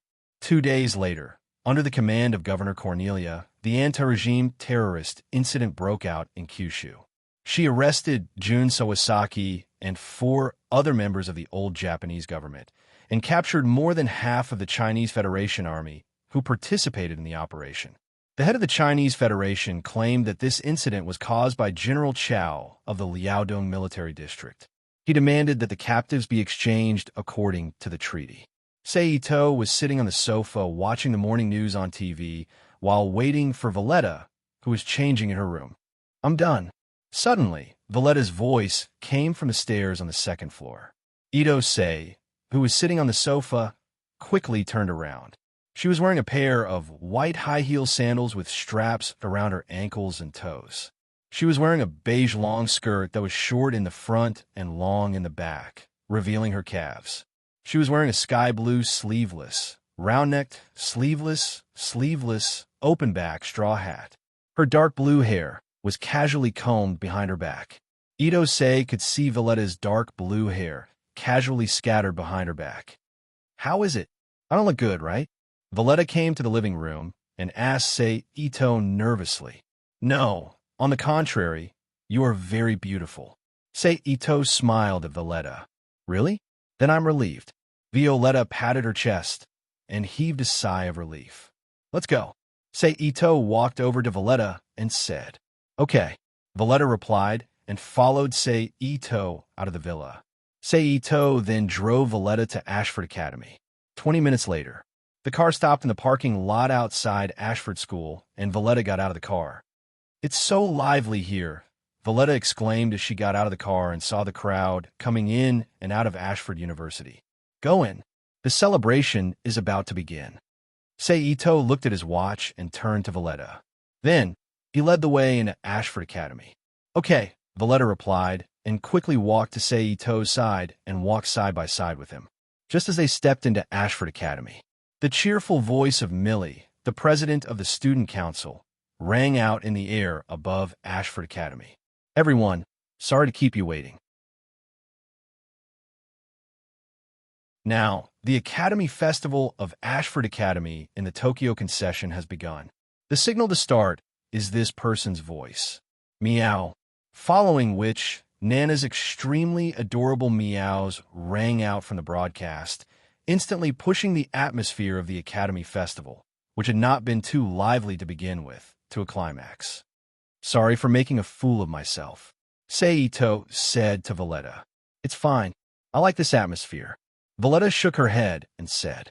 Then, the two of them walked down the main road and arrived at Ashford Academy's field. In an instant, clowns dressed like circus clowns, magicians from stories, and other people dressed like Chili 8 monsters, as well as students wearing Ashford uniforms appeared in front of Ito Seiji's eyes. Around them, all kinds of stalls were neatly arranged in 2 straight lines. All kinds of hawking and promotion of works could be heard incessantly. "Is it a reporter?" Valletta asked curiously as she looked around. She pointed at a man and a woman not far away. "Yes." Ito Sei followed Valletta's line of sight and saw a man and a woman holding a microphone and a shoulder-mounted camera appear in front of him. Valletta nodded and confirmed, "Ashford Academy is the oldest, best, and most reputable academy in the Tokyo concession. Most of the students here are descendants of businessmen and nobles who came to Japan to invest. More importantly, there's a princess bodyguard here, so it's normal for a reporter to pay attention to Ashford Academy's Academy Festival." "Then what's that over there?" Valletta pointed at a large pile of boxes on the field and asked. "Oh, that." Seito looked at the boxes and Laval, who was wearing a chef's outfit, and explained, "Ashford Academy's Academy Festival has a tradition. Every year, there will be an extravagant event. For example, the big cake from 2 years ago. It looks like these are the things they're going to make this year. I wonder what it will be this year. Let's go. Let's go to the school building. There might be something you're interested in," Seito said to Valletta. "Okay." Valletta agreed. He left the playground behind Ito Sei, walked into the teaching building, and wandered around the first floor. After a while, they stopped in front of a haunted house and asked Valletta, "Do you want to go in?" Okay. Valletta looked at the haunted house's title and said with fear. Since Valletta agreed, the two paid and walked into the haunted house. Bang! The sound of the door closing suddenly came. Valletta, who was already afraid of the dark, was shocked by the sound. She quickly grabbed Seito's arm and leaned against Seito's back. She looked around carefully. Feeling the softness on his back, Seito led Valletta deeper into the haunted house. At the first 2 corners, nothing scary happened. After getting used to the environment, Valletta started to relax. However, when they turned the 3rd corner, a black shadow suddenly jumped out from the blurry corridor and screamed at Valletta and Seito. Valletta was shocked and quickly hid behind Seito. She grabbed his arm and screamed with her eyes closed. The high-pitched sound of the horn startled the student who was pretending to be a ghost in front of Ito Seiji. After the first scare, the rest were not far away. After they walked through all the haunted houses, Valletta leaned against Seito's back and was brought out by Seito. The moment they walked out of the haunted house, Valletta let out a long sigh of relief. Valletta, who felt that her posture was inappropriate, quickly let go of Seito and backed away with a blush on her face. Then, she followed behind Seito silently and continued to walk around. After playing a few more games, Valletta returned to her normal self. Just as the two of them were about to stop the game and head to the field to buy some snacks to eat, a loud commotion came from outside the window. It gradually became clearer and finally converged into a name. "Her Highness Euphemia. Is she here?" Seito looked out from the window and thought to himself, "What's wrong?" Valletta asked when she saw Seito's expression. "Nothing. I think Her Highness Euphemia is here. Let's go out and take a look." Seito shook his head and said, "Her Highness Princess?" Valletta's mouth opened slightly and said in surprise, "Yes, let's go and see if it's true," Seito said. Then, the two of them walked out of the entrance, turned 2 corners, and arrived at the large field. Immediately, they saw Euphemia standing on the palm of a construction nightmare, facing the crowd. "Can this be broadcasted to District 11? Euphemia asked the reporter who was fighting to interview her. "Yes." The female reporter who was asked quickly answered. "I have something important to announce." After confirming, Euphemia said to the camera with a serious expression, "I'm Euphemia, the Deputy Governor of District 11 of the Holy Britannia Empire. I have something to announce to everyone today. I, Euphemia, Britannia, announce the establishment of a special administrative zone near Mount Fuji. In this special administrative zone, the residents of District 11 will be able to take back the name Japanese. The restrictions on the residents of District 11 and the privileges given to the residents of District 11 will no longer exist in this special administrative zone. Whether it's the residents of District 11 or Britannia, it's a world of equality." Euphemia then shouted to the camera again. "Did you hear that? 0. I won't reveal your past and your face under the mask, so please participate in this special administrative zone. 0. Join me in creating a new future in Britannia." After Euphemia finished her speech, the Honorary Britannia and District 11 residents who came to participate in the Ashford Academy Festival immediately shouted, "Her Highness Euphemia," to express their excitement and support. However, the other Britannia who came to participate in the Ashford Academy Festival looked at the excited Honorary Britannia and numbered people with a strange look and whispered to each other, "So she really did it. What a reckless and naive princess." Sei Ito stood behind the crowd and looked at Euphemia, who was standing on the nightmare and receiving the enthusiastic cheers of the Honorary Britannia and District 11 residents. He sighed in his heart. "Even if I saved you in the end, can you really bear the curse that followed?"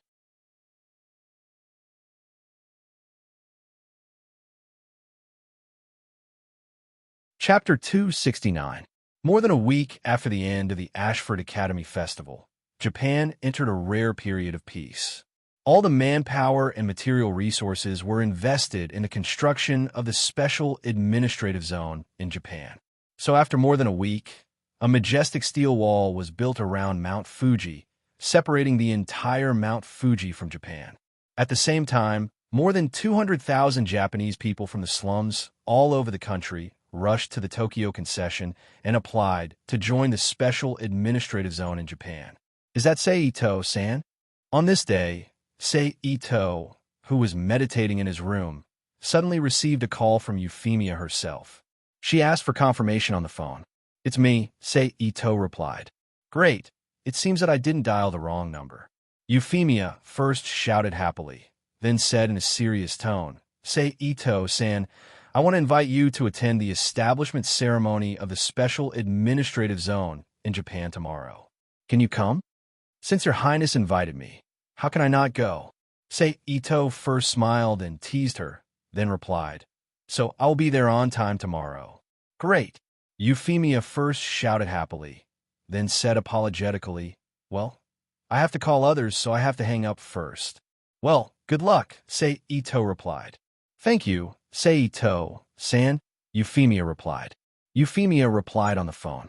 Then there was a soft click on the phone, and the call was hung up. Tomorrow? The sole energy of 200,000 people and the happy life of a girl. How should I choose?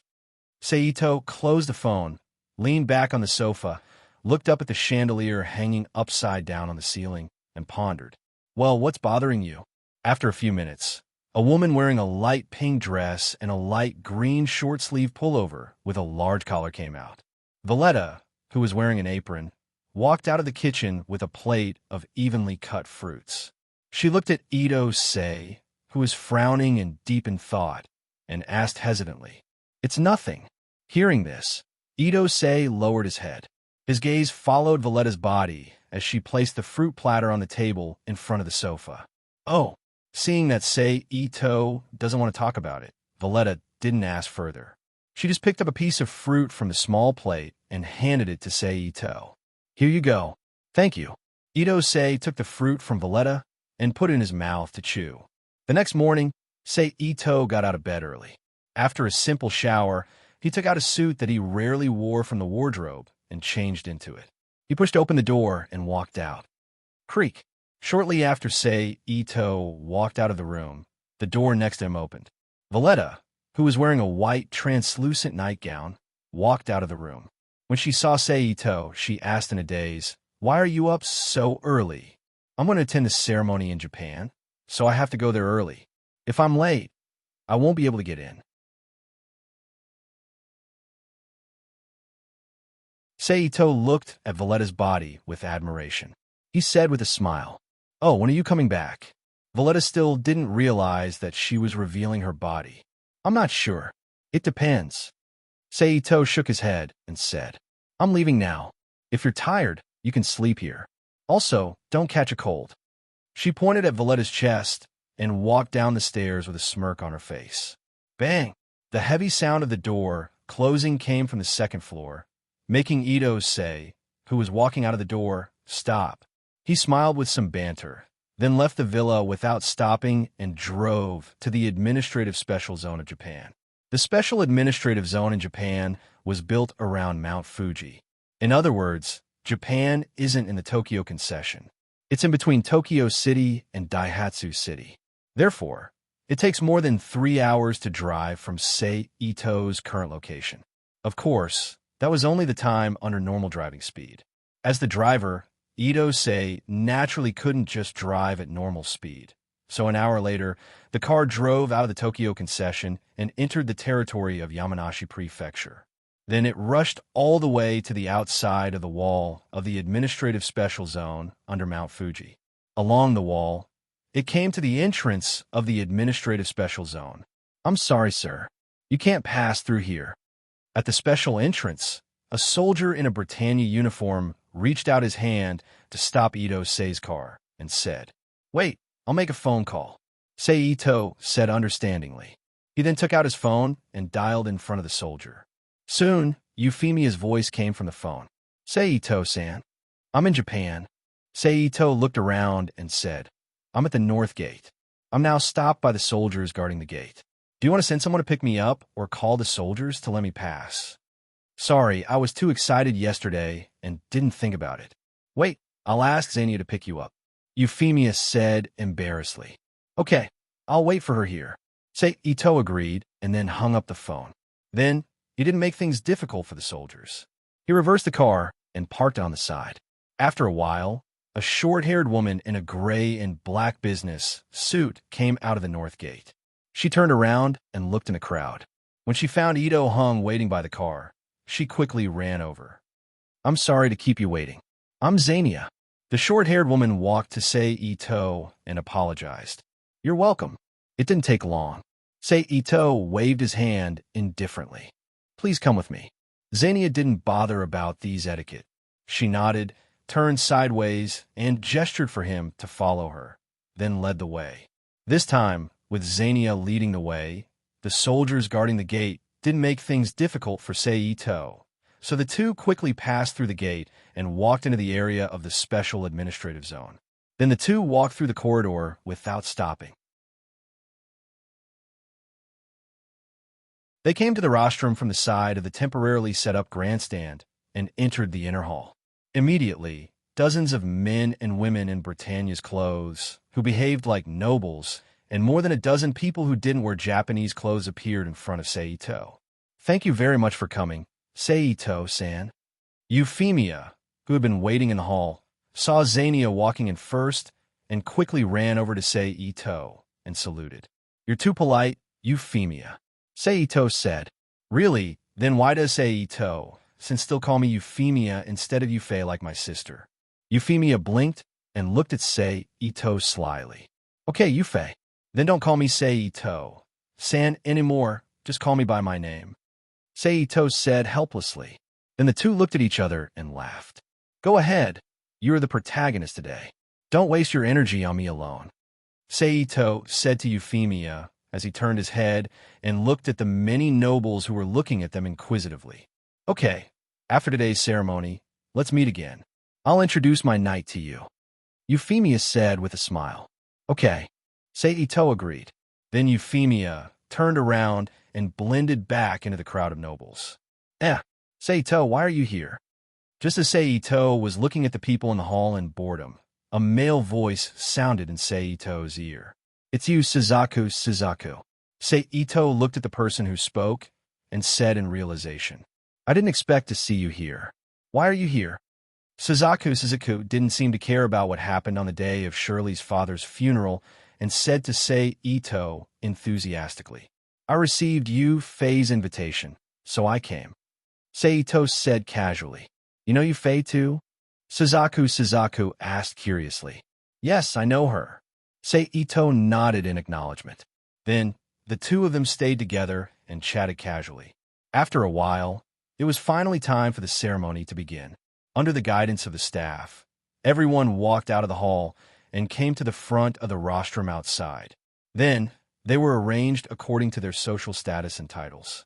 Sei Ito's seat was worth mentioning. Although he wasn't an entrepreneur, a celebrity, or a noble, Sei Ito was lucky enough to sit in the first row with the best of the three.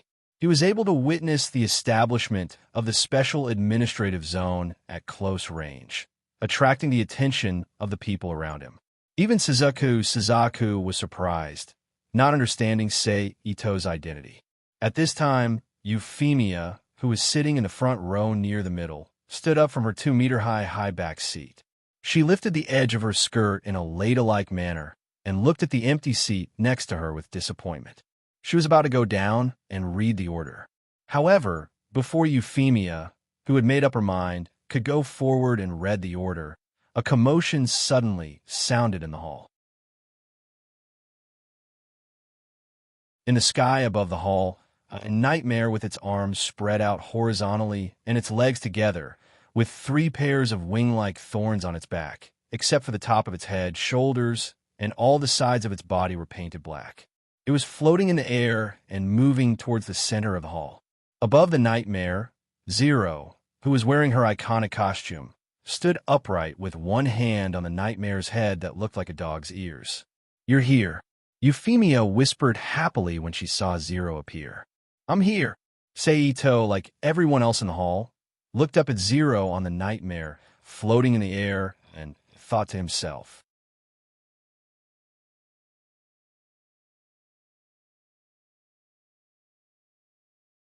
Chapter 270. Welcome, Zero. Welcome to the Special Administrative Zone of Japan. While the others were still observing the development of the situation, Euphemia hurriedly ran a few steps forward and said happily to Zero, who was on the black nightmare that was flying above her. Euphemia Britannia, come down. I have something to say. Zero said to Euphemia condescendingly on the nightmare. Tell me. Euphemia repeated. Yes, just the two of us. Zero said. At this time, the nightmare slowly landed in front of Euphemia and half knelt on the ground. Zero jumped down. The nervous bodyguards on the side quickly rushed forward and surrounded Zero, taking out a detector to check Zero. After a while, the bodyguard in charge of the check said, No weapons, Your Highness. In this way, please. Euphemia said as she reached out to lead the way. Your Highness Euphemia, it's dangerous to be alone with this man. At least take me with you. On the side, Fezco, who was Euphemia's close rider, pleaded. It's okay, please trust me. Euphemia looked at Suzaku with a smile and comforted her. Then she walked into the back hall with Zero.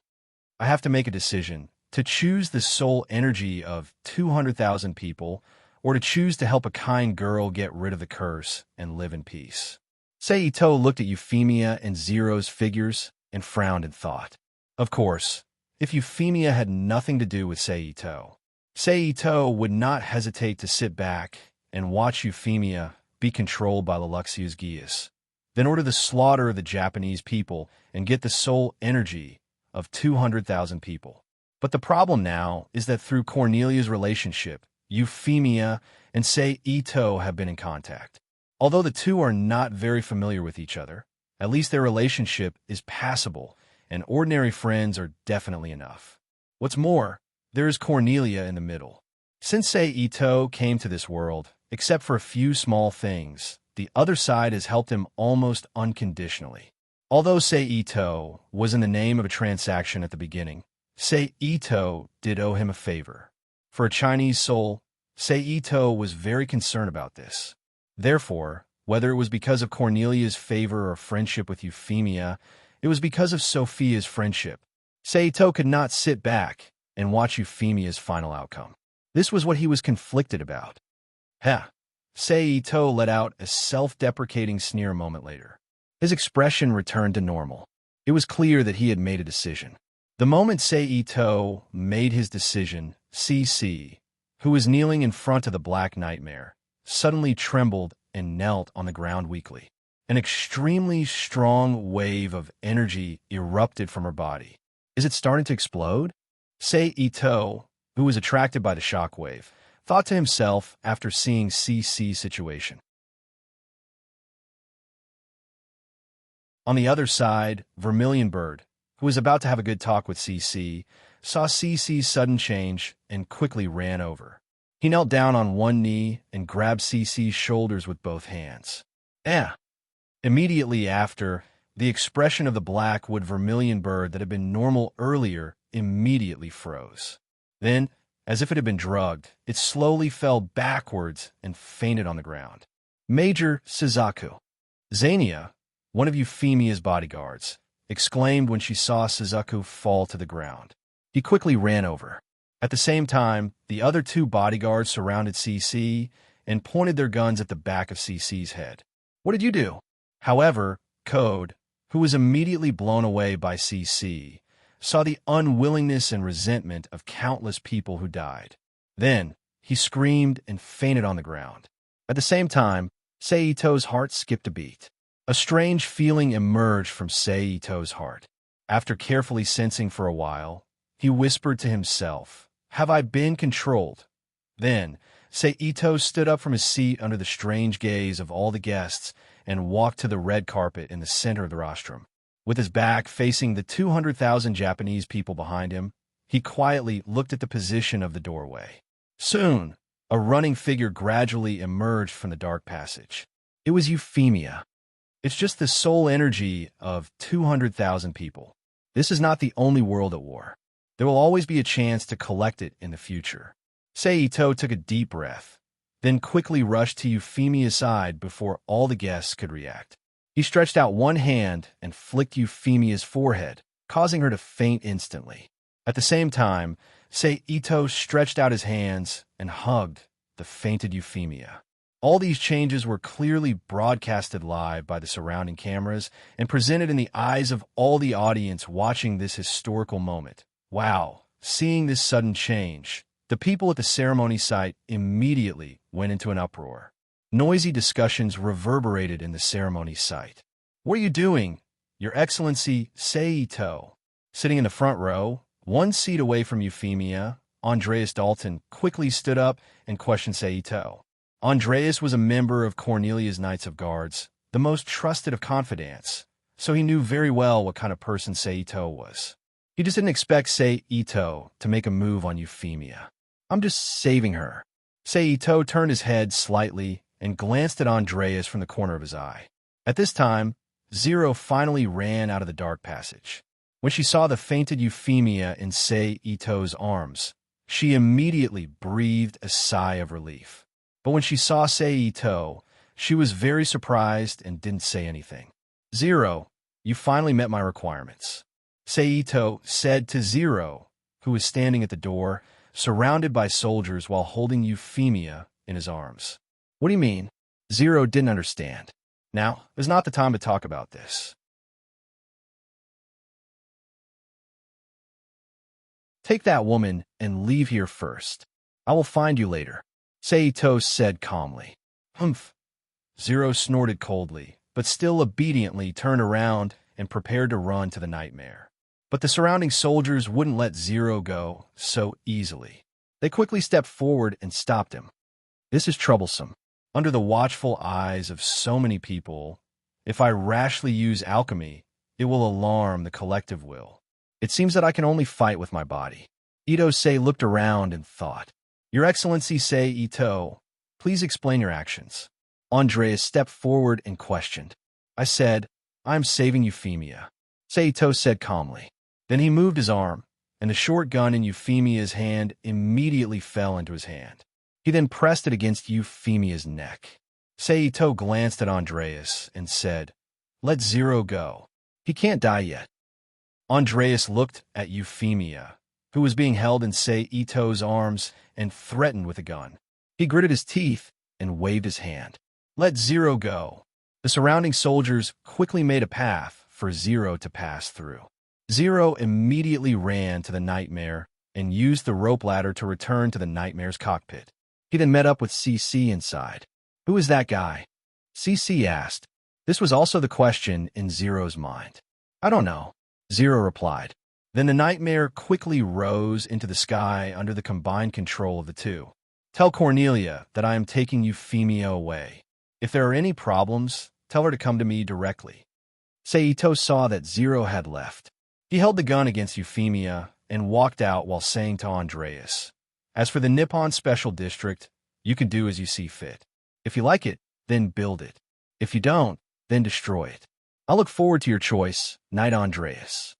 Just like that, Ito calmly left the Special Administrative District under the gaze of the surrounding people and the audience in front of TV and computer screens. "Sir Andreas, what about the Special District's Nippon ceremony?" An official in charge of etiquette walked up to Andreas and asked in a low voice. "The ceremony will be postponed. Everything will be decided by the governor," Andreas immediately said. Then he took his soldiers and quickly rushed back to the governor's mansion in the Tokyo concession. The other guests were led out of the venue by the surrounding staff through a special passage. As for the 200,000 Nippon, the Britannia soldiers didn't care about them. So they just announced that the ceremony would be postponed and the specific date would be notified later. Then they left. In an instant, the 200,000 Nippon were in an uproar as they discussed the day's events. However, the views could be generally divided into two factions. One faction believed that Her Highness Euphemia was kidnapped and that the ceremony should be postponed. The other faction believed that Ito was a Britannia supporter. Otherwise, how could a guy that no one knew sit in the front row? And he knew the Scarface Knight and was called Sir. So it must be that the Britannia royal family didn't agree with Her Highness Euphemia's policy and arrange for such a person to fool everyone. Britannia couldn't be trusted. This kind of talk was quickly spread by the Nippon who left the venue. Then it was spread by the Black Knight's Delia Hart who had ulterior motives and Zero's acquiescence. Then it was instigated by a certain hot-headed guy. A large number of Nippon rioted and completely leaned towards the Black Knights. "Thank you very much, Ito." Seeing the results, Zero secretly said in her mind. Then she began to arrange the publicity activities and formulate the battle plan.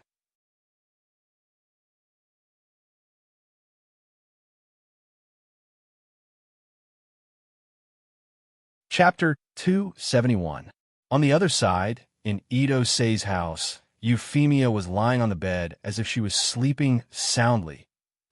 Ito, you should leave now. You have kidnapped the princess. If you don't leave now, the military will be here. Valletta was standing behind Ito and said to Ito anxiously. "It's fine," Ito said calmly. "But you're holding the princess hostage," Valletta hurriedly reminded him. "Don't worry." Ito turned around and walked to Valletta's side. He patted her shoulder and comforted her with a smile. Suddenly, an ear-piercing screech of brakes sounded from outside the house, followed by a series of bang-bang-bang sounds of car doors closing. Then, a dozen soldiers in red Britannia Knight uniforms escorted Cornelia out of the car. Cornelia was wearing a dark red dress. Ito hide. Valletta had already walked to the window of the bedroom when she heard the screeching of the brakes. When she saw Cornelia and the others, she hurriedly ran over and grabbed Ito Sei's arm. She said anxiously, "I told you I'm fine. Don't worry." Ito was touched when he saw how worried Valletta was. He patted the back of Valletta's hand and comforted her gently. Bang! A muffled sound of a wooden plank breaking came from downstairs. Ito, come out. Cornelia shouted angrily from downstairs. Looks like we can't hide anymore. Valletta's expression changed as she let go of Ito's arm. It became quiet. Stay here and look after Euphemia. Call me if she wakes up. I'll go downstairs to deal with the rest. Ito smiled at Valletta and walked out of the room to the living room downstairs. Ito, you bastard. What did you do to Euphemia? Cornelia saw Ito. She took out her gun and pointed it at Ito. Cornelia, if you want Euphemia to return to normal, you better be quiet. Ito frowned as he walked down the stairs. He shouted at Cornelia unhappily. What do you mean? When Cornelia heard Ito mention Euphemia, she suppressed her anger and asked in a deep voice. She's lying on the bed upstairs. She's fine for now, but she might not be fine when she wakes up. Ito ignored Cornelia's gun and walked past her. He went to the sofa in the living room and sat down under the watchful eyes of the four knights who followed Cornelia into the living room. Seeing this, Cornelia put away the book in her hand and sat opposite to Ito. She looked at Ito and asked in a deep voice, "What do you mean by what you said just now?" "It's complicated for you, so I can't explain it to you right now.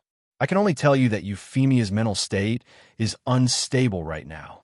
It is very likely that she will do something that does not comply with her own will, causing some serious consequences for her.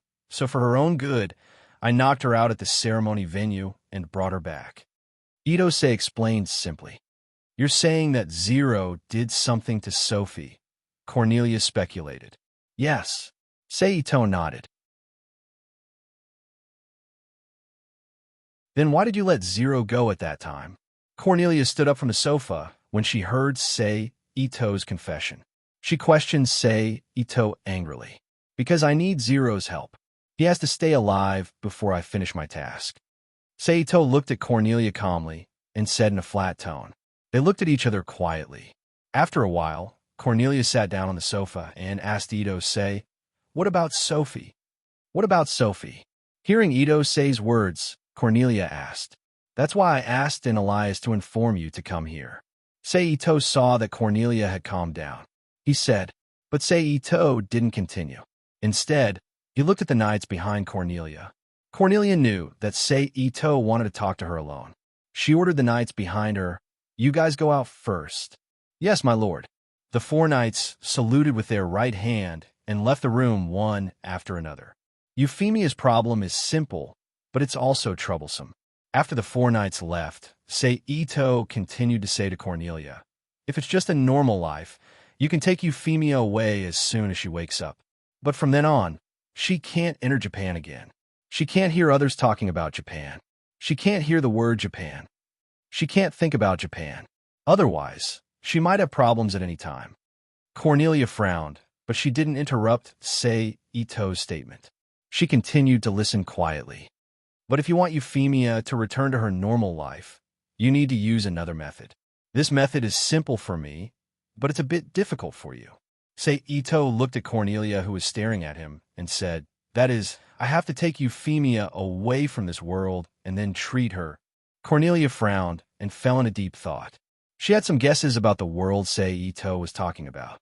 Otherwise, where did the people who disappeared in EU and Britannia go? What would they do with those supplies?